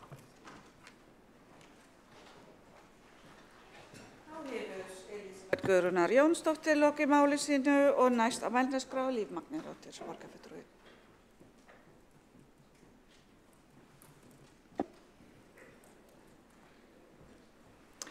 Forseti og borgarstjórn, ég kem hérna upp til þess að skýra afstöðu okkar Vinstri grænna til tillögunnar, en við samþykkjum hana af heilum hug.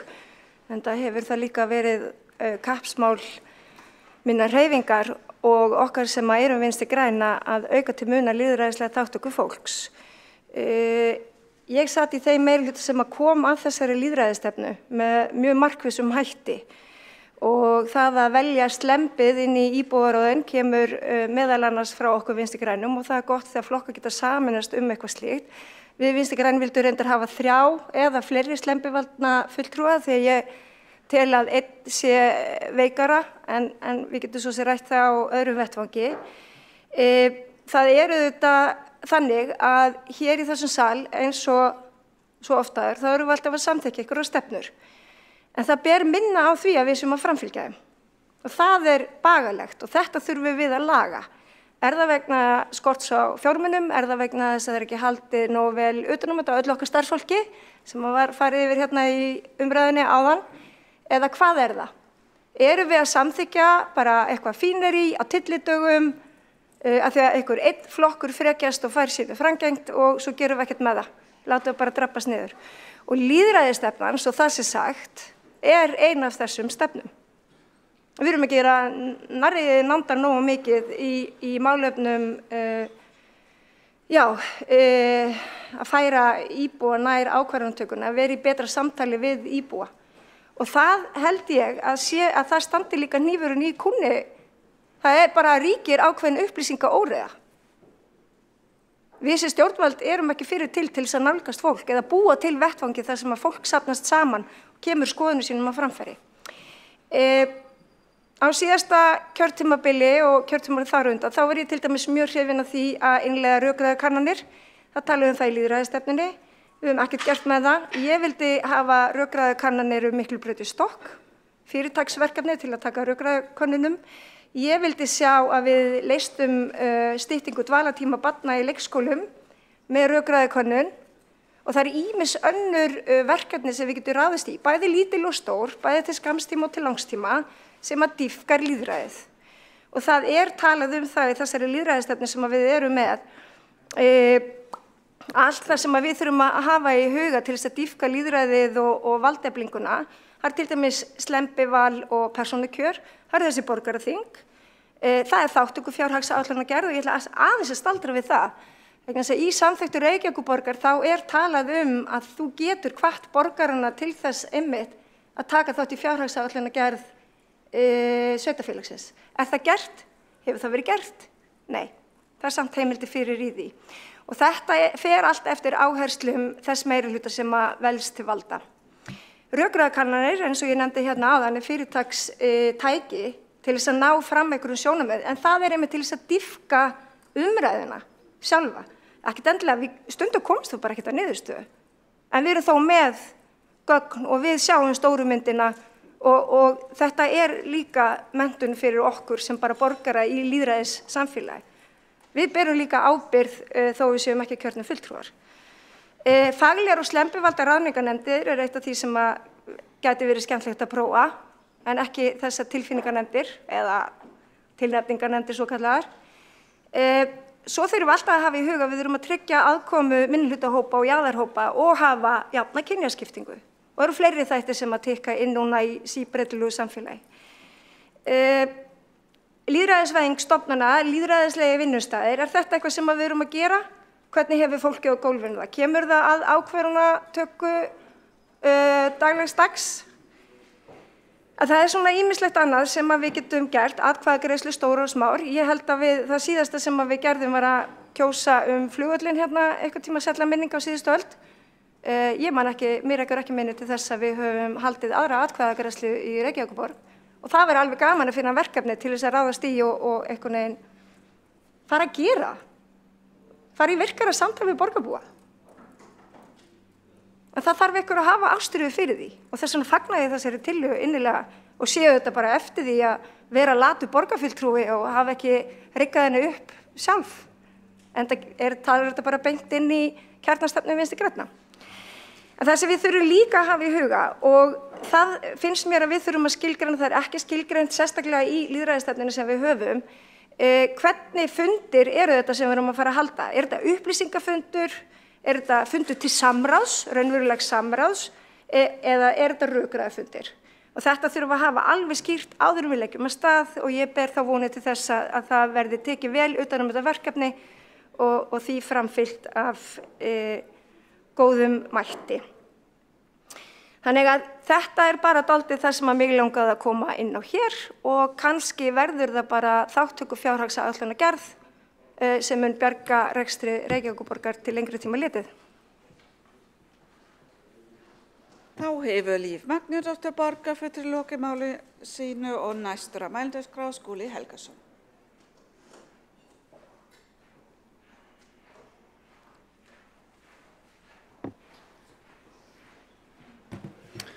Forseti ágæta borgarstjórn, ég vil þakka borgarfulltrúum Sósíalistaflokksins kærlega fyrir þessa prýðilegu tillögu sem að felur í sér að áður kynnt tillaga sem var samþykkt í borgarstjórnum borgaraþing mikilvæg málefni verði sett í framkvæmd og fyrsta þingið muni fjalla þetta mikilvæga skólastig leikskólan og umönnun ungra barna almennt.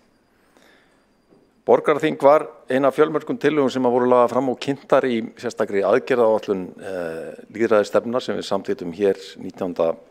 október 2021. Þar voru ýmsar fleiri áhugaverðar hugmyndir kynntar sem að allar bíða nánari útfærslu, svo sem íbúadómnefnd sem átti að vera svona viðbótar tæki í verkfærakistunni til þess að takast á við flókin deiluefni í samfélaginu og sömulegis borgarkannanir sem að vel mætti nýta hugsanlega í einhvers konar samhengi við borgaraþingið það að fá fram skýr viðhorf borgarbúa til mikilvægra álitaefna eða valkostar sem við stöndum frammi fyrir í mismunandi málaflokkum. Það er auðvitað eins og við öll vitum mjög mikil gróska og degla í þessum málaflokki, leikskólamálunum. Við höfum í borginni einsett okkur að fjölga verulega rýmum fyrir börn í leikskólunum og bjóða yngri börnum inn eins og allir þekkja. Erum með í gildi plássum ríflega 2000 eða næstum því 40% frá því sem var fyrir 2018 þegar fyrsta brúumbili aðgerðaáætlun var kynnt og við erum komin býsna vel á veg þar sem yfir 900 ný pláss hafa verið tekin í notkun frá árinu 2018. Við höfum reyndar unnið á báðar hendur undanfarin ár.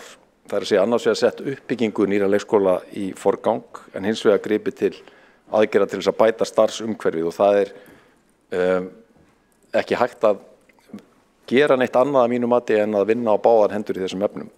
Þetta eru stór verkefni hvort sig og þau kosta stóra fjárhæðir, það hleypur á tugum milljarða og þetta er jafnvægislist að mæta þörfum bæði foreldra og hins vegar starfsfólks og barna í leikskólum borgarinnar og við leggjum áfram ríka áherslu á að gera hvort tveggja. Vissulega hefur það unnið okkur í mót núna undanfari misseri að þessi mikla uppbygging í leikskólanum hefur ekki skilað sér að fullu vegna óvinnu mikilla framkvæmda á sama tíma til þess að mæta ýmsum rakaskemmdum, miklu og fleiru í gömlu leikskólanum okkar og það er svekkjandi og bagalegt en þannig að veruleikinn og við tökumst á við hann og mætum því. Þetta er auðvitað tímabundið ástand trúum við þar sem að birta mun til eftir því sem að endurbóta framkvæmdir klárast. Nú dagforeldrakerfi hlýtur að koma til umræðu á slíku borgaraþingi. Það er mikilvægur valkostur í augum margra foreldra. Sumum hrísugur við því að láta barnið sitt í hendur á leikskólinn sem eru jafnvel með 100 barna á sama stað undir einu þaki og valkosturinn að vera með barnið hjá einum eða tveimur dagforeldrum er betur þokkaður eða lítur betur út í hugum ýmissa foreldra og það er bara valkostur sem við tökum alvarlega og viljum standa vörðum. Þess vegna er einmitt verið að vinna núna því að útfæra og bæta í aðgerðir sem voru samþykktar síðast 2019 styrkingu á því kerfi og ég vona því að það skili niðurstöðu sem við getum farið yfir hér á allra næstu vikum. En stóra myndin er þessi málaflokkurinn leikskólastarf á Íslandi er geiri í mikilli uppbyggingu víða land, þar meðal hér í borginni, en á móti vinna sannarlega ákveðnir kraftar sem að hamla og ég nefni það sérstaklega til viðbótar þessum húsnæðismálum, mannekla sem að rekja má að stærstum hluta til skorts á fagfólki sem að hefur verið viðvarandi verkefni í þessum málaflokki alveg frá 2008. Þetta eru allt mikilvæg mál til þess að ávarpa og ræða til lausnar á borgaraþinginu og ég vil líka draga fram að það er gott að sjá að það er meiri kraftur í umræðunum hvað sé börnum fyrir bestu og það skiptir þetta mjög miklu máli líka að ræða það er það ofrausn að 12 mánaða börn séu allan daginn í leikskólum, fjarri foreldrum og forráðamönnum, þarf að lengja fæðingarorlofið enn frekar upp í 18 mánuði eða efla önnur úrræði eins og dagforeldrakerfi og fleiri kosti. Ég er of mikil áhersla á það að 12 mánaða börn og þau sem eru á næstu mánuðum þar á eftir séu allan daginn í leikskólunum, væri heppilegra að þau gætu komið inn svona með mildari hætti, með færri tíma á dag til að byrja með. Það skapar sannarlega vandamál á móti sem þyrfti að mæta fyrir foreldra sem eru á vinnumarkaði og þurfa úrræði fyrir sín börn allan daginn. En það er örugglega hægt að finna á því lausnir í góðri samvinnu ríkis, sveitarfélaga og atvinnulífs. Mikilvægt að ræða. Stefna meirihlutans er skýr við styðjum fjölbreyttar lausnir því þarfir fjölskyldna og óskir eru sannarlega mismunandi. En í hnotskurn borgaraþingum leikskólastarf og þarfir ungbarnafjölskyldna er prýðileg hugmynd. Þannig að ég styð það að við samþykjum hana og hefjum undirbúninga þinginu sem verði haldið á komandi mánuðum með þéttri aðkomu haghafa, fagfólks, foreldra, kennara, stjórnenda, starfsfólks auk okkar í pólitíkinni.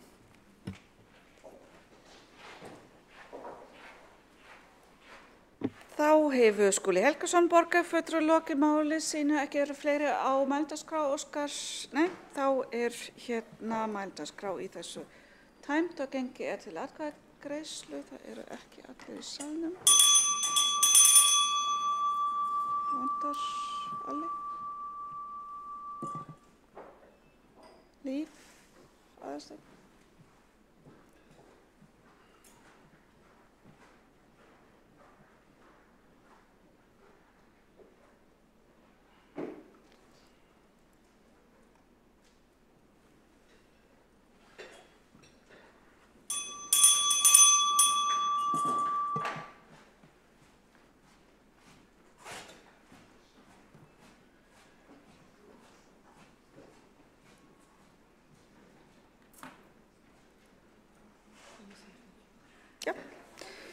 Þá gengið til atkvæðagreiðslu tillögu borgarfulltrúa Sósíalistaflokks Íslands borgarþing leikskóla umönnun ungra barna. Þeir sem samþykkja tillöguna gefa merki. Þeir sem á móti kunna vera, þá tillagan samþykkt. Þá gengið til næsta máls á dagskrá sem tillaga borgarfulltrúaflokks fólksins að stafrænt ráð verði lagt niður og fyrstur á dagskrá Einar Sveinbjörn Guðmundsson, borgarfulltrúi.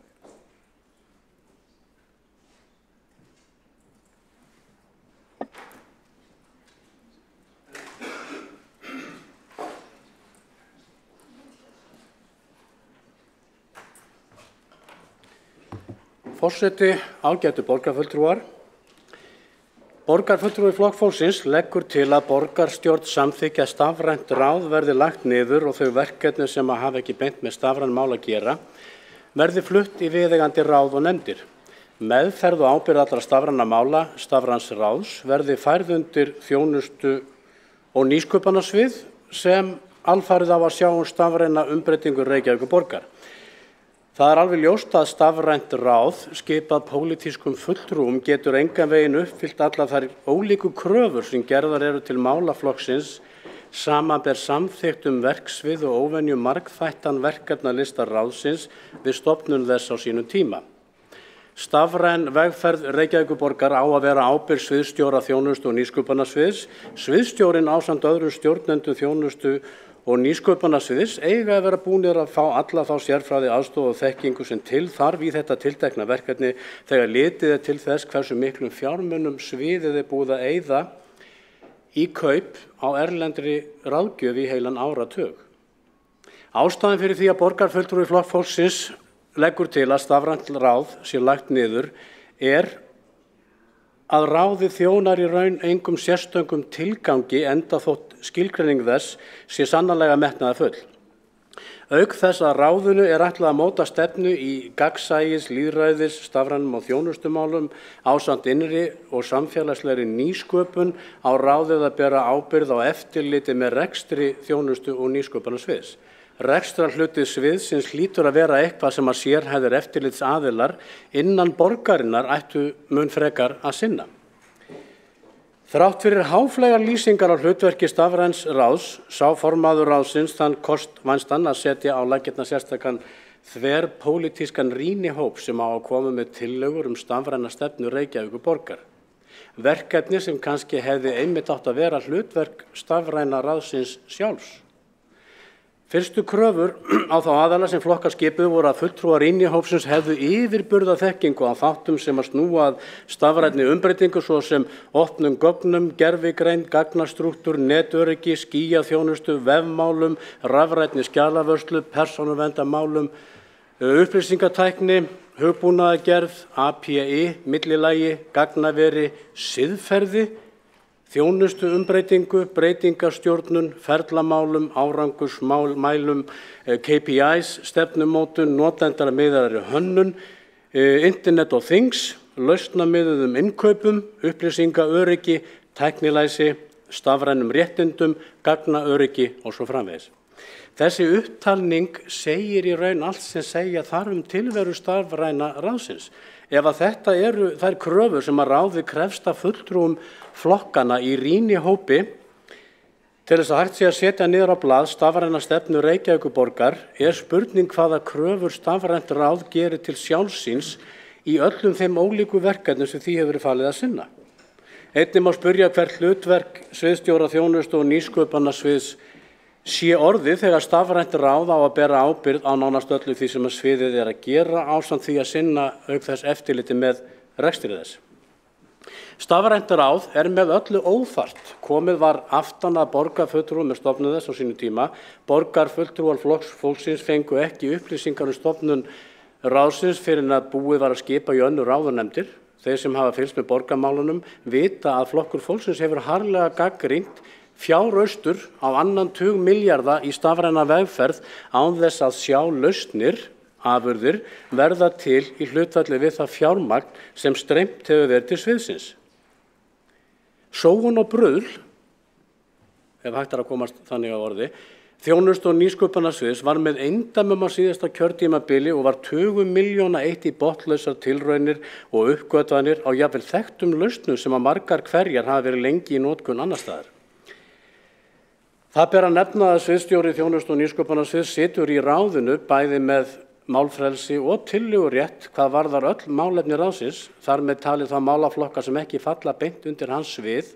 Mannréttindastjóri og fulltrúi atvinnuþróunardeildar sitja fundi ráðsins einnig með málfrelsi og tillögurétt en eingöngu undir þeim liðu sem varðar verksvið þeirra. Þarna virðist að verið sé að víkka út valdheimildir eins embættismanns umfram aðra. Einnig það einkennilegt að sviðsstjóri þess sviðs sem að ráðið á að hafa eftirlit sitji sjálfur í því.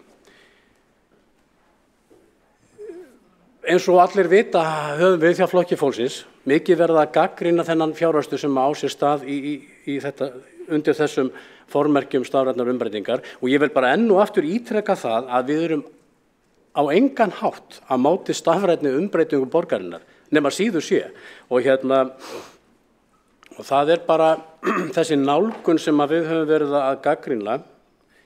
Það eins og hafi farið alveg á flug svona tískuorð eins og nýsköpun og kultúrhakk sem dæmi. Eins og ég talaði kom fram í umræðinu fjárhag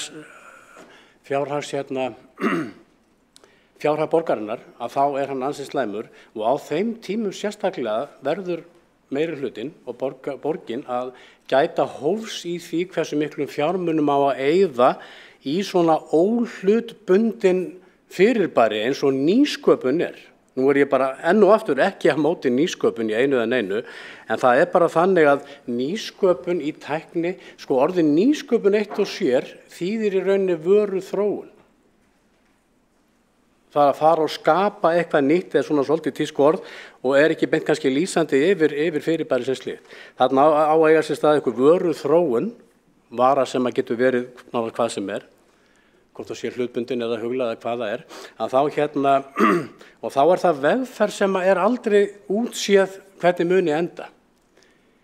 Og sérstaklega eins og ég sagði áðan að þá á þeim tíma þegar fjárhagsstaða borgarsjóðs það slæm eins og raun ber vitni núna, að þá væri miklu viturlegra fyrir borgina að fela þessa vöru þróun sína á stafrænum lausnum og þjónustu breytingum að koma þeim mun meira í hendurnar á einkaaðilum inn á samkeppnismarkaðir. Þetta bara beinn samkeppnismarkað sem þarna í gangi, samkeppnisvara sem þarna verða að vinna með.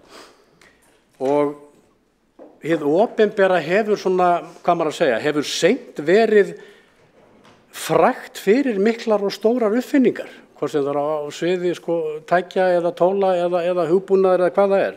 Það hefur verið einkamarkaðan sem hefur verið að leiða þennan nýsköpunarvagn og svo það hið opinbera sem ætti miklu frekar að leyfa einkamarkaðanum að fara og gera mistökin, þróa vöruna og síðan að velja úr það sem að best kemur út að yfir stöðnum þróunum. Þetta það sem við höfum verið að benda á í, það vera nokkur ár Og enn til þess að rýma við þær tölur sem komu hér upp á skjáina áðan varðandi útþenslu, miðlægra stjórnsýslu og þann launakostnað sem að borgin sem að greiðir hlutfallslega af sínum tekjum sem orðinn ansi mikill og lítið eftir þá að bara hreinum lausafé í aðrar ráðstafanir, að þá er þetta stór partur af þeirri fjölgun opinberra starfa hjá borginni eru einmitt í kringum þjónustu og nýsköpunarsvið í þeim verkefnum sem að það er að inna hendi hverju sinni og ég er búin að koma inn á hér áðan. Málið er bara einfallega það að við viljum að þetta verði að borgin horfi kannski jafnvel meira til Íslands, stafræna Íslands, að Ísland.is sem að ríkið leiðir og þar er miklu meira þessi nálgun að það er ákveðin svona verkefnateymi sem að vinna að innleiðingu á ákveðna lausna en þeir nýta einkamarkaðir, einkaaðila til þess að vinna með þetta. Það þýðir miklu minni yfirbygging, miklu færri störf sem að fara í þessa þróunarvinnu, þessa vöru þróun hreinlega sem að nú á sér stað innan borgarinnar. Það er þess vegna einlæg von okkar að þessari tillögu verði vel tekið og sérstaklega vil ég minna á það á sama tíma og hv. borgarfulltrúi Einar Þorsteinsson minntist á það áðan í umræðu slæman eða aðgerðir til þess að laga skuldaaukningu borgarinnar, slæman fjárhag borgarinnar, að hann talaði það að hann saknaði þess að það kæmi ekki fyrir tillögur frá minnihlutanum til að taka þátt í þessari hagræðingavinnu sem á sér stað, eins og hann lýsti ágætlega áðan, á vegum meirihlutans og borgarstjóri kom ítarlega inn á áðan, að þá kom það bara hér skýrt fram frá fulltrúa í meirihluta að hann saknaði þess eindregið að minnihlutin tæki nú þátt í þessum tillögum, að auka þessar sparnaði sem þarf hjá borginni.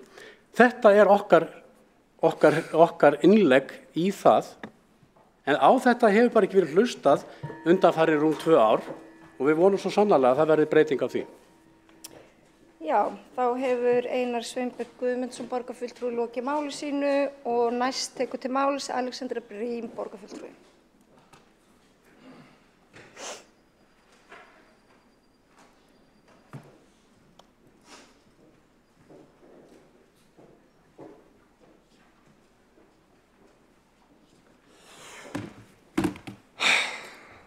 Forseti, borgarstjórn og aðrir áheyrendur.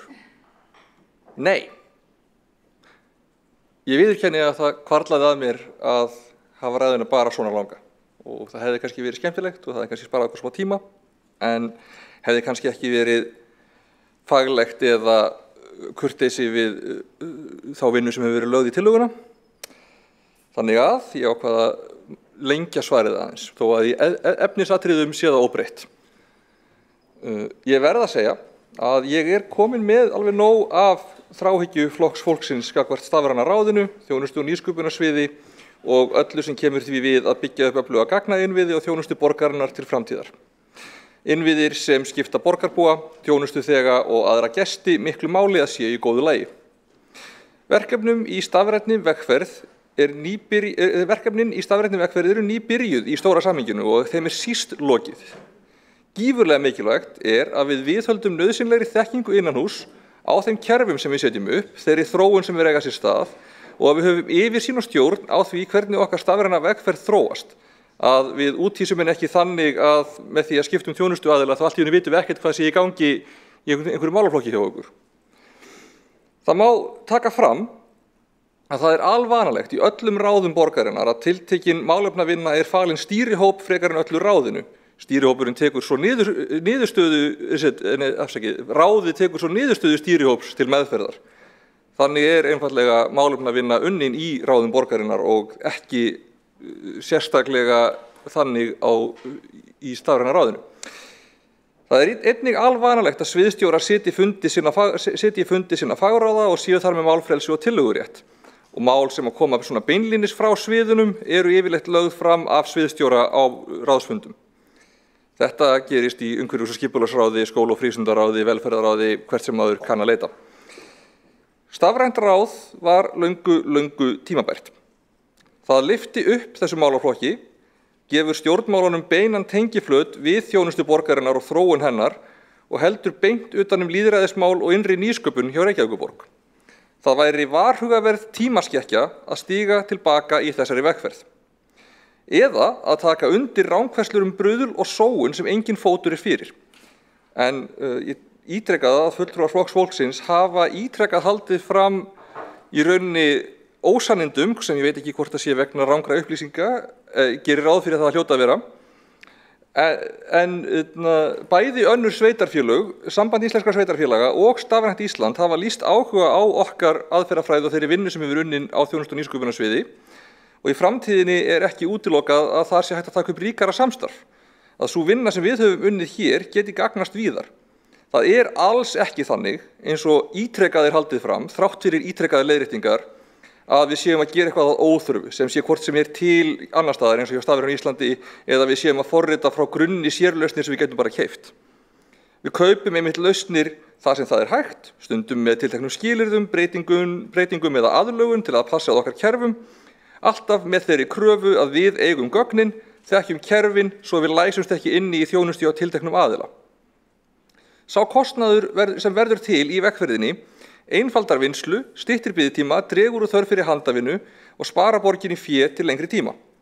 Og það bara einfaldlega mjög mikilvægt að sinna þessu bara ekki seinna en strax. Við vorum búin að dragast mjög mikið aftur úr í stafrænum innviðum og erum bara rétt að skríða upp í það að vera í lagi með stafræna innviði með það að gögn séu tölvulæsileg, það sé hægt að kross-sækja þau milli vinsluaðila og bara, já, við vorum bara mjög langt á eftir og við erum bara svona rétt að komast á þann stað að þessi grundvallaratriði sé í lagi en það ennþá langt eftir og einmitt þegar þetta komið þá getum við farið að einbeita okkur meira að framlínu og þjónustugáttum. Við höfum sett náttúrulega nokkrar í gang sem voru allra nauðsynlegastar eða sem voru kannski þægileg tilraunaverkefni en grundvallaratriði sem hefur þurft að vinna núna eru þessir innviðir.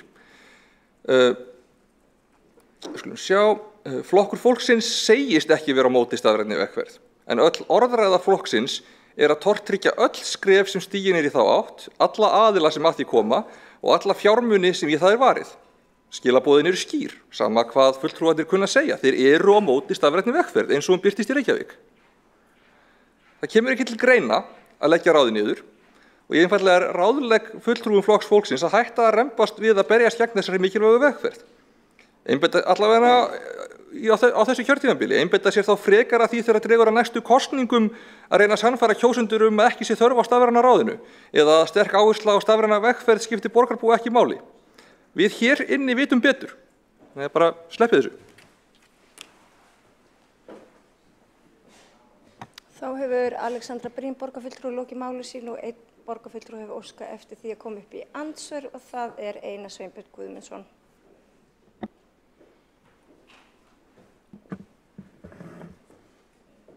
Já, þakka ágætum borgarfulltrúa Alexander Brím fyrir sitt innlegg, en það náttúrulega í þessu þetta náttúrulega, sko við erum ekki með neina þráhyggju þegar við erum að benda á þá nálgun sem borgin búin að vera standa fyrir með sinni stafrænni umbreytingum.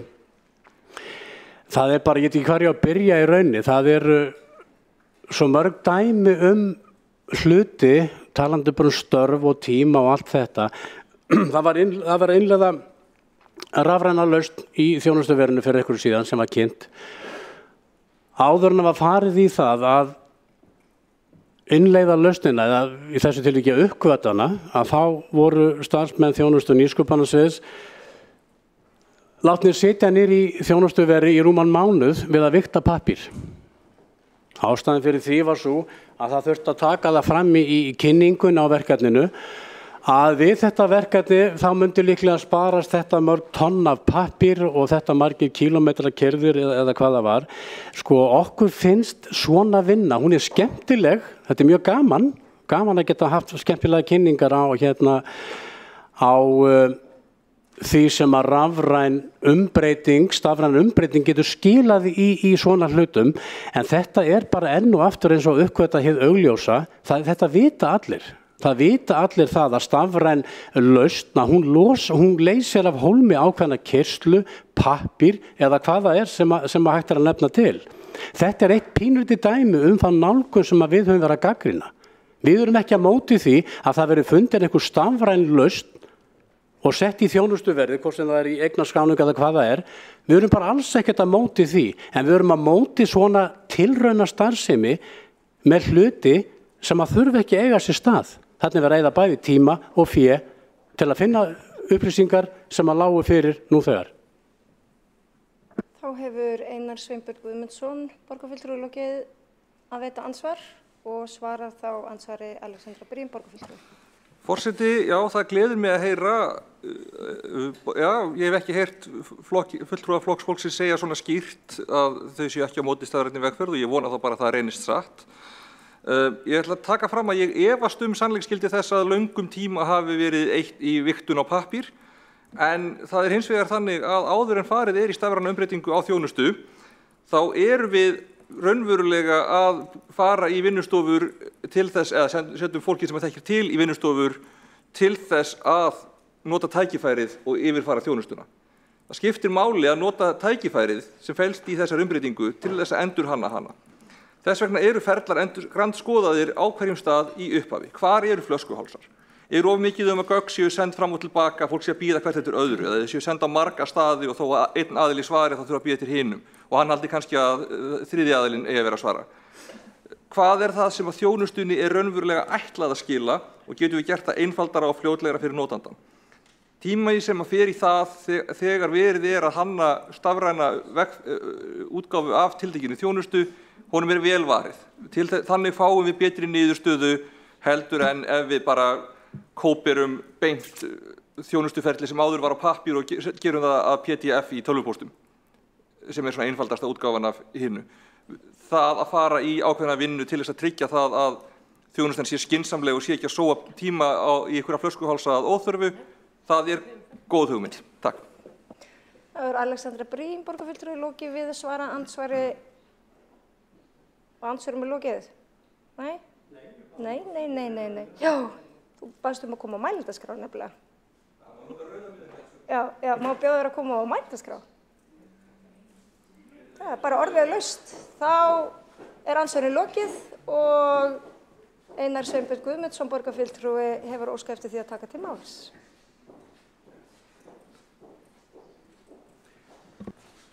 Forseti, ágætu borgarfulltrúar, já, ég ætla að reynda að hafa þetta ansvar, það getur verið hafið í hitaleiksins ruglast á rauðu og grænu, ég er samt ekki litblindur, eins og ég viti, en allavega þetta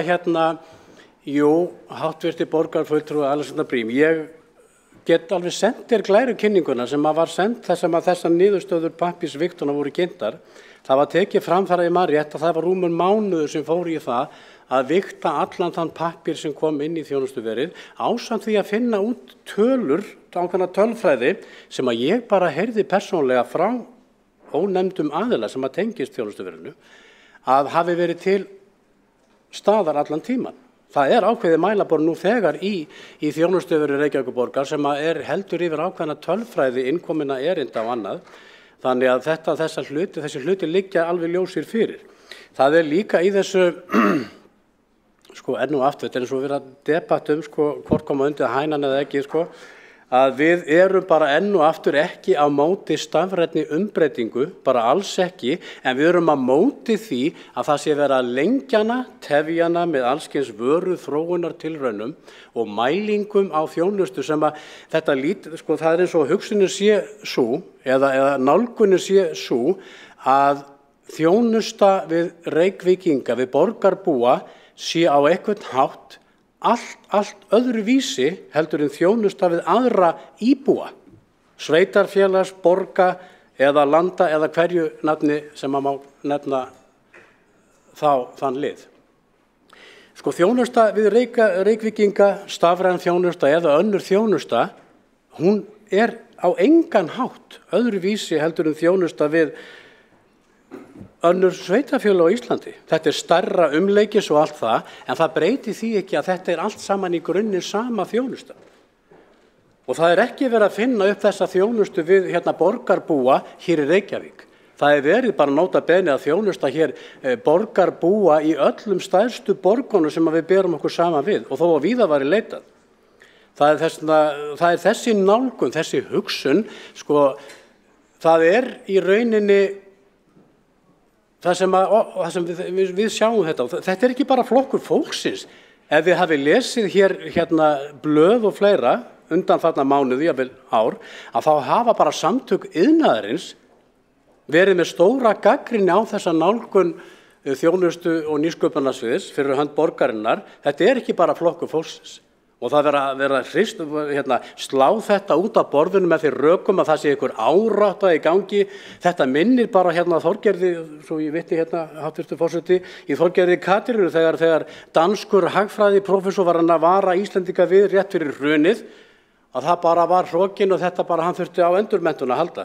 Það var eitt að marka sem að vera að segja. Nú ég ekki að líkja mér eða okkur við einhver danskan hagfræðiprófessor eða stafrænan prófessor einu en einu, tölvunarfræði, heldur einfallega það að þetta ekki bara flokkur fólksins, þetta nánast allur einkamarkaðurinn, þeir sem eru að vinna á samkeppnismarkaði og hafa með þessi mál að gera, eru bara alls ekkert sammála þeirri nálgun sem hér á sér stað. Það má eiginlega segja það og bara rýma þetta saman við fjárhag borgarinnar að þegar eitt svið Reykjavíkurborgar farið að vera rekið eins og .com fyrirtæki, það sem að lukkurittari bara hér að leika sér með, nú ég ekki að tala neina persónur, ég að tek sem líkingu að lukkurittari sem ganga hér með almannafé og fara með það eins og hlutafé eða áhættufjármagn til þess að skapa eitthvað svo eitthvað gerist kannski og það verður eitthvað til, eitthvað nýtt sem aldrei hefur orðið til áður. Nýsköpun.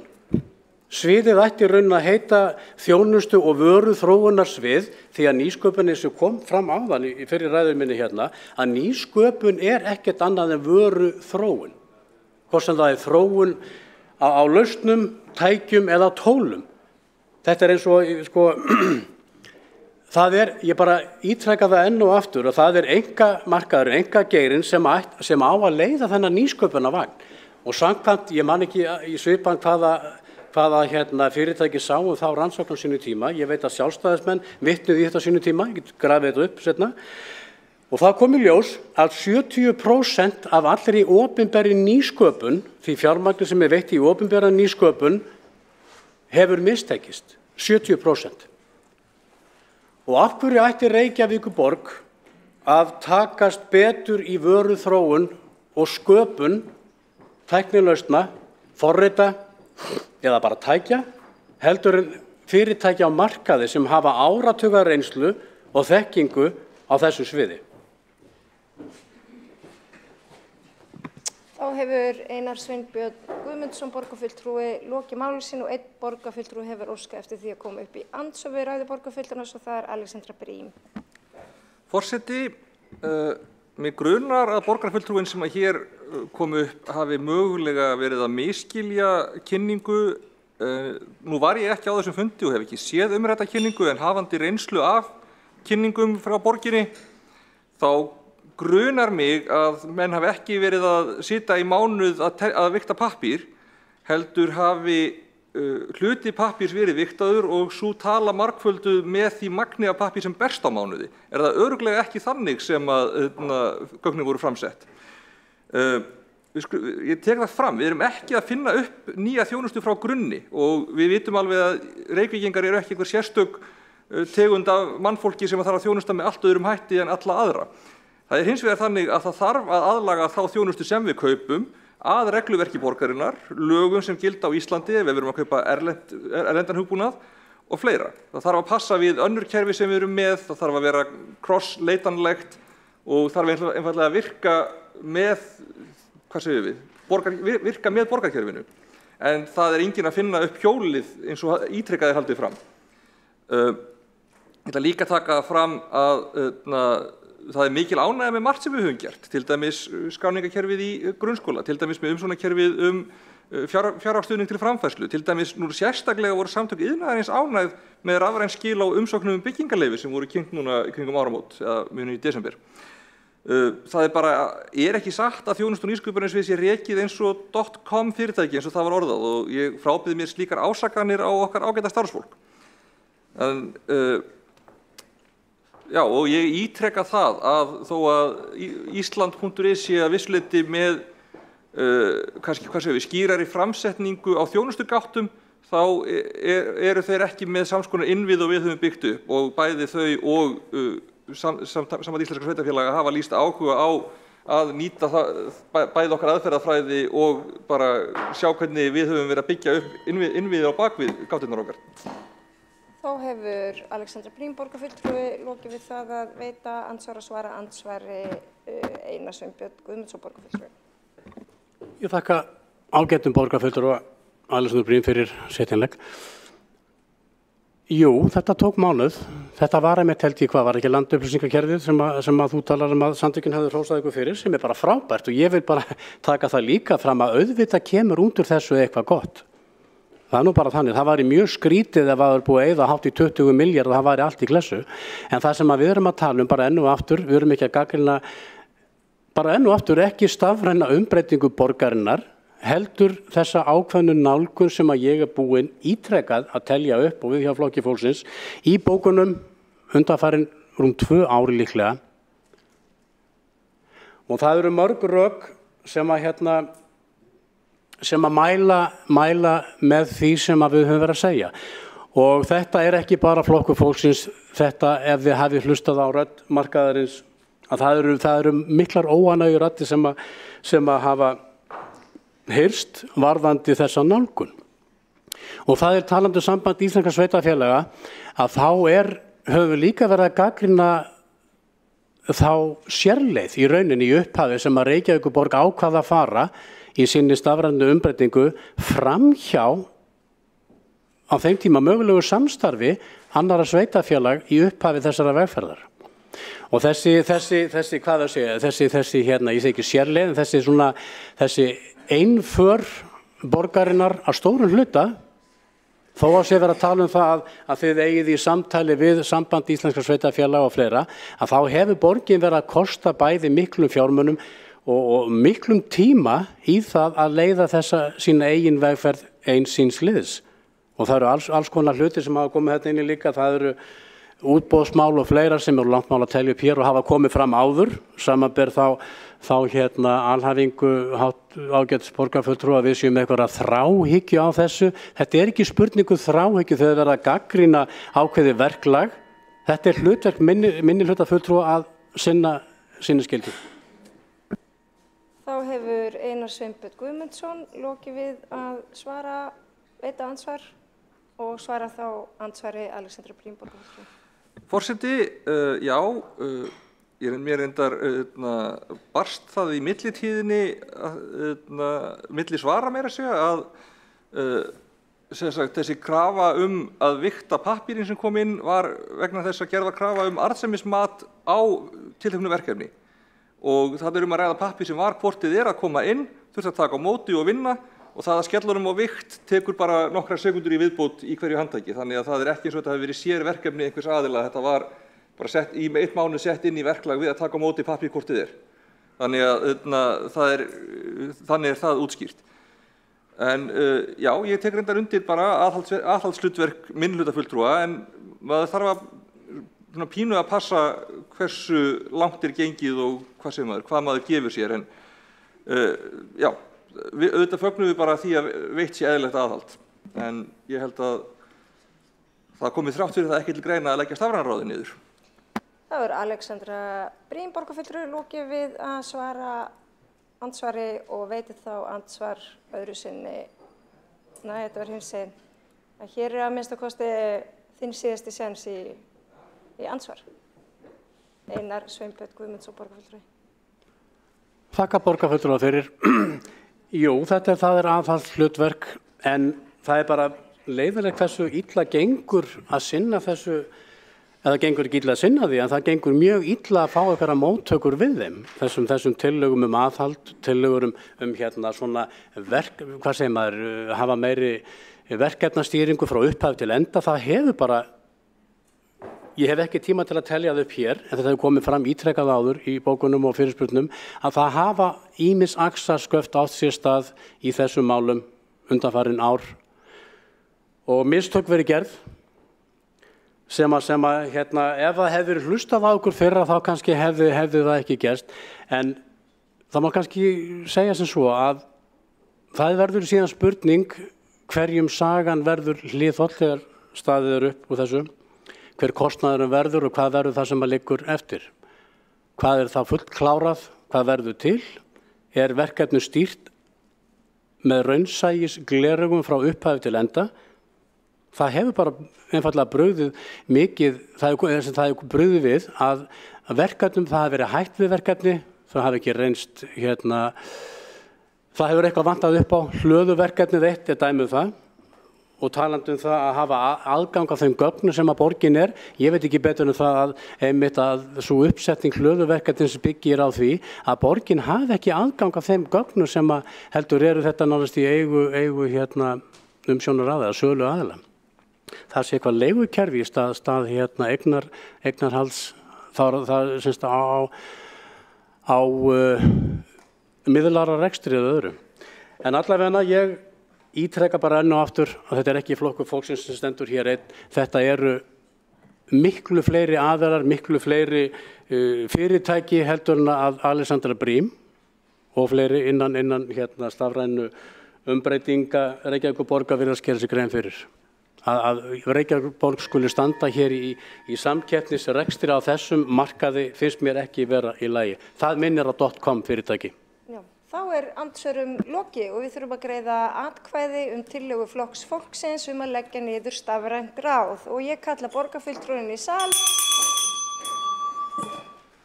til þess að greiða atkvæði þessa tillögu.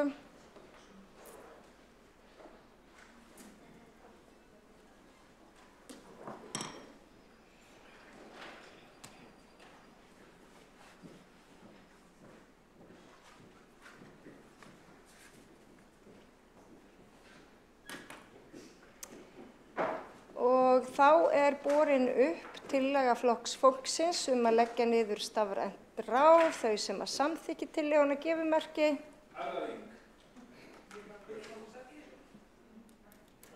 Já, Heiða. Og þau sem á móti kunna vera. Tillagan felld. Og þá ætlum við að gera mjög stutt hlé. 2 mínútur. Nei, við ætlum ekki að gera það. Nei, ég var að grínast. Djók. Þá ætlum við að fara í dagskrárlið númer 4 og mér telst svo til að það sé tillaga Sjálfstæðisflokksins úttekt og rekjanleika greiningu á úrgangslosun frá rekstri Reykjavíkurborgar. Og til máls tekur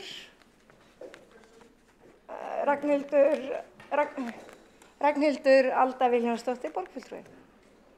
Gjörðu svo vel, bara sviðið þitt, Alda mín. Ná okkur vinabænum.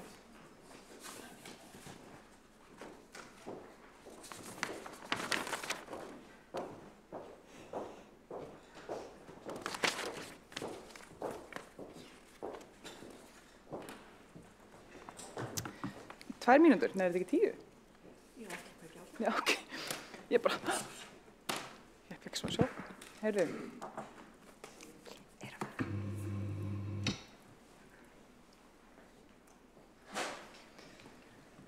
Já, ágæti forseti og kæra borgarstjórn.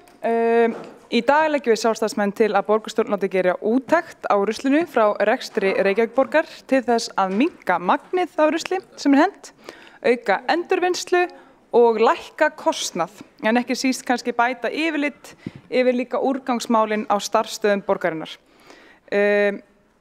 Það vegna þess að ruslið náttúrulega einn stærsti beini losunarþáttur borgarinnar. og allar álögur og gjöld á ruslið frá rekstrinum fara náttúrulega bara hækkandi og því til mikils að vinna.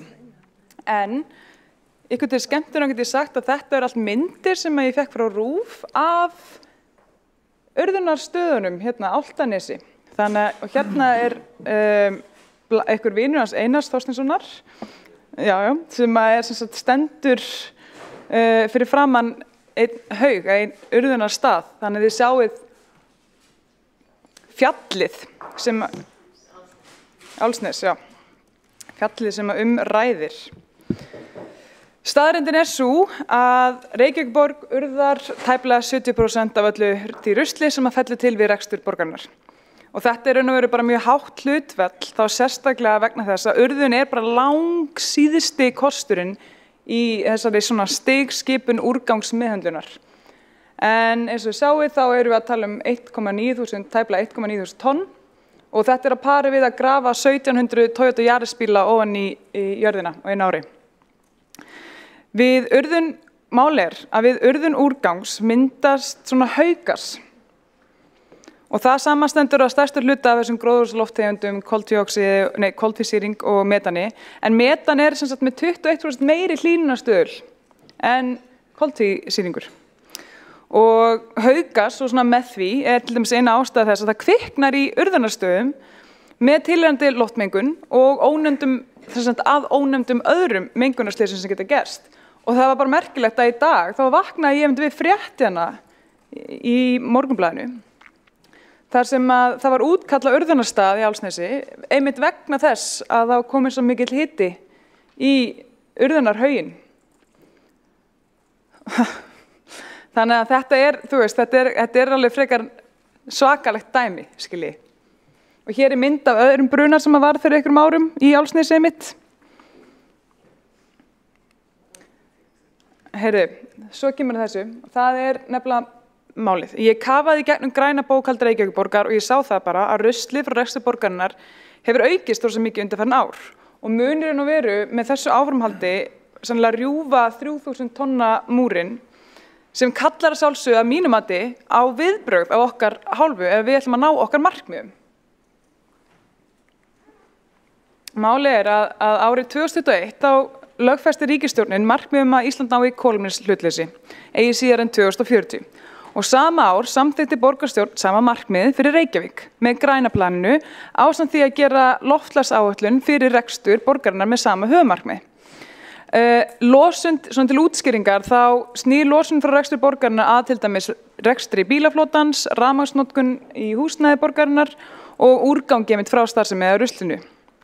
Og í loftslagsáætluninni gert fyrir að úrgangslosunar eða losunarrusli og rafmagnsnotkun yrði óbreytt en árið 2025 yrði engin losun gróðurhúsalofttegunda vegna urðunar úrgangs og rekstri borgarinnar. Né vegna bruna jarðefna eldsneyti í bílaflotanum. En forsenda þess fyrrnefnda var að Gaia yrði bara komin í fulla notkun og þar með yrði bara urðun lífræns og brennanlegs úrgangs hætt en hins vegar þá hefur það ekki raungerst vegna ýmsa vandkvæða hjá Gaiu og því bara alls óvíst að hvort það sé raun og veru einhverja forsendur fyrir því að losun gróðurhúsalofttegunda vegna urðunarinnar, sem sagt urðun úrgangs og rekstur borgarinnar muni raun og veru minnka. En ef þetta heldur áfram óbreytt, þá mun bara aukast með við gangmála síðustu ár. En eins og bara sést á þessari mynd, að þá erum við að tala að losunin hefur aukist 92% frá árinu 2015 til 2021, en við megum vænta þess að hún verður orðin þreföld við það sem var árið 2015 að öllu óbreyttu, ef við gerum ekkert núna. Og málið það sorglega við þetta að þegar litið til annarra losunarþátta í rekstri borgarinnar má sjá og hlutur úrgangsins, hlutur russins alltaf að fara stækkandi. Og það að grafa undan því sem við höfum raun og veru náð að áorka með aukinni rafvæðingu bílaflotans. Og fyrir vikið þá hefur heildarlosun gróðurhúsalofttegunda frá rekstrinum bara staðið í stað. En ef að borgin heldur orkuskiptunum áfram, og það það sem þessi spá sýnir, ef að borgin heldur orkuskiptunum áfram, þá mun hún ná þessu markmiði að það verði nánast engin losun vegna bruna jarðefnaeldsneyti eftir nokkur ár, en sá árangur mun bara engu verða nema sem sagt, með því að grípa inn í úrgangsmálun okkar, nema við grípum inn í þessa þróun í ruslinu. Og það það sem ég að leggja til hér í dag og við, Sjálfstæðisflokkurinn. Sem sagt, hvað svo úttekt fyrir áhugasama sem ég veit eru fjölmargir hér inni? Jú, þá erum við að sem sagt, gera svona alhliða kostnaðargreiningu á úrgangslosun frá rekstri borgarinnar. Þá skoðað hvernig nýting íláta og skiptingu kostnaðar á milli þjónustu þátta háttað. Það til dæmis átt við sem sagt, leigu eða kaup á ílátum, tæmingu eða losun á ílátum, móttökugjöld vegna úrgangs eða efna, sem og aðrir sem sagt, slíkir kostnaðarliðir. Ásamt því að skoða bara hvernig þessi mál hafa þróast yfir ákveðið tímabil og svo að lokum farið yfir magntölur og flokkunarhlutfall og það sem sagt, reiknaður heildarkostnaður hvers úrgangsflokks með tillit til allra kostnaðarþátta. Þetta sem sagt til þess fallið að hjálpa okkur að finna hvar auðvelt að spara, hvar hægt að spara, hvar getum við minnkað, hvar getum við aukið endurvinnslu og hvar getum við í raun og veru bara snúið þessar þróun við. Rekjanleikagreiningin svo áhugaverð, vegna þess að þá ertu að rekja hvern einasta úrgangsstraum, bara alveg frá því þessu hendi í rusli og fundið út bara hvað aðlar eru í virðiskeðjunni og hvert þetta að fara og hvort þetta sé ekki allt með nauðsynleg starfsleyfi og vottorð umhverfisstjórnunar og gæðakerfi og þá vitum við líka hver loka farvegur hvers og eins flokks Þannig að þetta raun og veru mjög gott stjórnunartól fyrir Reykjavíkurborg. En þannig nefnilega hægt að eyða allri óvissu og safna bara mun gæðaríkari upplýsingum en áður sem gefur fyrir vikið mun skilvirkari og gefur af sér bara mun skilvirkari og árangursríkari tillögur að umbótum. Þannig að þá getum við vonandi náð þessu markmið okkar kolefnislausa Reykjavíkurborg árið 2040. Við erum byrjuð á orkuskiptunum. Rusli stærsta stóra hindunin sem komin og rafmagnið það sem að minnka líka. Þannig að þetta vel hægt en við verðum að bregðast við núna. Takk fyrir. Borgarfulltrúinn hefur lokið máli sínu og tekur þá til máls borgarstjóri Dagur B. Eggertsson. Gjörðu svo vel. Forseti, ágæta borgarstjórn, ég vil byrja á því að þakka bara fyrir þessa tillögu til þess að bara fylgja því eftir sem að framsögumaður hefur sagt að þá erum við býsna stór rekstraraðili þegar allt talið og það fellur til töluvert af úrgangi hjá borginni. Við vinnum með það á vettvangi grænu skrefana að taka frekari skref í flokkun og slíkt. Og þetta, þó að í raun samkvæmt skilgreiningum myndu margir segja að ýmislegt í þessu falli undir heimilissorp, að þá þetta í raun farið með eins og fyrirtækjasorp, þannig að það eru einkafyrirtæki sem að taka við þessu og koma því í réttan farveg. Þannig að ég held að þetta sé bara áhugavert bæði að skoða hvernig starfsstaðirnir hafa verið að taka grænuskrefin og hver staðan á því. Við eigum nokkuð gott yfirlit yfir það, en líka hvað sem að einkaaðilarnir gera sem að taka við ruslinu og hvað verður það. Fer það eftir því hvort það flokkað á starfsstaðnum eða hvað gerist. Þannig að við ætlum að samþykkja tillöguna og vísinni til loftslagshóp þar sem að sitja oddvitar allra flokka í borgarstjórn. Þetta auðvitað bara lítið brot af rekstrarúrgangi á höfuðborgarsvæðinu en það samanstendur af í raun 80–90% af öllum úrgangi sem að fellur til. Og ég held að þetta geti orðið bara fínt svona tilraun eða pilotverkefni til þess að auka gagnsæi og rekjanleika í fyrirtækjasorpinu. Því að það sem gerðist núna áramótin var að auk þess sem við berum ábyrgð á heimilissorpinu, að þá berum við núna líka ábyrgð á því að ná markmiðum í úrgangsmálum þegar kemur að fyrirtækjasorpi.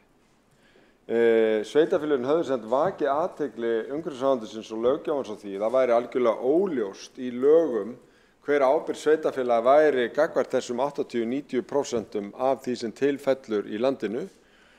Og án þess að við fengjum kannski mjög mörg tæki til þess að glíma við það, að þá var óvissun eitt þannig að þetta væri líka á okkar ábyrgð. Þannig að sveitarfélagana býður það verkefni að setja nýjar samþykktir meðhöndlun úrgangs hjá fyrirtækjum, jafnvel þó að staðan sé svo að það séu einkafyrirtæki sem sinna þessa stærstu leyti. Við höfum líka ákveðnar heimildir í lögum að setja gjaldskrár, erum að ræða það á vettvangi sveitarfélagana á höfuðborgarsvæðinu að það verið samræmt yfir höfuðborgarsvæðið og stefnuráð sveitarfélagana búin að setja niður sérfræðingahóp til þess að vinna grunninn að þessu. Sorpa líka í heilmikilli stefnumörkun hvernig á að ná utan þetta og ná þessum mjög svo metnaðarfullu markmiðum varðandi úrgangsmál sem að ég hef hvergi fundið eins brött í borgum í heiminum, satt bara að segja, og fylgist nokkuð vel með í umræðum loftslags- og umhverfismál í borgum. Þannig að mér finnst þetta bara áhugavert að byrja heima og víkka síðan sjálfstæðarhyggju. Við erum að vinna sem bara mjög margt á þessu sviði akkurat þessar vikurnar og mánuðina. Þannig að ég legg til að tillagan verði samþykkt og vísa til stýrihóps loftslagsmál til frekari mótunar og bara eftirfylgni og borgarstjórn fái bara að fylgjast með framgangi mála. Borgarstjóri Dagur Bjarnason hefur lokið máli sínu og óskaheftur hefur ákomandi og næstur á mælskrá Björn Gíslason. Nei, afsakið, fyrirgefðu Björn. Einn hefur óskað eftir að veita andsvar og það Líf Magnúsdóttir Gjörsvel. Ágæti forseti og borgarstjórn, þetta svo sem mjög gott verkefni þannig lagað, en ég velti því fyrir mér hvort það væri ekki nær að sinna þeim verkefnum sem eru nú þegar samþykkt á forræði borgarinnar og eru í fullum gangi og ná utanum þessi mál, frekar en þá að vera samþykkt eitthvað ný verkefni sem gera ekkert endilega betra gagn. Þannig að við séum ekki alltaf að smyrja okkur þund, þetta séum við þá frekar að taka utanum þau verkefni sem við höfum sett af stað og ég ætla bara að nefna hér, ég meina það loftslagsáætlunin heldur utanum þetta, meðal annars, grænt bókhald gerir það líka og grænuskrefin. Og nú ætlum við að bæta enn einu verkefninu við, þegar öll þessi verkefni ná utanum það sem að hér verið að fjalla um. Borgarfulltrúinn hefur lokið við að veita andsvar og svara þá andsvari borgarstjóri Gjörsvel. Forseti ágæta borgarstjórn, nei, mitt svar nei. Ég held að þetta falli beinlínis að því að við samþykktum í loftslagsaðgerðaáætluninni að allir starfsstaðir skyldu taka græn skref. Þeir eru í því á fullu og þeim fjölgar alltaf og eru að gera betur. Mér finnst, ég allavega þeirra skoðunar, það bara áhugavert fyrir okkur að vita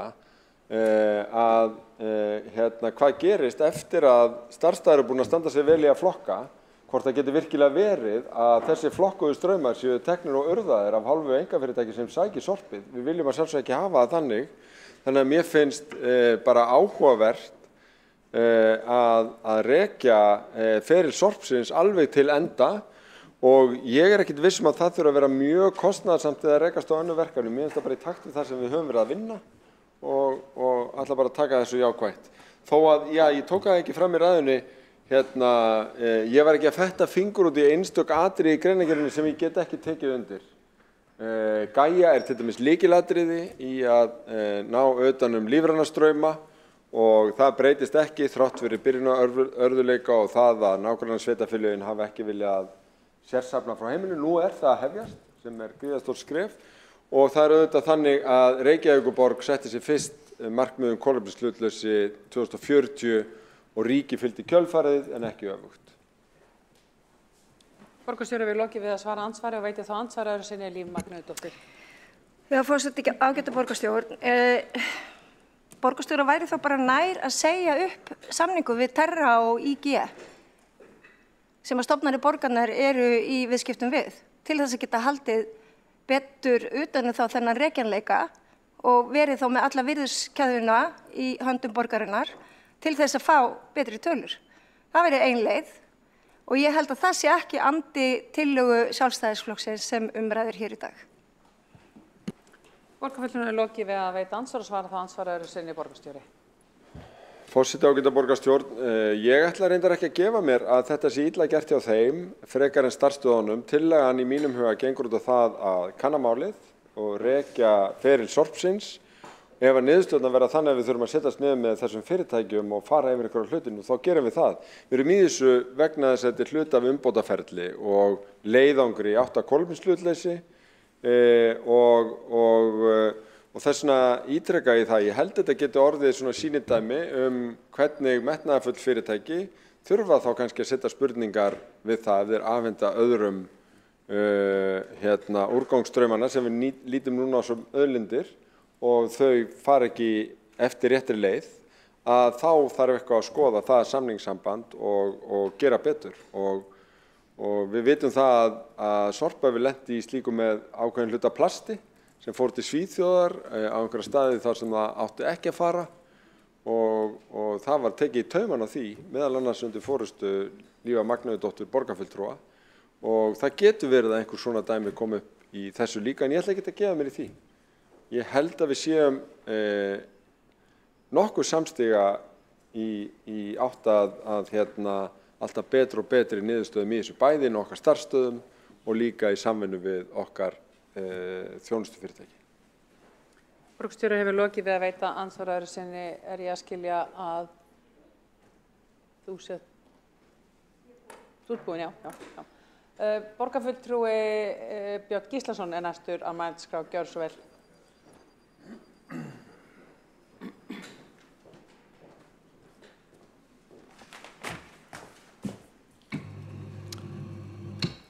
Forseti ágæta borgarstjórn. Hér erum við að ræða tillögu okkar sjálfstæðismanna úttekt og rekjanlega greiningu á rusli eða sorpi frá rekstri Reykjavíkurborgar og ég vil nú bara byrja á því að fagna því að meirihluti eins og borgarstjóri tilkynnti áðan ætla nú að samþykkja þetta. Ég held að það sé nú bara þannig við erum öll sammála þetta, við þurfum að hafa alla þessa hluti, hvað maður segja, í lagi. Við þurfum að ná þessu markmiðum okkar kolefnislausa Reykjavík fyrir 2040 og ég held að þetta sé mjög góður hlut af því að við förum í þessa greiningu. Og rusl þetta einhver stærsta uppspretta eins og segir gróðurhúsalofttegunda og urðun er eitt stærsti skaðvaldurinn, ef maður getur orðað svo eins og kemur nú fram í greinargerðinni hérna. En svo er annað í þessu sem að maður skynjar að fólk er svona farið að hafa svona, ég segi ekki áhyggjur, en það er svona að fara að spila með í þessu. Að það þarf að ganga vel þetta allt saman og ganga frá sorpi og flokka þetta og ég held að þetta sem við erum að fara að gera hérna í sumar að skipta út sorpbílátum við heimili sé mjög gott og þetta kostar þetta fleiri ferðir hjá ruslabílum að koma og tæma hjá okkur. En þannig er það, en ég held að það er bara þannig að svo er náttúrulega sorpbrennslan sem að ég veit að hefur og er nú rædd innan Sorpu og það var held ég tíð Lífu Magnúsdóttur borgarfulltrúa þegar hún var formaður þar því að þá satt ég í heilbrigðisnefnd að þetta var á síðasta kjörtímabili og þessum þetta kom nú meðal annars líka til umræðu en vissulega er það gríðarlega dýrt dæmi að koma upp sorpbrennslustöð en einhverja 35 milljarðar að tala þá sem er þó eitthvað meira núna en það er náttúrulega verkefni sem bara sveitarfélög kannski hér á suðvesturhorninu þurfa að sameinast ásamt kannski ríkinu eða því líkt þetta er gríðarlegur kostnaður en það er svo sem hægt að nýta orkuna sem frá svona sorpbrennslustöð kemur. En ég ætla ekki að hafa þetta lengra, ég bara fagna þessu að þetta sé bara samþykkt og við þurfum að skoða þetta því þetta er nokkuð sem við verðum að standa við árið 2040 að vera með kolefnislausa Reykjavík.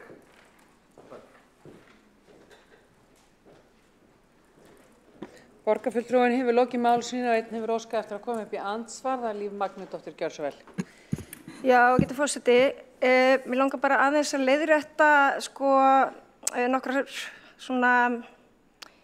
nokkur atriði sem virðast vera á reiki í umræðum hér í dag. Stærsta uppspretta gróðurhúsalofttegunda er ekki, og ef við tölum bara yfir Reykjavík, þá kemur það ekki úr úrgangsmálaflokknum, heldur kemur það frá samgöngum. Skulum hafa þetta bara alveg skýrt. Stærsta uppspretta gróðurhúsalofttegunda í Reykjavík stafar af bílaumferð. Þannig að, jú, það allt í lagi, úrgangsmálin risastórt loftslagsmál, skulum taka því, en við skulum alveg hafa staðreyndir hérna á hreinu. Borgarfulltrúinn hefur lokið við andsvar og svara þá andsvari Björn Gíslason. Já, forseti, ágæta borgarstjórn. Ég nefndi þetta að þetta væri ein stærsta rusla, sem sagt, ein stærsta uppspretta gróðurhúsalofttegunda og það er rétt að halda því til haga nú varðandi bíla mér þá eins og ég nú áður sagt að með þessu áframhaldi ef við erum að fara allir í rafbíla þá þetta einn umhverfisvænsti kosturinn í ferðamáta hér á landi. Þannig að ég sé nú ekki að ég held að það er fljótlega sem að bílaumferðin tapa fyrir ruslinu held ég. Borgarfulltrúinn lokað við að svara andsvari og veiti þá andsvari sinni Líf Magnúsdóttir, ekki satt? Jú, ég held að mamma mín segði það má minn. En ágætu forseti, mér langar líka þá að halda þeirri staðreynd til haga að rafbílar eru engin lausn á einhverjum loftslagsvanda. Þeir eru líka alveg níðþungir, spæna upp götuna hérna, valda miklu svifryki og plastmengun og örplast sem kemur frá þeim í meira magni heldur en af þá í rauninni jarðefna eldsneytisbílum að því að rafmagnsbílar eru svo ótrúlega þungir, mestmegnis fer hérna út í sjóinn og í náttúrunni okkar. Þannig að það er ekki tækt að vera að benda á það sem einhvern umhverfisvænan kosti í samgöngum í Reykjavík og láta þá bara bjarga okkur hérna frá gróðurhúsalofttegundum. Þetta er bara almesta rugl sem ég hef hlýtt á hérna í þessum sal núna. Borgarfulltrúinn hefur lokið við að veita andsvar öðru sinni og svarar þá andsvari öðru sinni. Já, forseti, Björn Gíslason. forseti ágæta borgarstjórn. Ég þakka Líf Magnúsdóttur fyrir, en ég held mér nú ennþá við þá kenningu að þetta er þetta er mjög umhverfisvænt að bílar séu að vera eða gangi meira og minna fyrir rafmagni. Þannig að ég ætlum ekki að vera að kýtast þetta mikið meira. Þetta er svo augljóst og þetta er mjög umhverfisvænt sem er að gerast með þessari rafbílavæðingu á Íslandi. Og borgarfulltrúinn hefur lokið við að svara andsvari og er þá umræðan þetta mál lokið. Þá er komið að atkvæðagreiðslu.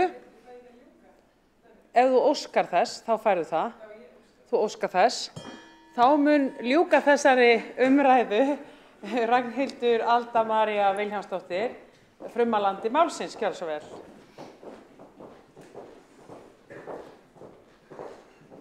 Ekkert automatist í þessum heimi. Já, kæri forseti og borgarstjórn, ég var hérna búin að undirbúa undir alls konar rifrildi, svo bara kemur borgarstjóri hérna og slær algjörlega vopnum á hendur mér. Ég var hins vegar óundirbúin fyrir rifrildi við Vinstri græna.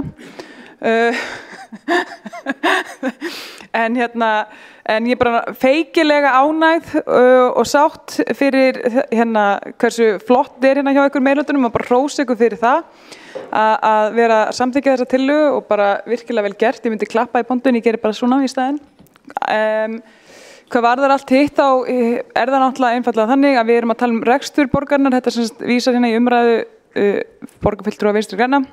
En tala rekstur borgarinnar. Við erum að tala það að við erum búin að ná miklum árangri í orkuskiptum út frá okkar mælingum, skilur, og þetta er einfallega til þess fallið að halda þeim árangri í staðinn fyrir að ruslið finni gegn þeim árangri.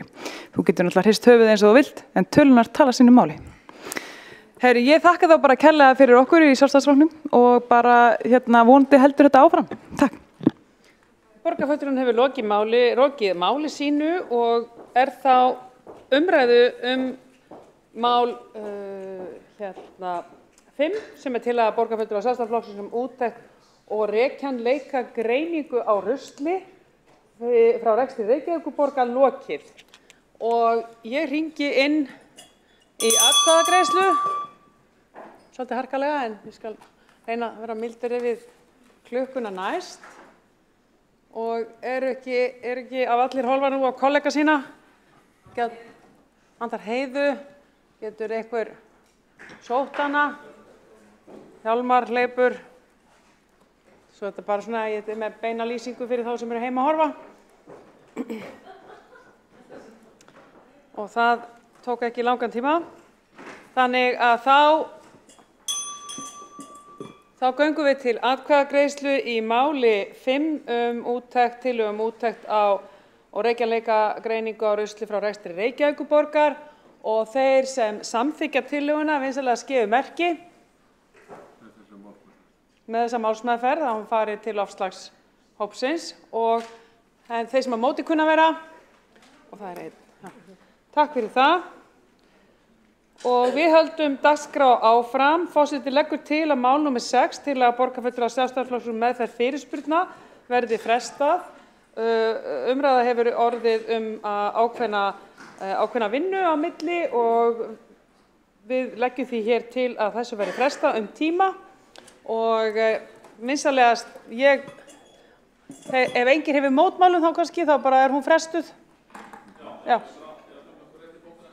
Já, flott. Þá henni frestað, bara mjög gott. Þá erum við komin að máli 7 sem umræða vanrækslu á viðhaldi skólahúsnæðis í Reykjavík og tengd vandamála beiðni borgarfulltrúa Sjálfstæðisflokksins og frummælandi Kjartan Magnússon. Gjörðu svo vel.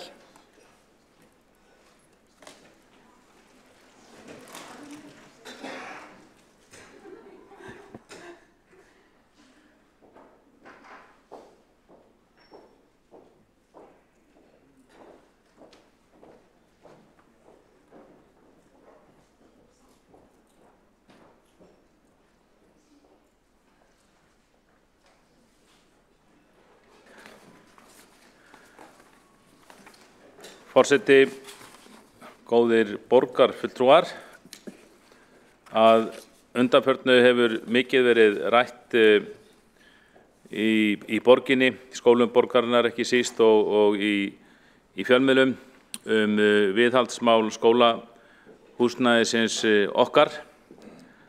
Nú, það hefur ekki farið hjá því að við höfum rætt þetta hér í borgarstjórninni svona undir öðrum málum, kannski fjárhagsáætlun og skólamálum og hinum þessum málum.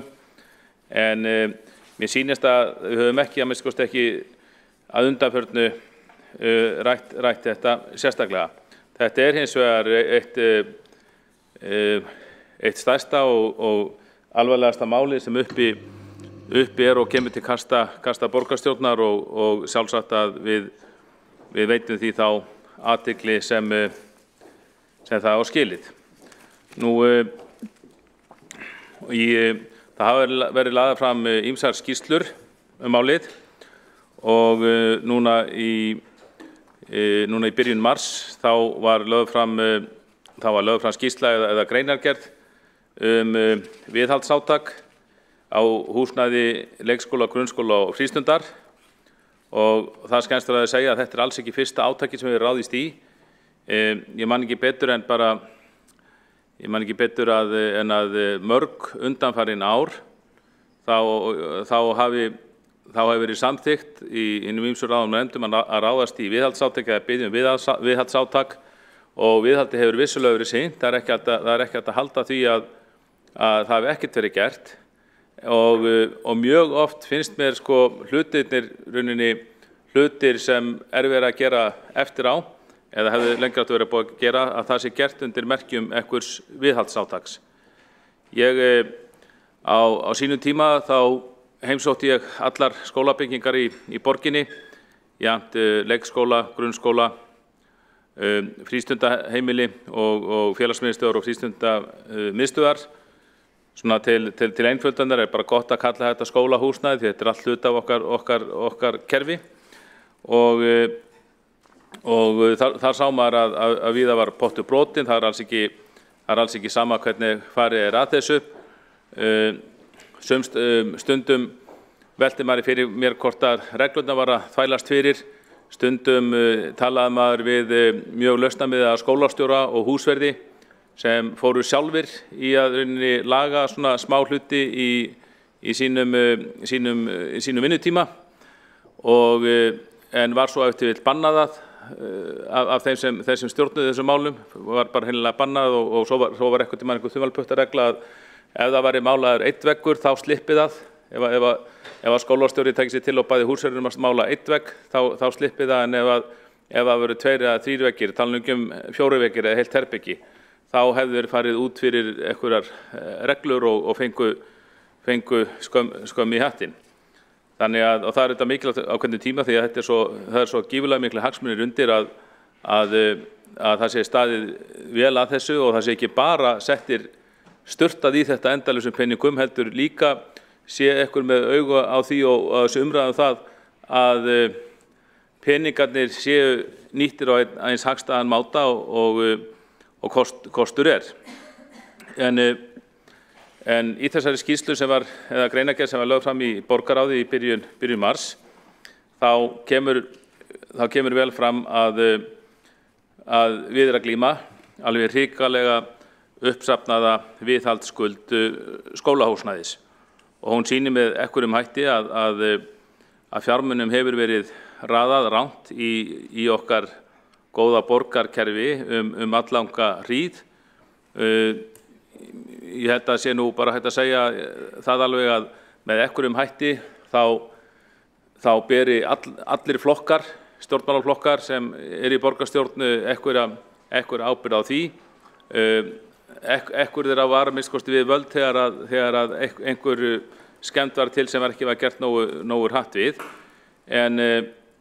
Og menn benda gjarnan á hrunið og það er rétt að í hruninu og eftir hrun þá var farið mikinn sparnað sem gerði það að verkum að það var menn frestuðu viðhaldi, ekki kannski síst fyrirbyggjandi viðhaldi og okkur var satt á sínum tíma þetta geti gengið í einhver ár en það var hægt að gera þetta í 2, 3, 4 ár en mætti ekki gerast til langframa. Og eins og góður húseigendur vita þá borgar sig ekki að vanrækja viðhaldið, ekki síst þetta svokallaða fyrirbyggjandi viðhald. Ef látið undan þeirri freistingu að sinna því ekki eitthvað tíma, þá sparar maður vissulega fjármuni til skamstíma, en slíkur sparnaður hann hefnir sín hins vegar til lengri tíma, því að viðhaldi verður aldrei umflúið og þá bætist auðvitað við kostnaðurinn sem frestun fyrirbyggjandi viðhalds hefur í för með sér. Og það er oft sagt og er alveg rétt að frestun viðhalds er yfirleitt dýrasta lán sem stjórnmálamenn freistast til að taka. En menn láta oft undan slíkri freistingu því að vanræksla á viðhaldi er ekki skráð sem bein skuld í bókhaldi sveitarfélagsins. Það er ekki skráð sem bein skuld sem hægt er einhvern veginn að óta mönnum við afgreiðslu fjárhagsáætlunar eða ársreiknings. Og með því að sinna ekki viðhaldi jafnóðum heldur ýta því undir sér þá eru ársreikningar raunfegraðir. Og viðhald húseigna mjög veigamikil þáttur í rekstri okkar, það er náttúrulega frumskylda okkar að hýsa grunnþjónustu og halda húsnæðina við með sómasamlegum hætti. Og það er merkilegt að húsnæði leikskóla, grunnskóla og frístundareigu borgarinnar nemur 265.000 fermetrum í 136 eignum. Og það augljóslega þurfum við að standa vel að viðhaldi þessara eign okkar, ekki bara rekstrarlegum ástæðum, heldur eignir vegna þeirra starfsemi sem þar fer fram. Það eru miklu vandamál, vanræksla og viðhaldi getur haft slæm áhrif á líðan nemenda og starfsmanna eins og mikil umræða hefur verið í fjölmiðlum. Og síðan þegar maður lítur þessa greinargerð þá sér maður að það er þörf á meiri háttar viðhaldi í 83% af skóla- og frístundabyggingum borgarinnar eða 113 af 136. Og þegar maður lítur yfir þessa greinargerð þá sér maður að þetta er nánast allt uppsöfnuð viðhaldsskuld sem þarna vera að bregðast við og það er þessi áætlaða heildarfjárþörf þessa viðhaldsbygginga árið 2022-2028 og sem er þarna inni en þegar maður lítur á þetta þá sýnist manni þetta allt vera raunni áfallin viðhaldsskuld okkar og þessar tölur, þær eru, myndi ég segja, einhverju leyti vitnisburður kolranga forgangsröðun í viðhalds- og byggingamálum Reykjavíkurborgar. Það vantar ekki að allir borgarfulltrúar hafa sagt að það verði að hafa augun á þessum málum og þar á meðal við borgarfulltrúar Sjálfstæðisflokksins. Við höfum margoft gagnrýnt ranga forgangsröðun sem hefur ekki síst komið fram í stórfelldri vanrækslu viðhaldsskóla og frístundahúsnæðis. Þessi náttúrulega viðhald þessara eigna hefði átt að vera í forgangi, líka hefði bara þurft að skoða það, hefði verið að reka þessar eignir hagkvæmar, þá kemur auðvitað byggingu, hvernig er staðið að bara viðhaldi eða endurbótum þú getur gert þetta sjálfur, reynt að gera þetta ódýrt en það er líka hægt að ráða arkitekta og hönnuði til þess að gera það, þá vitum við að kostnaður verið mikill og það hefur kannski mikið verið gert vegna þess. Nú síðan hefur líka á sama tíma verið stofnað til mikilla fjárútláta vegna margvíslegra ólögbundinna verkefna sem ég vil stund bara kalla gæluverkefni og reyndar eigum við okkar ólögbundi verkefni sem við skilgrunum sem grunnþjónustu alveg, ekkert að því. En þarna nefni ég braggann í Nauthólsvík, viðbótar framlög til Hörpu sem við hefðum ekki þurft að fara í, framkvæmdir við Grófarhús, við byggingu þess sem mér skilst að standi ennþá auð og í Ráðhúsinu alls konar gatnaþrengingar sem takmarkaðum fyrir við í borginni. Margt af þessum verkefnum, þetta mörguleyti þetta bara góð og skemmtilega verkefni og metnaðarfull og allt það, gerða bara alveg frábærum hönnuðum og arkitektum sem þetta fá vel launa fyrir að gera þetta. En við verðum þessar að hugsa okkur það er að ljóst að þessar milljónir eða milljarðir sem við borgaði þetta, bara ég man ekki, Nauthólsvík og bragginn í kannski hálfum milljarði, viðbygging Grófarhús í einhverjum sennilega í hálfum milljarði líka og ég veit ekki hvað, þetta safnast þegar saman kemur. Við hefðum svo miklu frekar viljað, held ég, sleppa þessum verkefnum og fara í staðinn í viðhaldsverkefni þannig að við staðum ekki með jafn háa viðhaldsskuld og við gerum.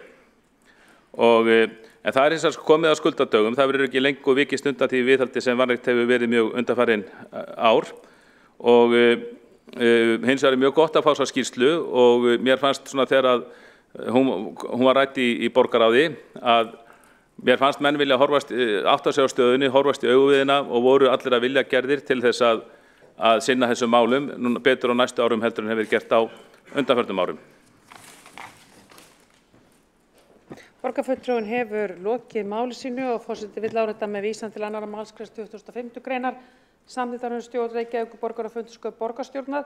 Þá leggur forseti til að þessa umræðum þennan dagskrári verið lokið eftir 2 klukkutíma hið minnsta. Næst á mælskrá næst á mælskrá er Alessandra Brím. Engin framíkall, Kjartan Magnússon. Hið vinstra. Forseti, borgarstjórn og aðrir góðir áheyrendur. Ég skal gera mitt besta til þess að við getum náð 2 tíma marki forseta. En já, við erum hér að ræða viðhaldsmál skólabygginga og það er mikilvægt mál. Það þarf að ræða það reglulega. Eins og öll vita sem fylgst hafa með, þá erum við að takast á við mjög mikinn vanda í skólahúsnæði. Það er vandi sem er margþættur og ég vil bara þar nefna nokkur atriði sem að taka þátt í að mynda þann vanda. Í fyrsta lagi, þá eru mörg húsana komin á aldur, voru byggð fyrir kannski 50 til 60 árum síðan og eru farin að þurfa annað hvort mikla endurgerð eða einfaldlega að vera tekin úr notkun eða endurbyggð. Endurgerð er auðvitað fyrsta val þar sem að það er umhverfisvænni kostur heldur en að rífa, en þetta er hluti af staðreyndunum að við erum einfaldlega að takast á við það að á miklu uppvaxtarskeiði borgarinnar fyrir þessum tíma þá voru byggð hús sem eru núna bara komin á þennan ákveðna tíma. Í öðru lagi þá erum við í dag meðvitaðari og fróðari hættu og afleiðingar af raka og myglu en við vorum bara fyrir nokkrum árum. Við bregðum snarpar við þegar upp kemur raki eða mygla og tökum húsnæði úr notkun af heilbrigðisástæðum sem að kannski fyrir 10-15 árum eða fyrir 5 árum hefðu verið hafð áfram í notkun á sama tíma og gert væri við þau. Við einfaldlega vitum betur í dag og þess vegna erum við fljótari til að taka þau í notkun sem að auðvitað ýtir undir þá sýn fólks að málin séu verri en við erum einfaldlega að bregðast betur við í dag heldur en gert var áður. Og það er ekki út í því að fólk hafi ekki viljað gera vel, það var bara þannig að þessi mál voru ekki eins vel þekkt. Í þriðja lagi er það sem að vegur sennilega þyngst. En það er uppsöfnuð viðhaldsskuld frá árunum eftir hrun, eins og farið var yfir í ræðu frummælanda. Og þau ykkar sem hafa verið hér lengi muni kannski eftir góðum kynningum Skúla Helgasonar borgarfulltrúa á þessu máli. Ég er ekki jafn góð og borgarfulltrúin í að setja upp glærukynningar, tölurnar í þeim eru samt góðar og réttar. En ég fer samt yfir upplýsingar sem ég fékk frá umhverfisskipulagssviði, frá viðhaldsdeild. En á verðlagi ársins 2021 var árið 2009 991 milljón varið í viðhald fasteigna, skóla og frístundasviðs. Það var í rauninni áður en áhrif hrunsins voru að fullu komin fram. Árið 2010 þá lækkaði þessi upphæð strax niður í 638 milljónir, 638,5 raunar. Og þessi upphæð hækkaði mjög hægt næstu árin. Það voru ennþá einungis 690 milljónir árið 2016 sem fóru í viðhald þessa húsnæðis. Þetta gerðist einfaldlega vegna þess að tekjur borgarinnar féllu algjörlega saman eftir hrun. Þar að auki var lánsfé mjög dýrt og illfáanlegt. Í þeirri þröngu stöðu var tekin ákvörðun að láta viðhald sitja á hakanum. Það ekki gott val, en það var kannski eina valið á þeim tíma, kannski var það illskást. Ég held að flest myndu velja að vernda þá þjónustu sem mögulega var hægt og ýta viðhaldinu inn í framtíðina þegar hagurinn hefði vonandi vænkast. Því eins og fram hefur komið, bæði hjá mér og fleirum, í rauninni að ræða lán frá framtíðinni. Og það lán ber vexti sem koma fram í skemmdum og einfallega því að húsnæði glatist. En kostnaðurinn við að fella niður þjónustu hefði alveg birst með svipuðum hætti, það líka lán. Það birtist í verri félagslegum vandamálum, lélegra menntunarstigi borgarbúa eða bara einfallega meiri glæpum eða meira atvinnuleysi eða alls konar félagslegum þáttum sem að bitna á okkur beint og óbeint. Þannig að það ekki þannig að bara það að fresta viðhaldi beri uppsafnaða vexti. Allur harkalegur niðurskurður af þeirri stærðargráðu sem var að ræða á þessum tíma hefði dregið dilk á eftir sér. Og kostnaður til dæmis stórfelldar uppsagnir birtist í glataðri þekkingu og mannauði, minni getu til að vinna verkefni og auðvitað það þannig að þegar maður segir fólki upp í stórum stíl þá þarf maður að borga þeim uppsagnarfresti í einhverja mánuði og nýtur samt ekki krafta þeirra endilega. Og svo fara þau kannski bara á félagslega framfærslu þar á eftir, þannig að það tekur langan tíma að skila sér einhverjum alvöru sparnaði.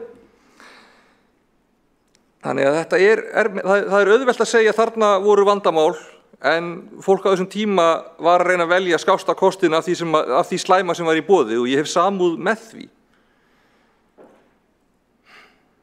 Þetta ástand bitnaði auðvitað öllu sem borgin gerði á þessum tíma, en það var kannski verst sem að viðhaldið fór út og það í rauninni hefðu við viljað standa hér í dag og segja að viðhald á byggingum hefði verið allt í lagi og það væri nú gott, en því miður hafi velferðin farið frekar illa.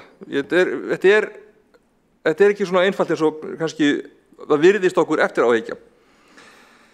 Árið 2017 og strax þar á eftir fór þessi liður að hækka töluvert. Var tæp 951 milljón það ár, 1437 milljónir 2018, 1638 milljónir 2019, 2168 miljón 2020 og 2120 milljónir árið 2021. En þetta líka á verðlagi ársins 2021, eins og allar tölunar. Meira sé árið 2021. Þess utan var samþykkt sérstök átaksáætlun í viðhaldi fasteignaskóla og frístundasviðs, þar sem gert ráð fyrir að heildarfjárþörf verkefnisins sé 30 milljarðar króna á árunum 2022 til 2028.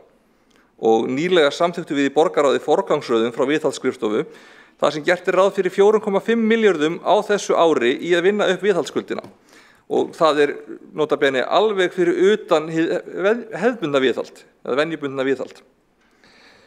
Það geta verið takmörk fyrir því hvenær og hvort við fáum einfallega verktaka í verkin. Raunveruleikinn setur okkur einfallega takmörk fyrir því hversu hratt hægt að hlaupa í þessu máli. Hvað við getum með raunhæfum hætti sett mikið fé í að vinna upp viðhaldshallan á hverjum tíma. En það einfallega hvorki satt né heiðarlegt að halda því fram að sé að ræða nýjar syndir í viðhaldi. Að okkur varði ekki þetta eða séum að vanrækja þetta mál í dag. Við höfum á þessu kjörtímabili og því síðasta lagt gífurlega áherslu á það að viðhald skólabyggingar sé viðunandi og unnið sé í því að greiða upp viðhaldsskuldina sem safnaðist upp eftir hrunið. Staðan ennþá ekki góð, vissulega, og það má alveg halda því fram að kannski hefði mátt gera enn meira eða enn hraðar, en það sagt í ljósi þess að við erum að horfa aftur í tíman með þekkingu sem fólk hafði ekki þá. Bæði varðandi alvarleika myglu og með vissu þróun efnahagsmála sem fólk hafði bara ekkert í hendi á þeim tíma. Svo ég þakka fyrir umræðuna en ítreka að það engin málefnaleg leið að halda því fram að núverandi borgarstjórn taki viðhaldsmál skólabygginga ekki alvarlega. Takk.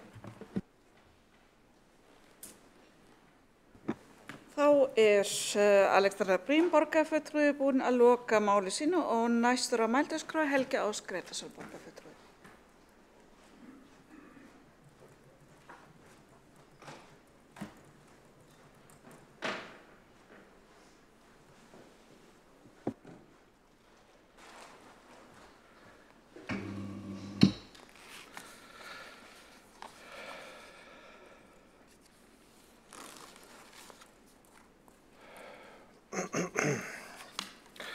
Forseti, borgarstjórn, ég tek undir það með síðasta ræðumanni, Alexandru Brím, að þetta sé þörf umræða og ég tel líka að það sé kostur að þetta yfirlit liggi hérna fyrir sem lagt var fram í byrjun mars í borgarráði. Þar sem ég siti í skóla og frístundaráði, þá vil ég aðeins koma á vissum hugleiðingum á framfæri hvað varðar forgangsröðun í þessum verkefnum. Sko, mér hefur fundist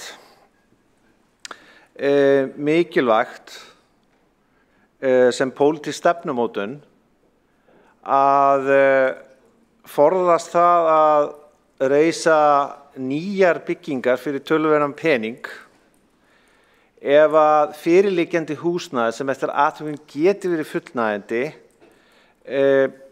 liggur undir skemmdum. Það sem að ég hef hérna til dæmis meðal annars í huga þegar maður sá hönnunina á miðborgarleikskólanum sem fyrir að reisa Njálsgötu, þá satt best að segja brá manni í brún. Það að segja, ég vil gjarnan að svona opinberar byggingar séu eins ódýrar og hagkvæmar en þó að vissu leyti umhverfisvænar eins og kostur er. Og það er ekki í prinsippinu að leggja það til grundvallar að húsnæðið eigi að vera stórglæsilegt og líta út eins og skrifstofuhúsnæði fyrir stórfyrirtæki. Þannig til þess bara þetta atriði hefur þýðingu að því leyti að við erum með ákveðna starfsemi sem þarf að sinna og þetta praktískt verkefni að ákveða í hvaða byggingar eiga að fara í og hvernig eiga að halda við húsnæði. Þannig ég get alveg fallist á margt sem hér hefur komið fram og hvernig sagan hefur verið rakin vegna þess að það hefur verið erfitt þegar svona rakamál hafa komið upp í skólabyggingum og ég hef nú verið þess heiðursaðnjótt að heimsækja margar starfsstöðvar sem hafa þurft að flytja, fyrst og fremst leikskóla og ræða við starfsfólkið fengi svona innsýn í hvaða áhrif þetta hefur á þennan mannlega þátt. Þannig ég held að það eigi ekki að vera endilega mikill pólitískur ágreiningur framtíðina hvað varðar þörfin á því að halda þessu húsnæði við. Ég hins vegar efasemdir hvernig eigi að horfa til þess að byggja nýja byggingar og hvers eðlis þær eigi að vera. Mér finnst að opinberar byggingar eiga að vera eins einfaldar og kostur er og praktískar og þannig að það sé hægt að nota þær en ekki skrautbyggingar. Annað atriði sem ég vildi það koma líka á framfæri er að fenginni þeirri reynslu sem ég núna öðlast þá tel ég að það sé ennþá verk að vinna að sinna mannlega þættinum þegar það kemur upp mygla í skóla og í byggingum sem að falla undir verksvið skóla og frístundaráðs. Við vitum að það var svo sem kannski að vissu leyti skiljanlegt þegar þetta kom upp í Fossvogsskóla, þessi mikla þar, hvað var flókið eða erfitt að bregðast við og hversu erfitt það mál reyndist. Svo hafa verið komið upp ferlar sem að hafa átt að bæta úr því. Það er að segja upplýsingamiðlunin til aðstandenda, til foreldra og skólabarna þegar svona ástand kemur upp. Þannig að punkturinn hjá mér er að meðal annars út af þessu, meðal annars út af því að við sem sitjum í skóla- og frístundaráði erum að fá upplýsingar að það sé mygla eitthvað staðar bara í blóðunum. Og þá er það vandinn við þessa skort á upplýsingamiðlun er að það býr til alls konar misskilning og skapar ringulreið og reiði að mínum mati oft að óþörfu. Þess vegna lögðu við fulltrúar í skóla- og frístundaráði til að við minnir í nóvember, desember að það yrði skipað sérstakur hópur kjörinna fulltrúa þar sem að upplýsingamiðlun til þeirra svona uppákomur yrðu alltaf lagðar fram millilega laust og að það eru 2 frá meirihluta og 1 frá minnihluta. Því miður var síðan sú tillaga felld 16. janúar síðastliðinn með atkvæðum meirihlutans í skóla- og frístundaráði. En hugmyndin með þessu var að þetta eigi ekki að vera flokkspólitískt deilumál. Þetta er bara praktískt viðfangsefni með tilliti til þeirra stöðu sem að liggur hérna fyrir til dæmis í þessari skýrslu sem var lögð fram í byrjun mars hérna í borgarráði. Þetta er praktískt verkefni sem að við eigum helst að vera sammála að ekki að búa til deilur í fjölmiðlum eða annars þar. En þá þarf trúnað og traust og að búa til ferla þannig að við getum unnið þetta með markvissari hætti en ella. Vegna þess að aðalatriði þá hér er að það sé bara skýrir verkferlar þegar svona mál koma upp og hvernig eigi að upplýsa fólk, hvert sé viðbragðið, hver sé kostnaðurinn og hvernig við reynum að stýra upplýsingaflæðinu til fjölmiðla. Allavega það er mín persónulega skoðun. Vegna þess að ef við förum að reyna að nýta okkur þetta á einn eða annan veg pólitískt, þá erum við að ýfa upp áhyggjur og gera alla hluti erfiðar og flóknari fyrir starfsmenn, fyrir börnin og fyrir aðstandendur þeirra. Þess vegna var þessi tillaga lögð fram til þess að allir aðilar sem eru kjörnir og bera hérna ábyrgð á rekstri borgarinnar fengju milliliðalaust upplýsingar á sama tíma. Og það yrði þá kannski hægt að búa til svigrúm fyrir eitthvað trúnað og traust þegar svona stendur á. Þannig, það sem ég vil þá bara til þess að draga hérna saman aðalatriðin.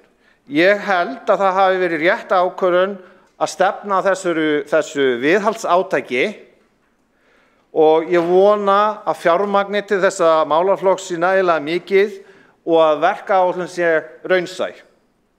Í öðru lagi þá tel ég að þegar það er verið að hanna nýjar byggingar til framtíðar þá eiga að gæta aðhalds og ráðdeildar og hafa slíka byggingar eins hagkvæmar og praktískar og kostur er og þetta séu ekki skrautbyggingar.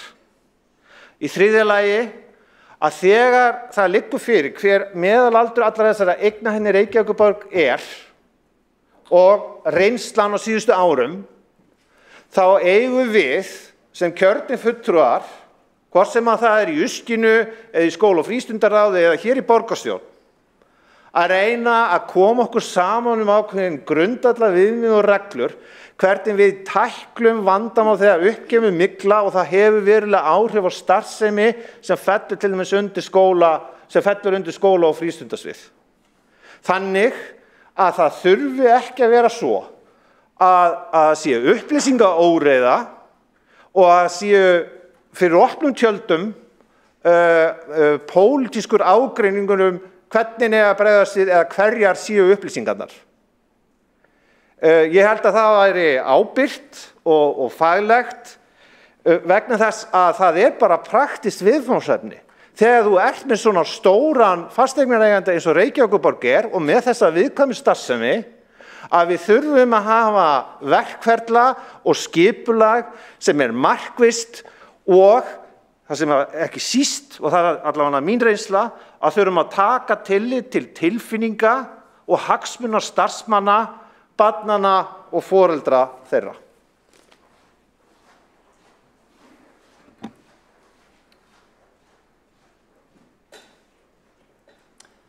Borgarfulltrúinn hefur lokið máli sínu og einn hefur óskað eftir að koma upp í andsvar. Það Árlía Eydís Guðmundsdóttir. Gjörðu svo vel. Virðulegi forseti, ágæti borgarfulltrúi Helgi Ás Grétarsson. Ég ætla svo sem ekkert að ég þakka bara borgarfulltrúum Kjartani Magnússyni og Helga Ás Grétarssyni fyrir umræðu skaðsemi þess að við þurfum að hliðra til skólastarfi í okkar skólum þegar upp kemur mygla. Mér langar bara að leggja áherslu á það að það gætir einhvers misskilnings hjá borgarfulltrúa Helga Ás Grétarssyni að því leyti til að það að sjálfsögðu til mygluferill. En leið minni á það að við erum með feril það hvað gerist þegar kemur upp mygla, hvort sem í leikskóla eða skóla. Það hefur verið farið eftir því, hann hefur verið uppfærður reglulega, við erum með ákveðna aðila sem að stýra því og samhæfa gagnvart en sumum tilfellum og ég hugsa að það sé það sem að borgarfulltrúi Helgi Ás Grétarsson að vísa í, þá hefur það komið fyrir að við höfum ekki getað sagt til hvenær nákvæmlega ákveðnir hluti byggingar eru komnir í notkun og svo framvegis og það einfaldlega vegna þess að mygla hegða sér ekki eins og við mennirnir eða hugsanlega mætti segja hún hegða sér eins og við mennirnir. Það þarf oft að taka upp eitt flutt og þá tekur annar við og það þarf að þannig að þetta getur ekki, það ekki hægt að ganga að ákveðnu tímaplani ef að það það sem hann vísar í en öðru leyti ég bara sammála það að þetta á að vera ekki að vera sem sagt pólitískt bitbein, þetta á að vera eitthvað sem við sameinumst að ganga í með praktískum hætti eins og komið fram. Borgarfulltrúi hefur lokið við að beita andsvar, svara þá andsvari Helgi Ás Grétarsson. Forseti, borgarstjórn, ég þakka fyrir andsvar Árlíu Eydísar Guðmundsdóttur. Það sem bara til þess að útskýra það sem við erum kannski ekki alveg sammála, í raun og veru eftirfarandi. Þó að byggingin sem slík sé illa farin og ljóst að starfsemin þurfa að flytja, þá reynslan af svo mörgum svona miklumálum svo að skortur á upplýsingaflæði til viðeigandi hagsmunaaðila hefur verið ábótavant og það hefur búið til ákveðna ringulreið. Verkferlar í þessum efnum sem varðar upplýsingamiðlunina, þó að hún hafi tekið framförum og orðið mun betri eftir Fossvogsskóla fíaskóið, þá enn þörf á að bæta hana. Ég vil allan að fyrir mitt leyti segja að það geti verið praktískt og mikilvægt að við sem erum kjörnir fulltrúar séum saman í einhverjum hóp þar sem allar svona upplýsingar séu færðar milliliðalaust til slíks hóps svo að það sé yfirsýn og það sé ekki verið hægt að nota þetta sem eitthvað flokkspólitískt bitbein. Þá komum við að öðrum þætti sem mín reynsla eða mín innsýn. Það eru einfaldlega of margir í þessum málaflokki eða þá að það þarf að vera skýrara hver beri ábyrgðina. Nú kann að vera að það sé ósanngjarnt og að breytingar hafi átt sér stað þannig að það sé orðið skýrara en það allan að mínum að þetta nægilega vísbendingu til þess að hafa áhyggjur af því ferli. Aðalatriðið þó það að ég tel enn mikilvægt að það upplýsingaflæði til starfsmanna, til foreldra og barna að sé bætt eins og kostur þegar svona staða kemur upp. Og ég ítreka að ég sammála Árlíu Eydísi að við eigum að reyna að vinna í þessum málum með frekar samtakamætti en að nota þetta í einhverjum pólitískum skollaleik. Flott. Borgarfulltrúi lokið við að veita andsvar og lokar þá þessari umræðu Dagur B. Eggertsson, borgarstjóri. Gjörðu svo vel. Forseti, ágæta borgarstjórn, ég vil þakka fyrir þessa umræðu og mér finnst ákveðin samhljómur í viðhorfum. Ég man í raun í gegnum þetta ferli alveg frá því í hruninu þegar tekjur hrundu og skuldir fóru upp eins og við rifjum upp hérna fyrr á fundunum að þá var í raun bara allt stoppað. Og í skólaumhverfinu þá var ekki bara stoppa á viðhald, það var líka stoppa á yfirvinnu, þannig að laun lækkuðu, það var stoppa á öll tækjakaup og það var allt stoppað. Og sama í leikskólaumhverfinu og sama í viðhaldi gatna. Þetta var bara reynt að setja alla þessa liði á því sem næst 0. Og þetta gekk býsna vel. Það var mikil vitund það í samfélaginu að þyrfti allstaðar að í raun halda í sér andanum. En ég held að sé erfitt að setjast í eitthvað dómarasæti yfir þáverandi borgarstjóra Hönnu Birnu Kristjánsdóttur eða borgarfulltrúa meirihlutans eða borgarfulltrúa minnihlutans sem reyndum að koma inn í þetta málefnalega eftir því sem kostur var og segja þetta voru bara faldar skuldir í bókhaldinu eins og framsögumaður hér sagði í upphafi. Það var síðan heilmikið samtal sem átti sér stað við skólasamfélagið alveg sérstaklega þegar að okkur tókst að rétta aðeins úr kútnum á árunum 2010 til 2014 og það voru í raun þá komin mjög mikil óþreyja eftir því að fara að bæta í og gera aðra hluti. Og í þeim samtölum var alveg skýrt hver forgangsröðin var. Fyrst fólkið, svo starfsaðstæðan og tækin og byggingarnar síðast. Með réttu eða röngu. Þá vorum við reyndar að fara að bæta í meira viðhald sem var nánast ekki neitt þarna strax eftir hrunið. Við settum á stað 5 ára átak til dæmis varðandi viðhald gatna vegna þess að göturnar voru að detta í holur og það var hætta á því að gatnakerfið færi bara að hrynja vegna þess að þetta var komið niður í lag númer 2 og ömurleiki stjórnmálana var að sá maður sem stóð fyrir hvað mestu átaki að gera þarna betrumbætar, Hjálmar Sveinsson, borgarfulltrúi, hann var uppnefndur Holuhjálmar.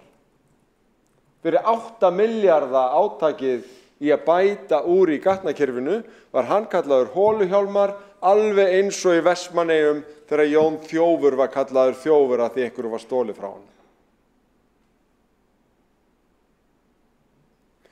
Í viðhaldsmálunum þá hefur aðeins örlað á því að fólk sem tók þátt í því að skera það alveg niður í 0 af þekktum og skiljanlegum ástæðum hefur verið að reyna að slá sig til riddara á því að þar sé aldrei nóg aðgert vegna þess að við erum komin auðvitað með algjörlega nýjan standard og ný viðhorf í hvernig við viljum hafa þessa hluti. Og já, það var farið í heildarúttekt á öllu húsnæði í leikskólum, grunnskólum og frístund fyrir nokkrum árum, meðal annars eftir reynsluna af fosfórskólamálinu og frekar og fleiru. Það voru settur upp alveg nýjir verkferlar og við vorum að samþykkja forgangsröðun á 30 milljarða átaki sem við vonandi komumst í á þessum 5-7 árum sem við höfum talað um. Ef það stakkar þá þurfum við kannski að dreifa því yfir stærri tíma en við skulum vera okkur öll þess meðvituð að við vitum það fyrir reynsla þegar það er opnaði veggur í svona málum þá kemur stundum eitthvað í ljós sem við vissum ekki alveg fyrir. Þannig að það er erfitt að áætla þetta. Það er erfitt að áætla þetta, en við erum að reyna að byggja á reynslutölum á hverjum tíma og erum komin með býsna mikla reynslu af þessum verkefnum og erum að gera mjög margt, mjög víða og mjög vel, en það tekur alveg rosalega á. Fyrir viðkomandi starfsstaði, fyrir foreldrana og líka nemendur. Þó að krakkarnir séu reyndar þannig þegar maður kemur á þessa staði að þau láta bara eins og þetta sé ekki til og sé ekki í gangi og eru kannski síðust til þess að kvarta. Áhyggjurnar eru meira hjá okkur fullorðna fólkinu, foreldrum og starfsfólki og það alveg rétt að við þurfum að eftir fremsta megni að reyna að taka utan alla hópa og hlusta og erum að reyna að ná utan það líka í því sem við köllum því kannski svona tæknilega hugtaki ferlar. En það er líka að samskiptin oft það sem skiptir mestu máli. Hreinskilin, góð samskipti og þó að við séum alveg ofboðslega mikilvæga kjörnir fulltrúar, þá það fyrst og fremst samskipti í viðkomandi skólasamfélagi. Og stundum hafa pólitísku freistingarnir í svona málum verið þannig að ég bara ekkert vissum að maður taki undir það að það sé alveg rosalega gott að það sé einhverjir kjörnir fulltrúar sem séu meistarar í því að miðla að dreifa upplýsingum. Því að þær bjagast nú því miður stundum þegar þið fara gegnum þær hendur. Það allavega reynslan þó ég ætla ekki að vera að gera það miklu umtalsefni. Ég bara bið ykkur í mesta bróðurinn að hugsa aðeins það. Við erum að hugsa þetta þannig að þetta upplýsingagjöfin bara sem næst vettvangi. Við þurfum mjög mikið á því að halda að skólastjórnendur séu leiðtogar á vettvangi. Það reynir óbóðslega mikið á þá. Og ef það kemur upp tortryggni í svona málum þá getur það verið óbóðslega erfitt fyrir skólastjórnendur og foreldrahópinn og alla. En við erum að reyna að læra þessu og það ástæðan fyrir því að ferlarnir hafa verið uppfærið svona oft. Að það kemur oft eitthvað upp og það fjöldi allavega veit ég af sveitarfélögum sem hafa verið að kalla eftir því að fá innsýn í það hvernig við erum að gera þetta. En þetta verður mjög stórt verkefni og það ekki fullkominn fyrirsjáanleiki í áætlunum af þessu tagi, það vitum við líka. Þannig að við þurfum líka að bara stilla okkar væntingum í hóf að það ekki allt, og allir sem hafa reyndar farið í viðhaldsverkefni heima hjá sér vita það ekki alveg allt séð fyrir í upphafi þó að það sé reynt að gera góðar áætlanir. En að endingu vil ég segja, vegna þess að spjótin beinast líka ofta þeim sem koma að þessum málum og vinna þessum málum, gera áætlanir, taka samtölun og heyra mismunandi viðhorf, að mér finnst okkar fólk vera að vinna þessu að mjög miklum heilindum, reyna að standa sig vel. Skólastjórnendur oft í mjög erfiðum aðstæðum hafa lyft grettistaki og komist í gegnum alveg ótrúlega hluti en viðhaldi skólamenningunni. Hérna á Kjarvalsstöðum eru krakkar úr Kvistaborg sem einn af þessum skólum að sýna verkefni sín sem hefur verið að vinna Kjarval í gegnum þetta allt saman, skiljiði. Ég heimsótti Nóaborg þegar framkvæmdirnar þar voru að klárast og það var magnaður léttir að finna og það ekki búið að vera auðvelt. En skólamenningin víða mjög sterk og hefur staðist þessar raunir. En ég held að það skipti máli að fólk finni að við ætlum að standa með þessu átaki og gera þetta vel. Að við áttum okkur á því að það ekkert allt fullkomið og við getum þurft að vera þess viðbúin að skipta og hugsa og skoða og tala saman. En svo verðum við líka bara að slá svolítið, finnst mér, skjaldborg fagfólki á okkar og gefa því líka svolítið vinnufrið líka frá okkur sjálfum til þess að vera í þessum verkefnum og reyna að láta þau ganga sem best. Skólasamfélögunum til hylla. Og ég vil bara þakka okkar fólki sem hefur komið að þessu í gegnum tíðina, skólasamfélagunum sem hafa gengið í gegnum þetta, en líka þakka fyrir þá samstöðu sem þrátt fyrir allt hér í borgarstjórninni að vera í þessu viðhaldsátaki. Við vorum hér fyrr á fundinum að tala að það þyrfti að skera niður og draga saman seglin í framkvæmdum, en þegar þið horfið á fjárfestingaráætlun okkar, hvað í henni? Við erum búin að fresta og lækka, það sem í henni eru skólar, leikskólar, nýbyggingahverfi út af húsnæðismálunum og ekki mikið annað. Samt þetta háar tölur. Þannig að þegar við ætlum að segja já við þurfum bara að taka allt niður, erum við þá að tala þetta? Mér heyrist ekki og mér finnst það gott.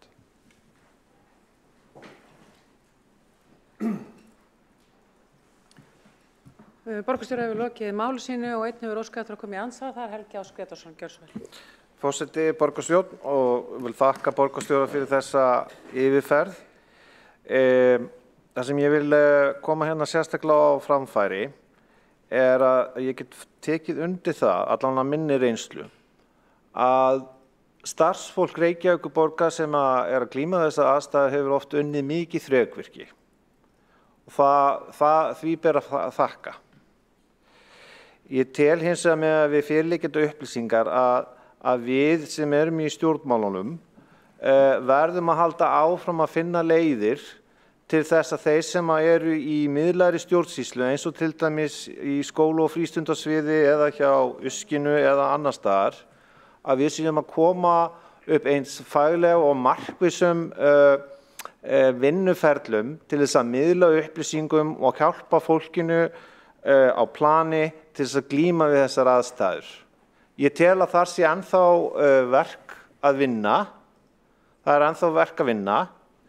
Svo varðandi fjármálin og hvað eigi að forgangsraða í, þá held ég að það sé full málefnaleg samstaða mikilvægi þess að fjárfesta í mörgum af þessum gömlu byggingum svo að þeir geti ennþá þjóna sínu hlutverki, svo framalega sem að borgin hafi efna á að fjárfesta í að halda þeim við. Þetta er eins og búið að koma hérna fram, að halda húsnæði ekki við er mjög dýrt lán þegar allt kemur til alls. Þannig að ég tel að það sé, og eigi að vera áfram þannig, að það sé mikilvæg forgangsröðun að koma í veg fyrir svona vandamál og viðfangsefni og að húsnæði hér sem notað fyrir skóla og frístundastarf og leikskólastarfsemi sé haldið eins vel við og hægt er.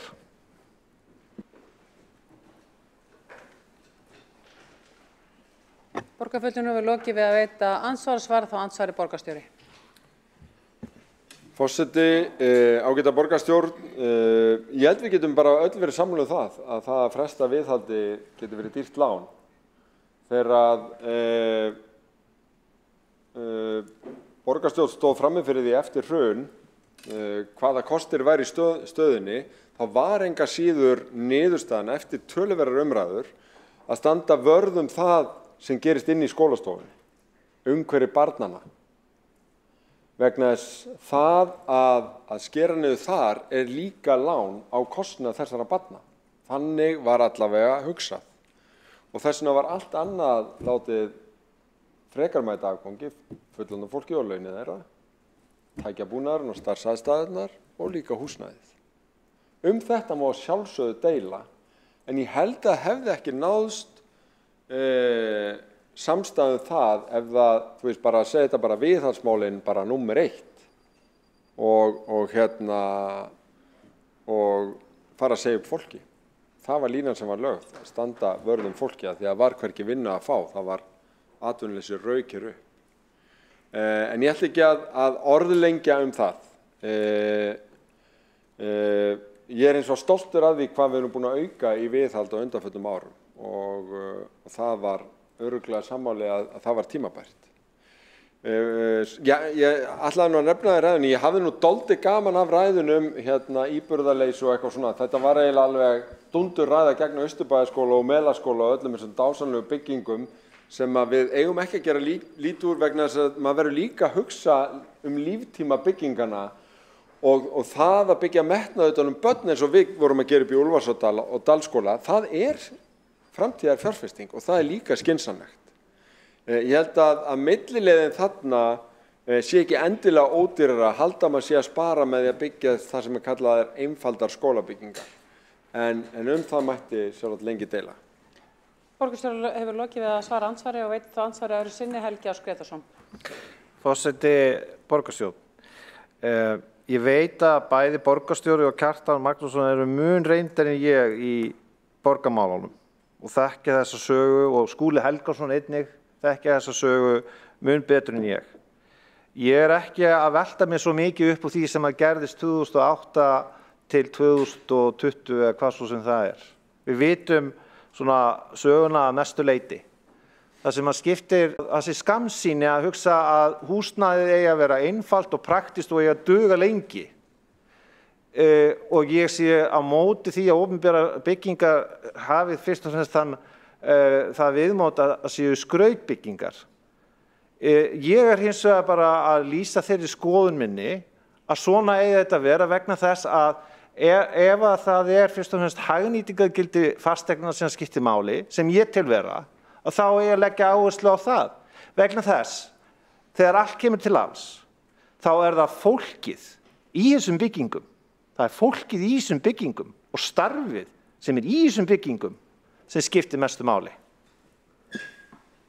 Borgarfulltrúinn hefur lokið við að veita andsvar. Og þá gerir ég ráð fyrir að ljúka þessar umræðu. Kjartan Magnússon, borgarfulltrúi, gjörðu svo vel.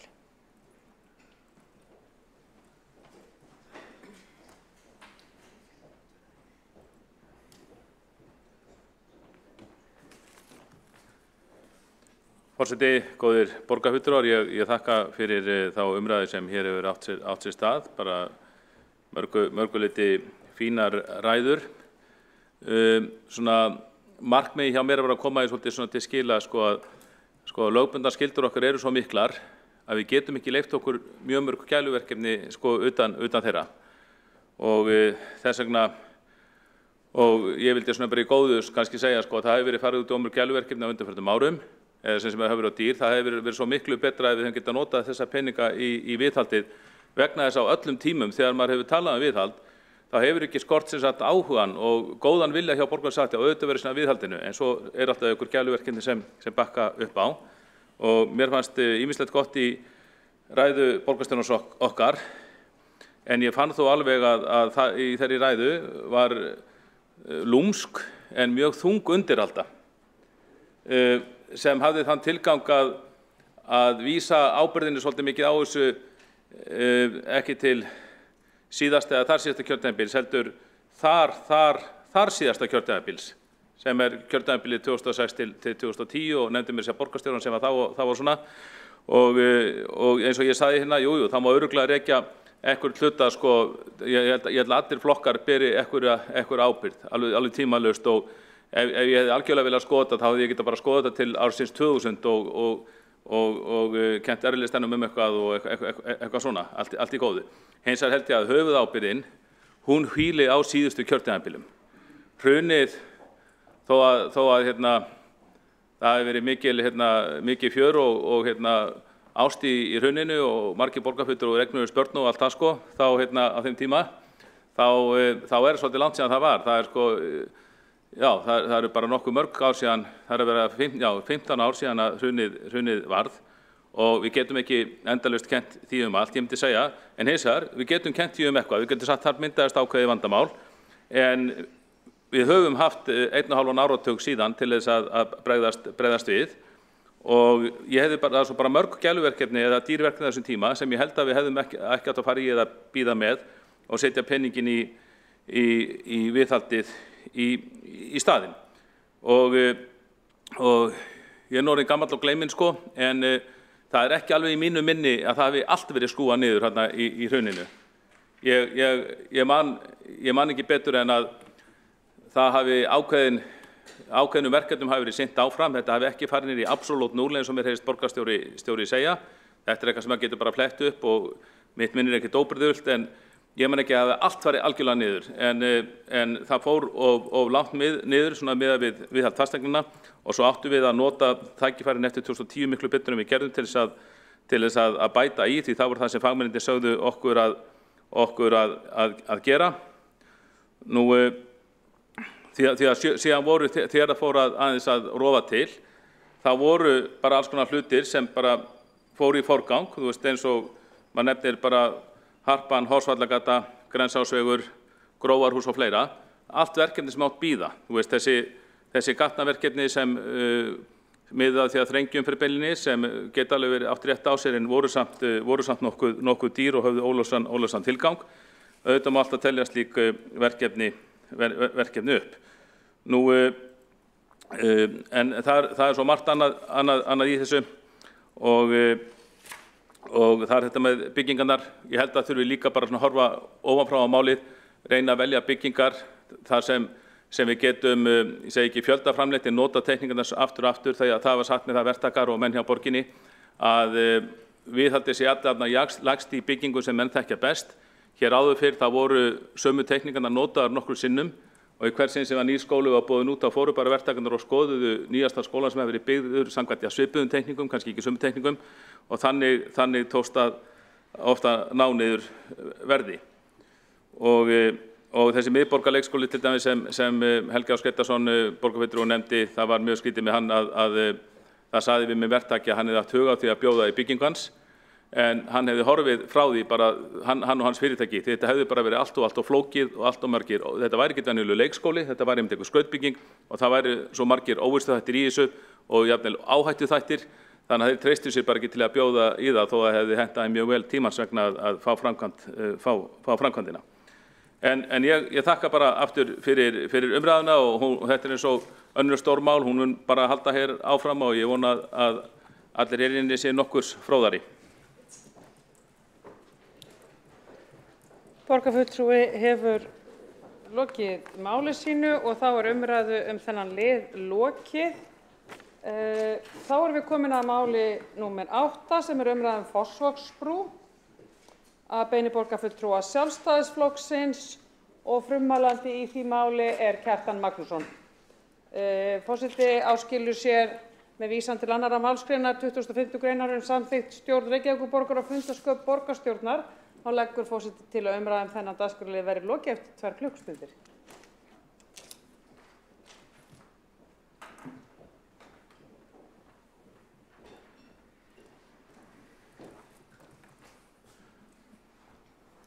Forseti, góða borgarfulltrúar, bregður nú nýrafið hjá forseta því að í síðasta leið talaði um 2 klukkutíma hið minnsta, en nú eru sett ströng tímatakmörk við 2 klukkutíma og við hljótum að sjálfsögðu að fylgja því við borgarfulltrúar. En það er blessuð Fossvogsbrúin. Ég held að sé ágætt að ræða hana örlítið í borgarstjórn vegna þess að ég held þetta sé einhver, ef hún verður að veruleika, einhver stærsta samgönguframkvæmd í Reykjavík, einstaka samgönguframkvæmd í Reykjavík í mörg ár. Ég man að stóru mannvirkin hjá IKEA, það er reyndar á höfuðborgarsvæðinu, í Garðabæ, það voru mjög stór framkvæmd og fór hressilega fram úr áætlunni mann rétt. En ég held að Fossvogsbrúin gæti orðið stærri framkvæmd að minnsta kosti dýrari. Nú, það að ræða rúmlega 300 metra langa stálbrú sem á að tengja saman 2 jaðarsvæði, Kársnes og Nauthólsvík.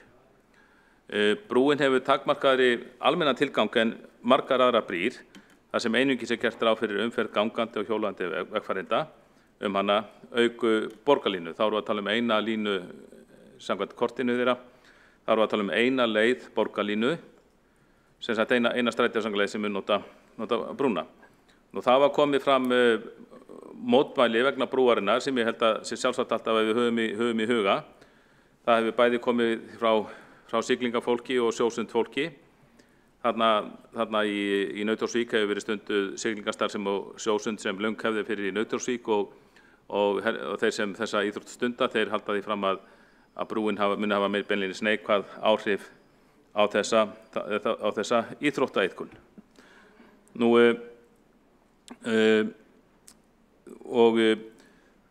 það hlýtur að gilda þessa opinbera framkvæmd eins og allar aðrar.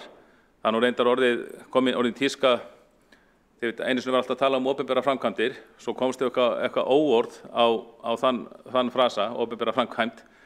Þannig að þá var fundið upp fínna orð, þetta er eins og með yfirdráttinn á lánalínuna, þá var fundið upp fínna orð sem er innviðaframkvæmd.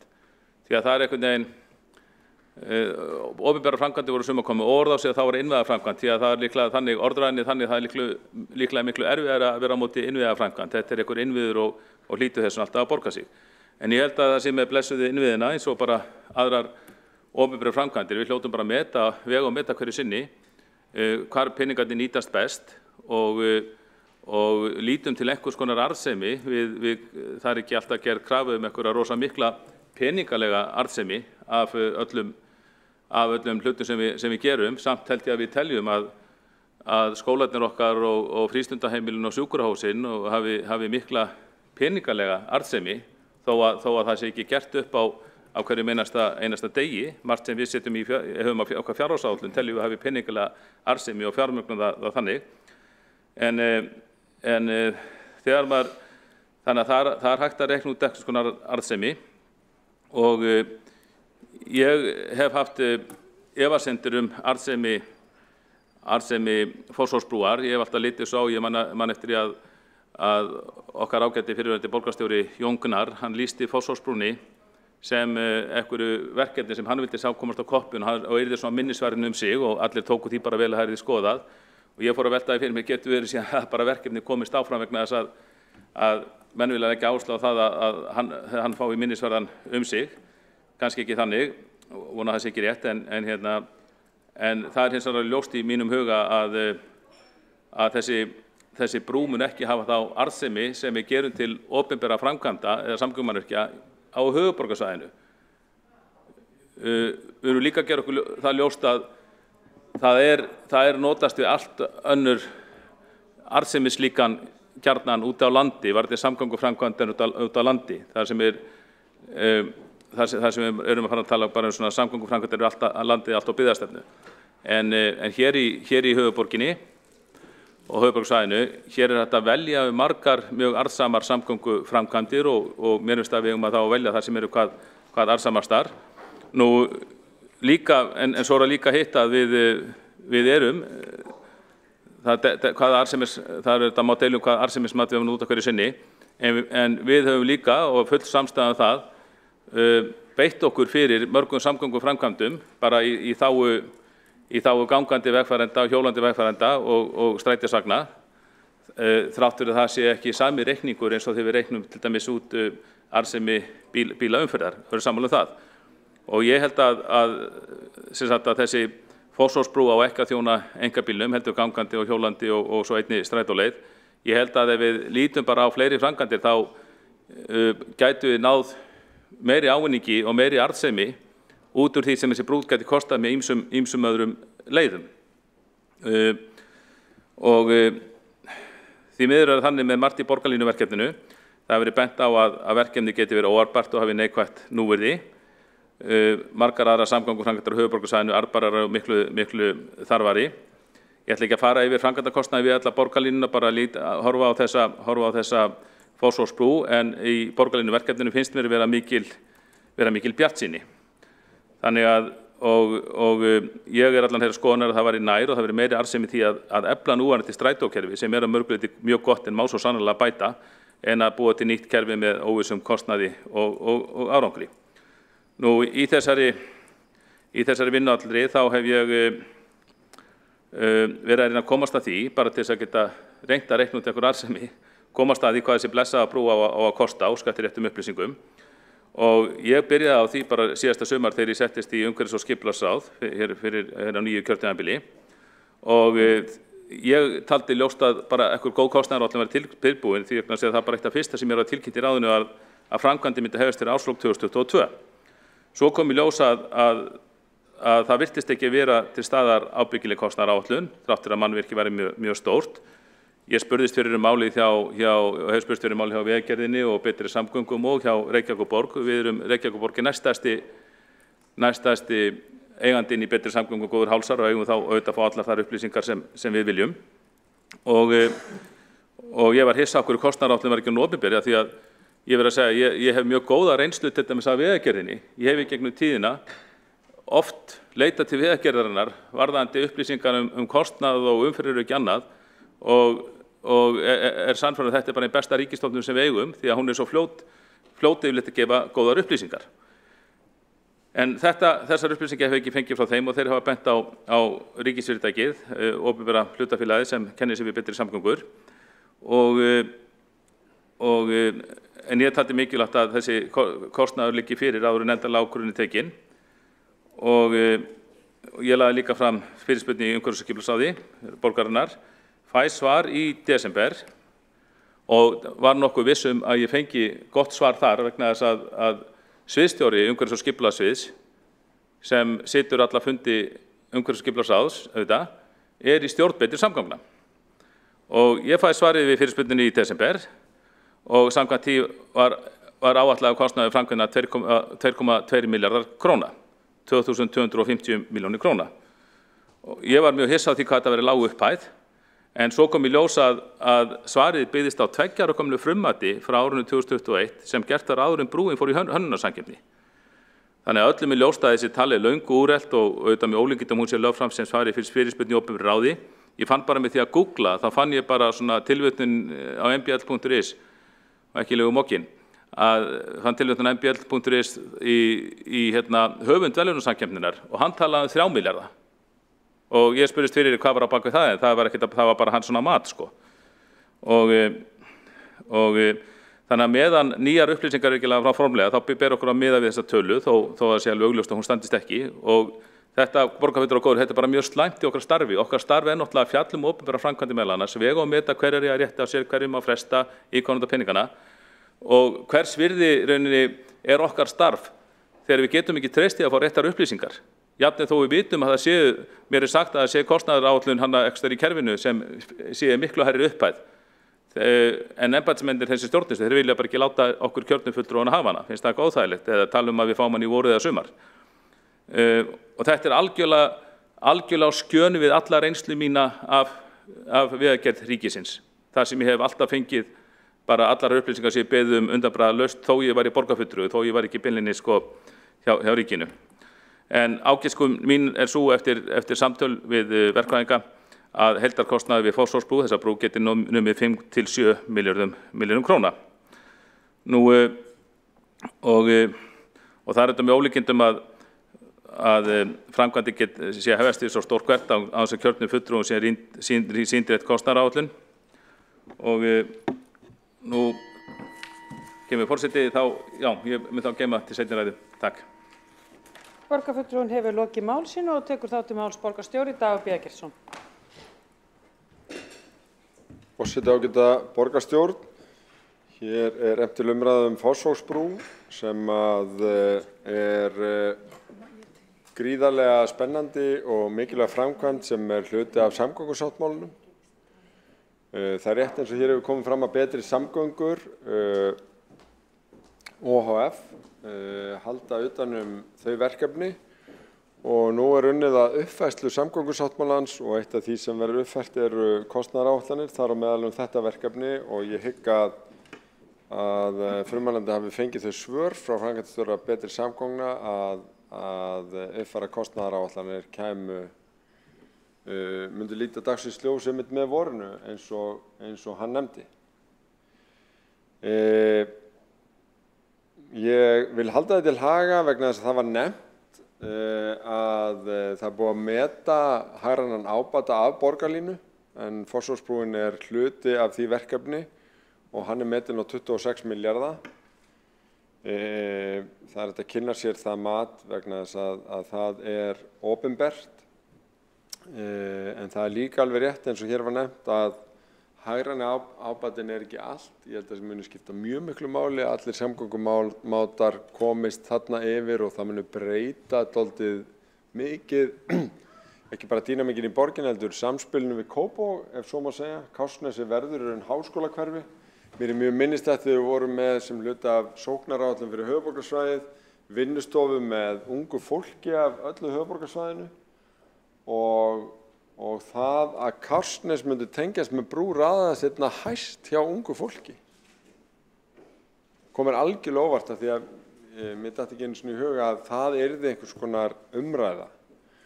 Og það er mjög gaman að nefna það að tillagan sem vann í samkeppninni að brú heitir Alda. Og þetta verður aldabreytinga. Þetta mun breyta öllu umhverfinu þarna og þeir sem ekki hafa séð myndband sem sýnir þessa tillögu átta sig strax á því hvað ég á við. Mér leyfi forseti langar mig til þess að vitna í niðurstöðu dómnefndar. Tilvitnun hefst. Mannvirkið er látlaust en jafnframt kröftugt.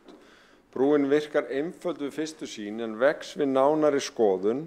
Brúin fellur áreynslulaust að umhverfi sínu og mjúk bylgjulögum brúarinnar er áhugaverð skírskotun í öldur hafsins. Léttleiki brúarinnar keppir ekki við náttúrulegt umhverfi og skapar fallega sýn á sjóndeildarhringinn fyrir vegfarendur beggja vegna vogarins. Hönnun brúarinnar tekur mið af því að neðra byrði hennar sýnilegt frá stórum hluta strandengjunar og því hugsað sem önnur megin ásýnd brúarinnar. Göngu- og hjólaleið undir brúna sunnanmegin gefur sérstakt færi á þessu sjónarhorni. Umferð fyrir alla samgöngumáta greið og tengingar við brúarenda vel útfærðar, aðgreining milli ólíkra samgöngumáta vel leyst, stuðlar að öryggi allra vegfarenda og aðgengi fyrir alla. Kostur að hjólandi vegfarendur geta valið milli þess að hjóla hraðar eftir stíg vestanmegin sem eingöngu fyrir hjól, en austanmegin breiður stígur fyrir gangandi vegfarendur og hægari hjólaumferð. Við göngustíg austanmegin á brú eru áhugaverðar hugmyndir áningastaði við álfasteina sem stinga sér upp úr brúargólfinu þar sem vegfarendur gefst færa og njóta útsýnis yfir voginn og niður á hafflötinn. Tillagan sýnir góða heildræna nálgun gagnvart öllum þáttum tæknilegrar hönnunar, framsetning tillögunnar mjög skýr og öllum þáttum vel lýst í mál og myndum. Efnisval brúarinnar vel rökstutt út frá endingu og viðhaldi, lýsingarhönnun samfærandi og samræmist vel formi brúarinnar, tilvitnun lýkur. Það sem ég hefði kannski bætt við að mér fannst mjög áhugavert að sjá hvernig hugað væri sérstaklega að skjóli og fyrir veðri og vindum við útfærslu brúarinnar. En mér finnst þetta eitt af mörgum dæmi það að borgarlínuverkefnið ekki bara samgönguverkefni. Það skipulagsverkefni líka vegna þess að býr til fjölda áhugaverðra uppbyggingarstaða fyrir íbúðarhúsnæði þar sem að ódýrara verður að búa. Þegar við tökum samgöngukostnaðinn inn í heildarkostnað hvers heimilis við heimilisreksturinn. En það þriðji þátturinn sem hluta borgarlínuverkefninu sem að þetta verkefni dregur svo sérlega vel fram, að borgarlínan verður umbreytingaverkefni, jákvætt umbreytingaverkefni fyrir alla borgarmyndina. Fyrir utan það að stuðla að í raun auknum gæðum hjá þeim sem nýta sér almenningssamgöngur, sjálfum sér til heilla, umhverfinu til heilla, en líka fyrir þau sem ætla að halda áfram að keyra bíl. Og það ekki hægt að klippa einn og einn bút út úr borgarlínuverkefninu og segja heyrðu, sleppum þessu.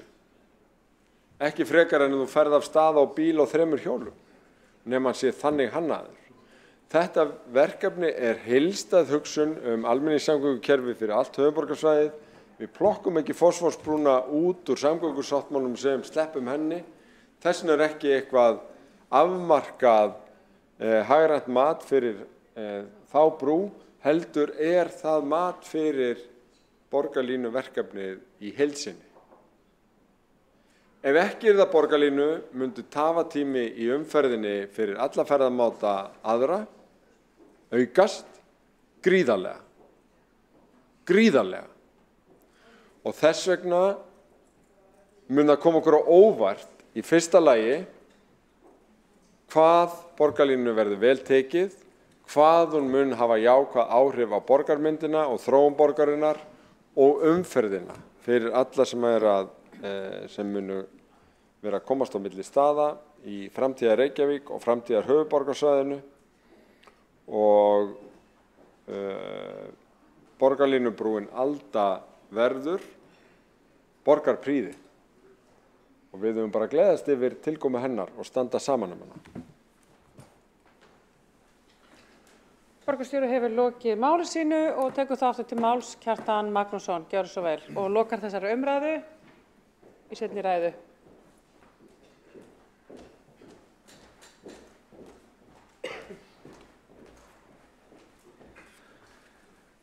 Forseti, góðir borgarfulltrúar, ég get alveg deilt í og tekið undir með borgarstjóra að ég ákveðin hátt bara hrifin af þessari brú. Mér finnst hún svolítið flott og nafnið auðvitað frábært.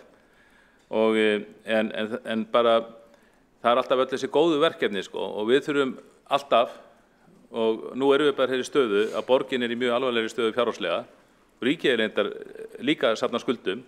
Það ekki alveg frágengi hverja til þess að reka borgarlínu eða hvernig voru fjármögnuð, en það eru bæði ríki og borg safna skuldum og við eigum að gæta aðhalds og við eigum ekki bara við borgarfulltrúar, við eigum líka bara líta á okkur sem litla þingmenn, við eigum ekki bara að fagna því að við komum með einhverju reikningi yfir á ríkið því við höfum þetta gæta almanna fjár því að Reykvíkingar, okkar umbjóðendur, þeir borga líka skatta til ríkisins alveg svo til okkar.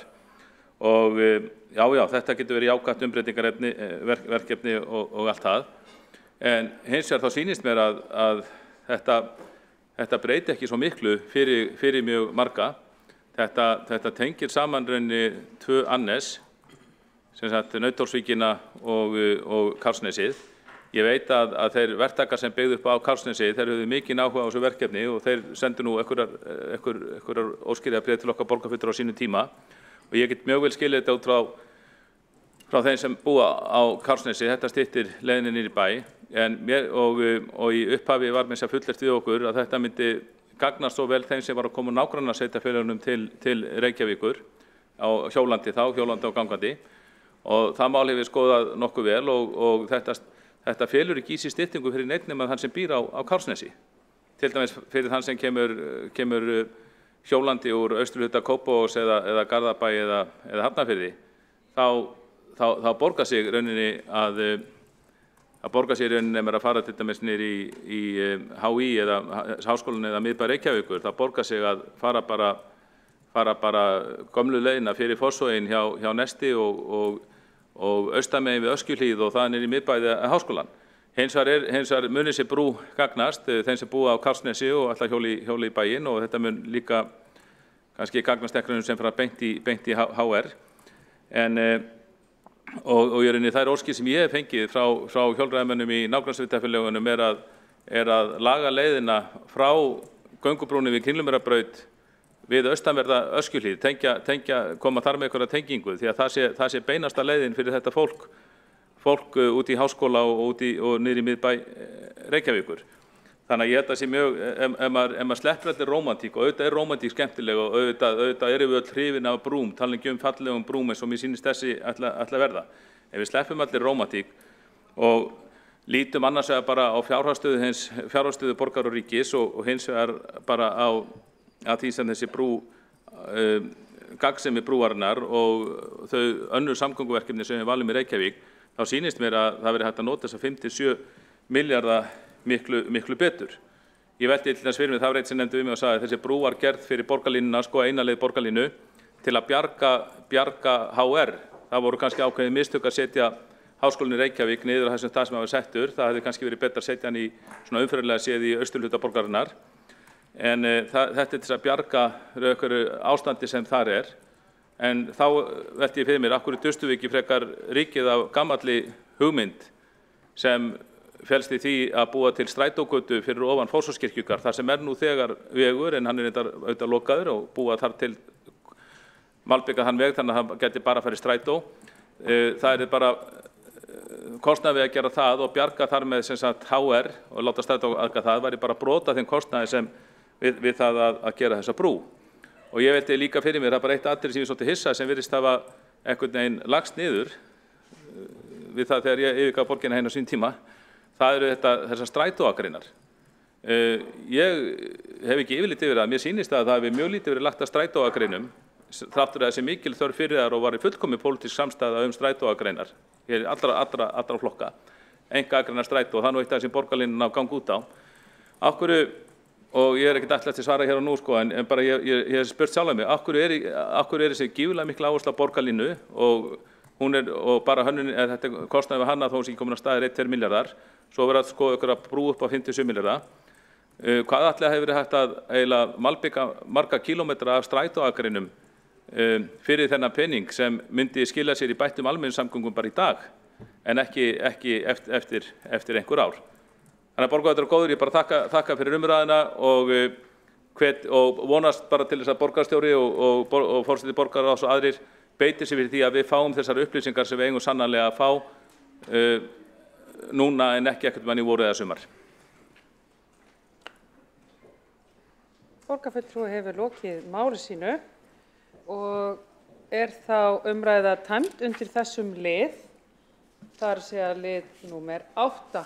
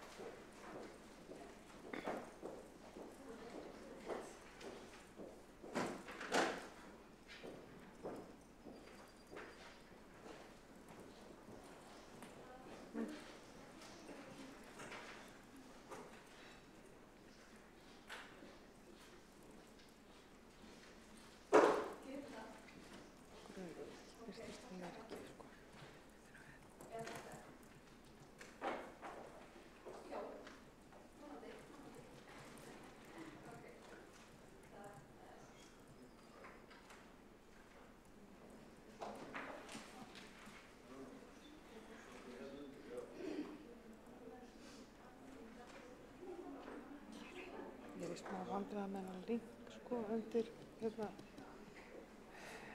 við erum ekki með þetta út af þannig, ég sá þetta ekki á það. Við þetta að koma hérna.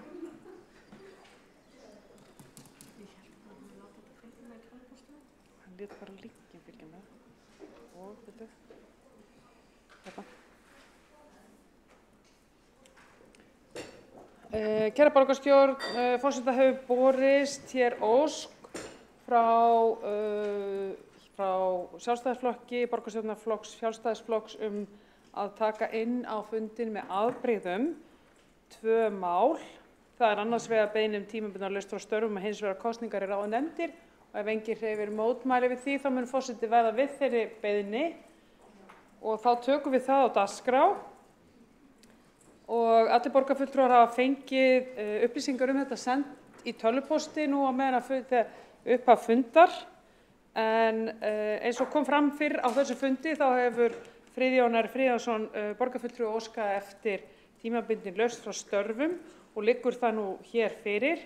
Er að ræða tímabundin laust frá störfum borgarfulltrúa frá 19. apríl 2023 til 15. júlí vegna annarra skyldustarfa. Júní, já. Og ef enginn hreyfir mótmælum að þá þessi lausnarbeiðni samþykkt. Takk fyrir það. Og þá kallar lausnarbeiðni gjarnan á breytingar í ráð og nefndum og þá tökum við fyrir kosningar í ráð og nefndir og fyrsta lagi, ég ætla bara að fá að lesa allt saman upp og leggja þetta síðan undir fundin í einu lagi bara. Kosningar í mannréttinda- og ofbeldisvarnaráð lagt til að Sandra Hlíf og Karis taki sæti í mannréttinda- og ofbeldisvarnaráði í stað Friðjóns R. Friðjónssonar og kosningar í menningar, íþrótta og tómstundaráð lagt til að Helgi Ás Gretarsson taki sæti sem fulltrúi menningar, íþrótta og tómstundaráðs í stað Friðjóns R. Friðjónssonar. Já. Og síðan það allir fengu þetta sent á e-mail fyrr á fundinum í dag, allir borgarfulltrúar frá starfsmanni skrifstofu borgarstjórnar. Þar var linkur og þessi skjöl eru neðst í fundagögnum fundarins í dag. Það sjálfsagt að ítreka það. En þá það kosning í stafrænt ráð, lagt til að Sandra Hlíf og Karis taki sæti í stafrænu ráði í stað Friðjóns R. Friðjónssonar. Jafnframt lagt til að Egill Þór Jónsson taki sæti sem varafulltrúi í ráðinu í stað Söndru. Og það kosning í innkaupa og framkvæmdaráð lagt til að Birna Hafstein taki sæti í innkaupa og framkvæmdaráði í stað Söndru Hlíf og Karis og jafnframt lagt til að Sandra Hlíf og Karis taki sæti sem varafulltrúi í ráðinu í stað Helga Ás Gretarssonar. Þá kosning í íbúðarráð Háaleitis og bústaða lagt til að Helga Margrét Marlísardóttir taki sæti í íbúðarráði Háaleitis bústaða í stað Friðjóns R. Friðjónssonar. Og kosning í íbúðarráð miðborgar Hlíðar lagt til að Þorkell Sigurlaugsson taki sæti í íbúðarráð miðborgar Hlíðar í stað Söndru Hlíf og Karis. Og ef enginn hreyfir mótmælum þá leggur forseti allar þessar kosningar undir í einu og þær eru samþykktar. Takk fyrir það. Þá erum við komin að fundargerðum og það 9. liður á dagskrá, það fundargerð borgarráðs frá 13. apríl. Þar eitt mál sem við þurfum samþykki á og það 5. liður, Hlemmur og nágrenni, 3. áfengi, Mjölnisholt og útboð. Og ég bið borgarfulltrúa að vera tilbúna í atkvæðagreiðslu í það. Og enginn hefur óskað eftir að taka til máls undir því eða ég að skilja að borgarfulltrúa óskað eftir að taka til máls? Já, fundargerð borgarráðs, gjörðu svo vel, Kjartan Magnússon.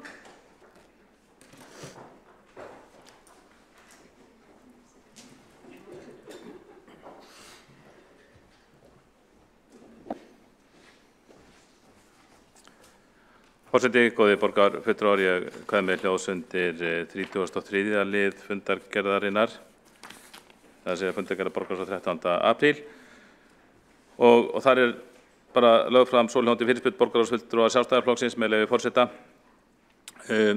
Óskað eftir sundurliðum upplýsingum stöðu á yfirdráttarlánum, lánalínum Reykjavíkurborgar hjá Íslandsbanka og Landsbankanum og fleiri lánadrottnum ef þá að ræða. Fyrirspurninni var vísað til umsagnar fjármála- og áhættustýringar sviðs og það getur nú verið allur svona gangur á því hversu svörum fyrirspurnir eru fljóta að berast frá því ágæta sviði. En ég vildi bara svona beina því til borgarstjóra hér á fundinum að þetta er auðvitað fyrirspurn sem var sett fram hér í umræðum fyrst á fundinum og við vitum að það er ekkert mál að afla þessar upplýsinga að minnsta kosti stöðuna á þessum lánalínum og þó getur verið ákveðin tregð að gefa upp vextina þó ég til að borgarstjóri sé heimilt að upplýsa okkur það líka. Þannig að ég vil bara ítreka þetta hér, ég finn að þessi fundur hefur staðið núna frá hádegi og ég tel að það hefði verið hægt að afla þessar upplýsinga á þeim tíma, þannig ég vil bara vinsamlega ítreka þessa spurningu sem ég tel að við borgarfulltrúar eigum allir að fá ítreka spurninguna sem ég vil að til rétt að við borgarfulltrúar fáum að upplýstum sem fyrst. Borgarfulltrúinn hefur lokið við að máli sínu og tekur þá til máls borgarstjóri, gjörðu svo vel.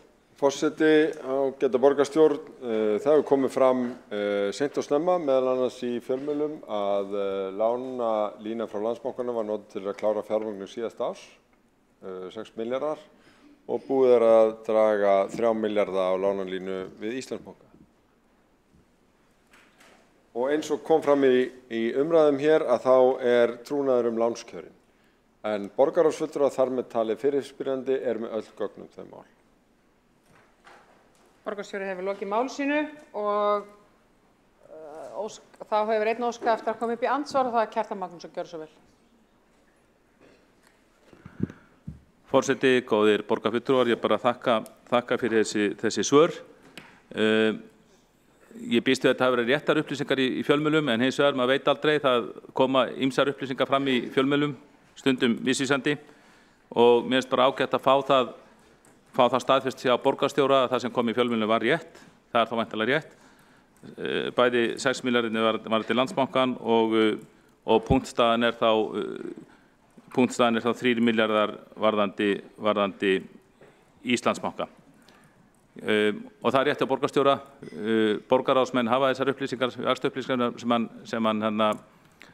sem hann vísaði í og það getur kannski síðan bara verið, mér finnst rétt að upplýsa borgarstjórn það en ég skil bara alveg að það kunni að vera ólíkar skoðanir á því hvort að það menni að gera það. En ég þakka fyrir þessi svörarauninni staðfestingu á því sem þegar hafði framkomið í fjölmiðlum. Borgarfulltrúinn er lokið við að veita andsvar og er þá umræða undir þessum lið lokið. Allir borgarfulltrúar í salnum, ekki satt?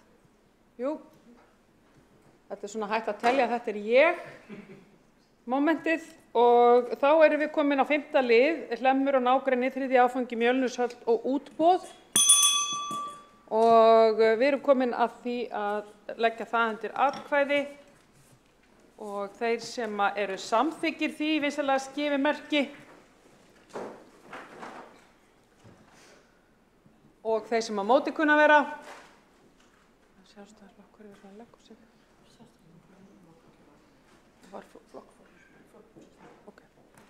Og þá er 9. lið lokið á dagskrá borgarstjórnar í dag og þá erum við með fundargerð forsætisnefndar frá 14. apríl og fundargerð umhverfis- og skipulagsráðs frá 12. apríl. Hér eru engir þættir sem þarf neitt sérstaklega að samþykkja og enginn hefur kveðið sér hljóðs það. Þá er þessar fundargerðir hér lagðar fram og þá er dagskrá borgarstjórnar í dag, þriðjudaginn 18. apríl 2023, tæmd. Bókanir hafa verið sendar inn og ég veit ekki betur en að allt sé í þvílíku orden með það að ekki þurfa að lesa neinar bókanir upp. Takk fyrir það.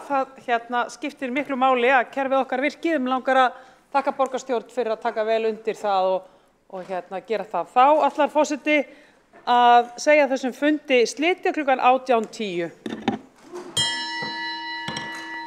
með frekar harkalegu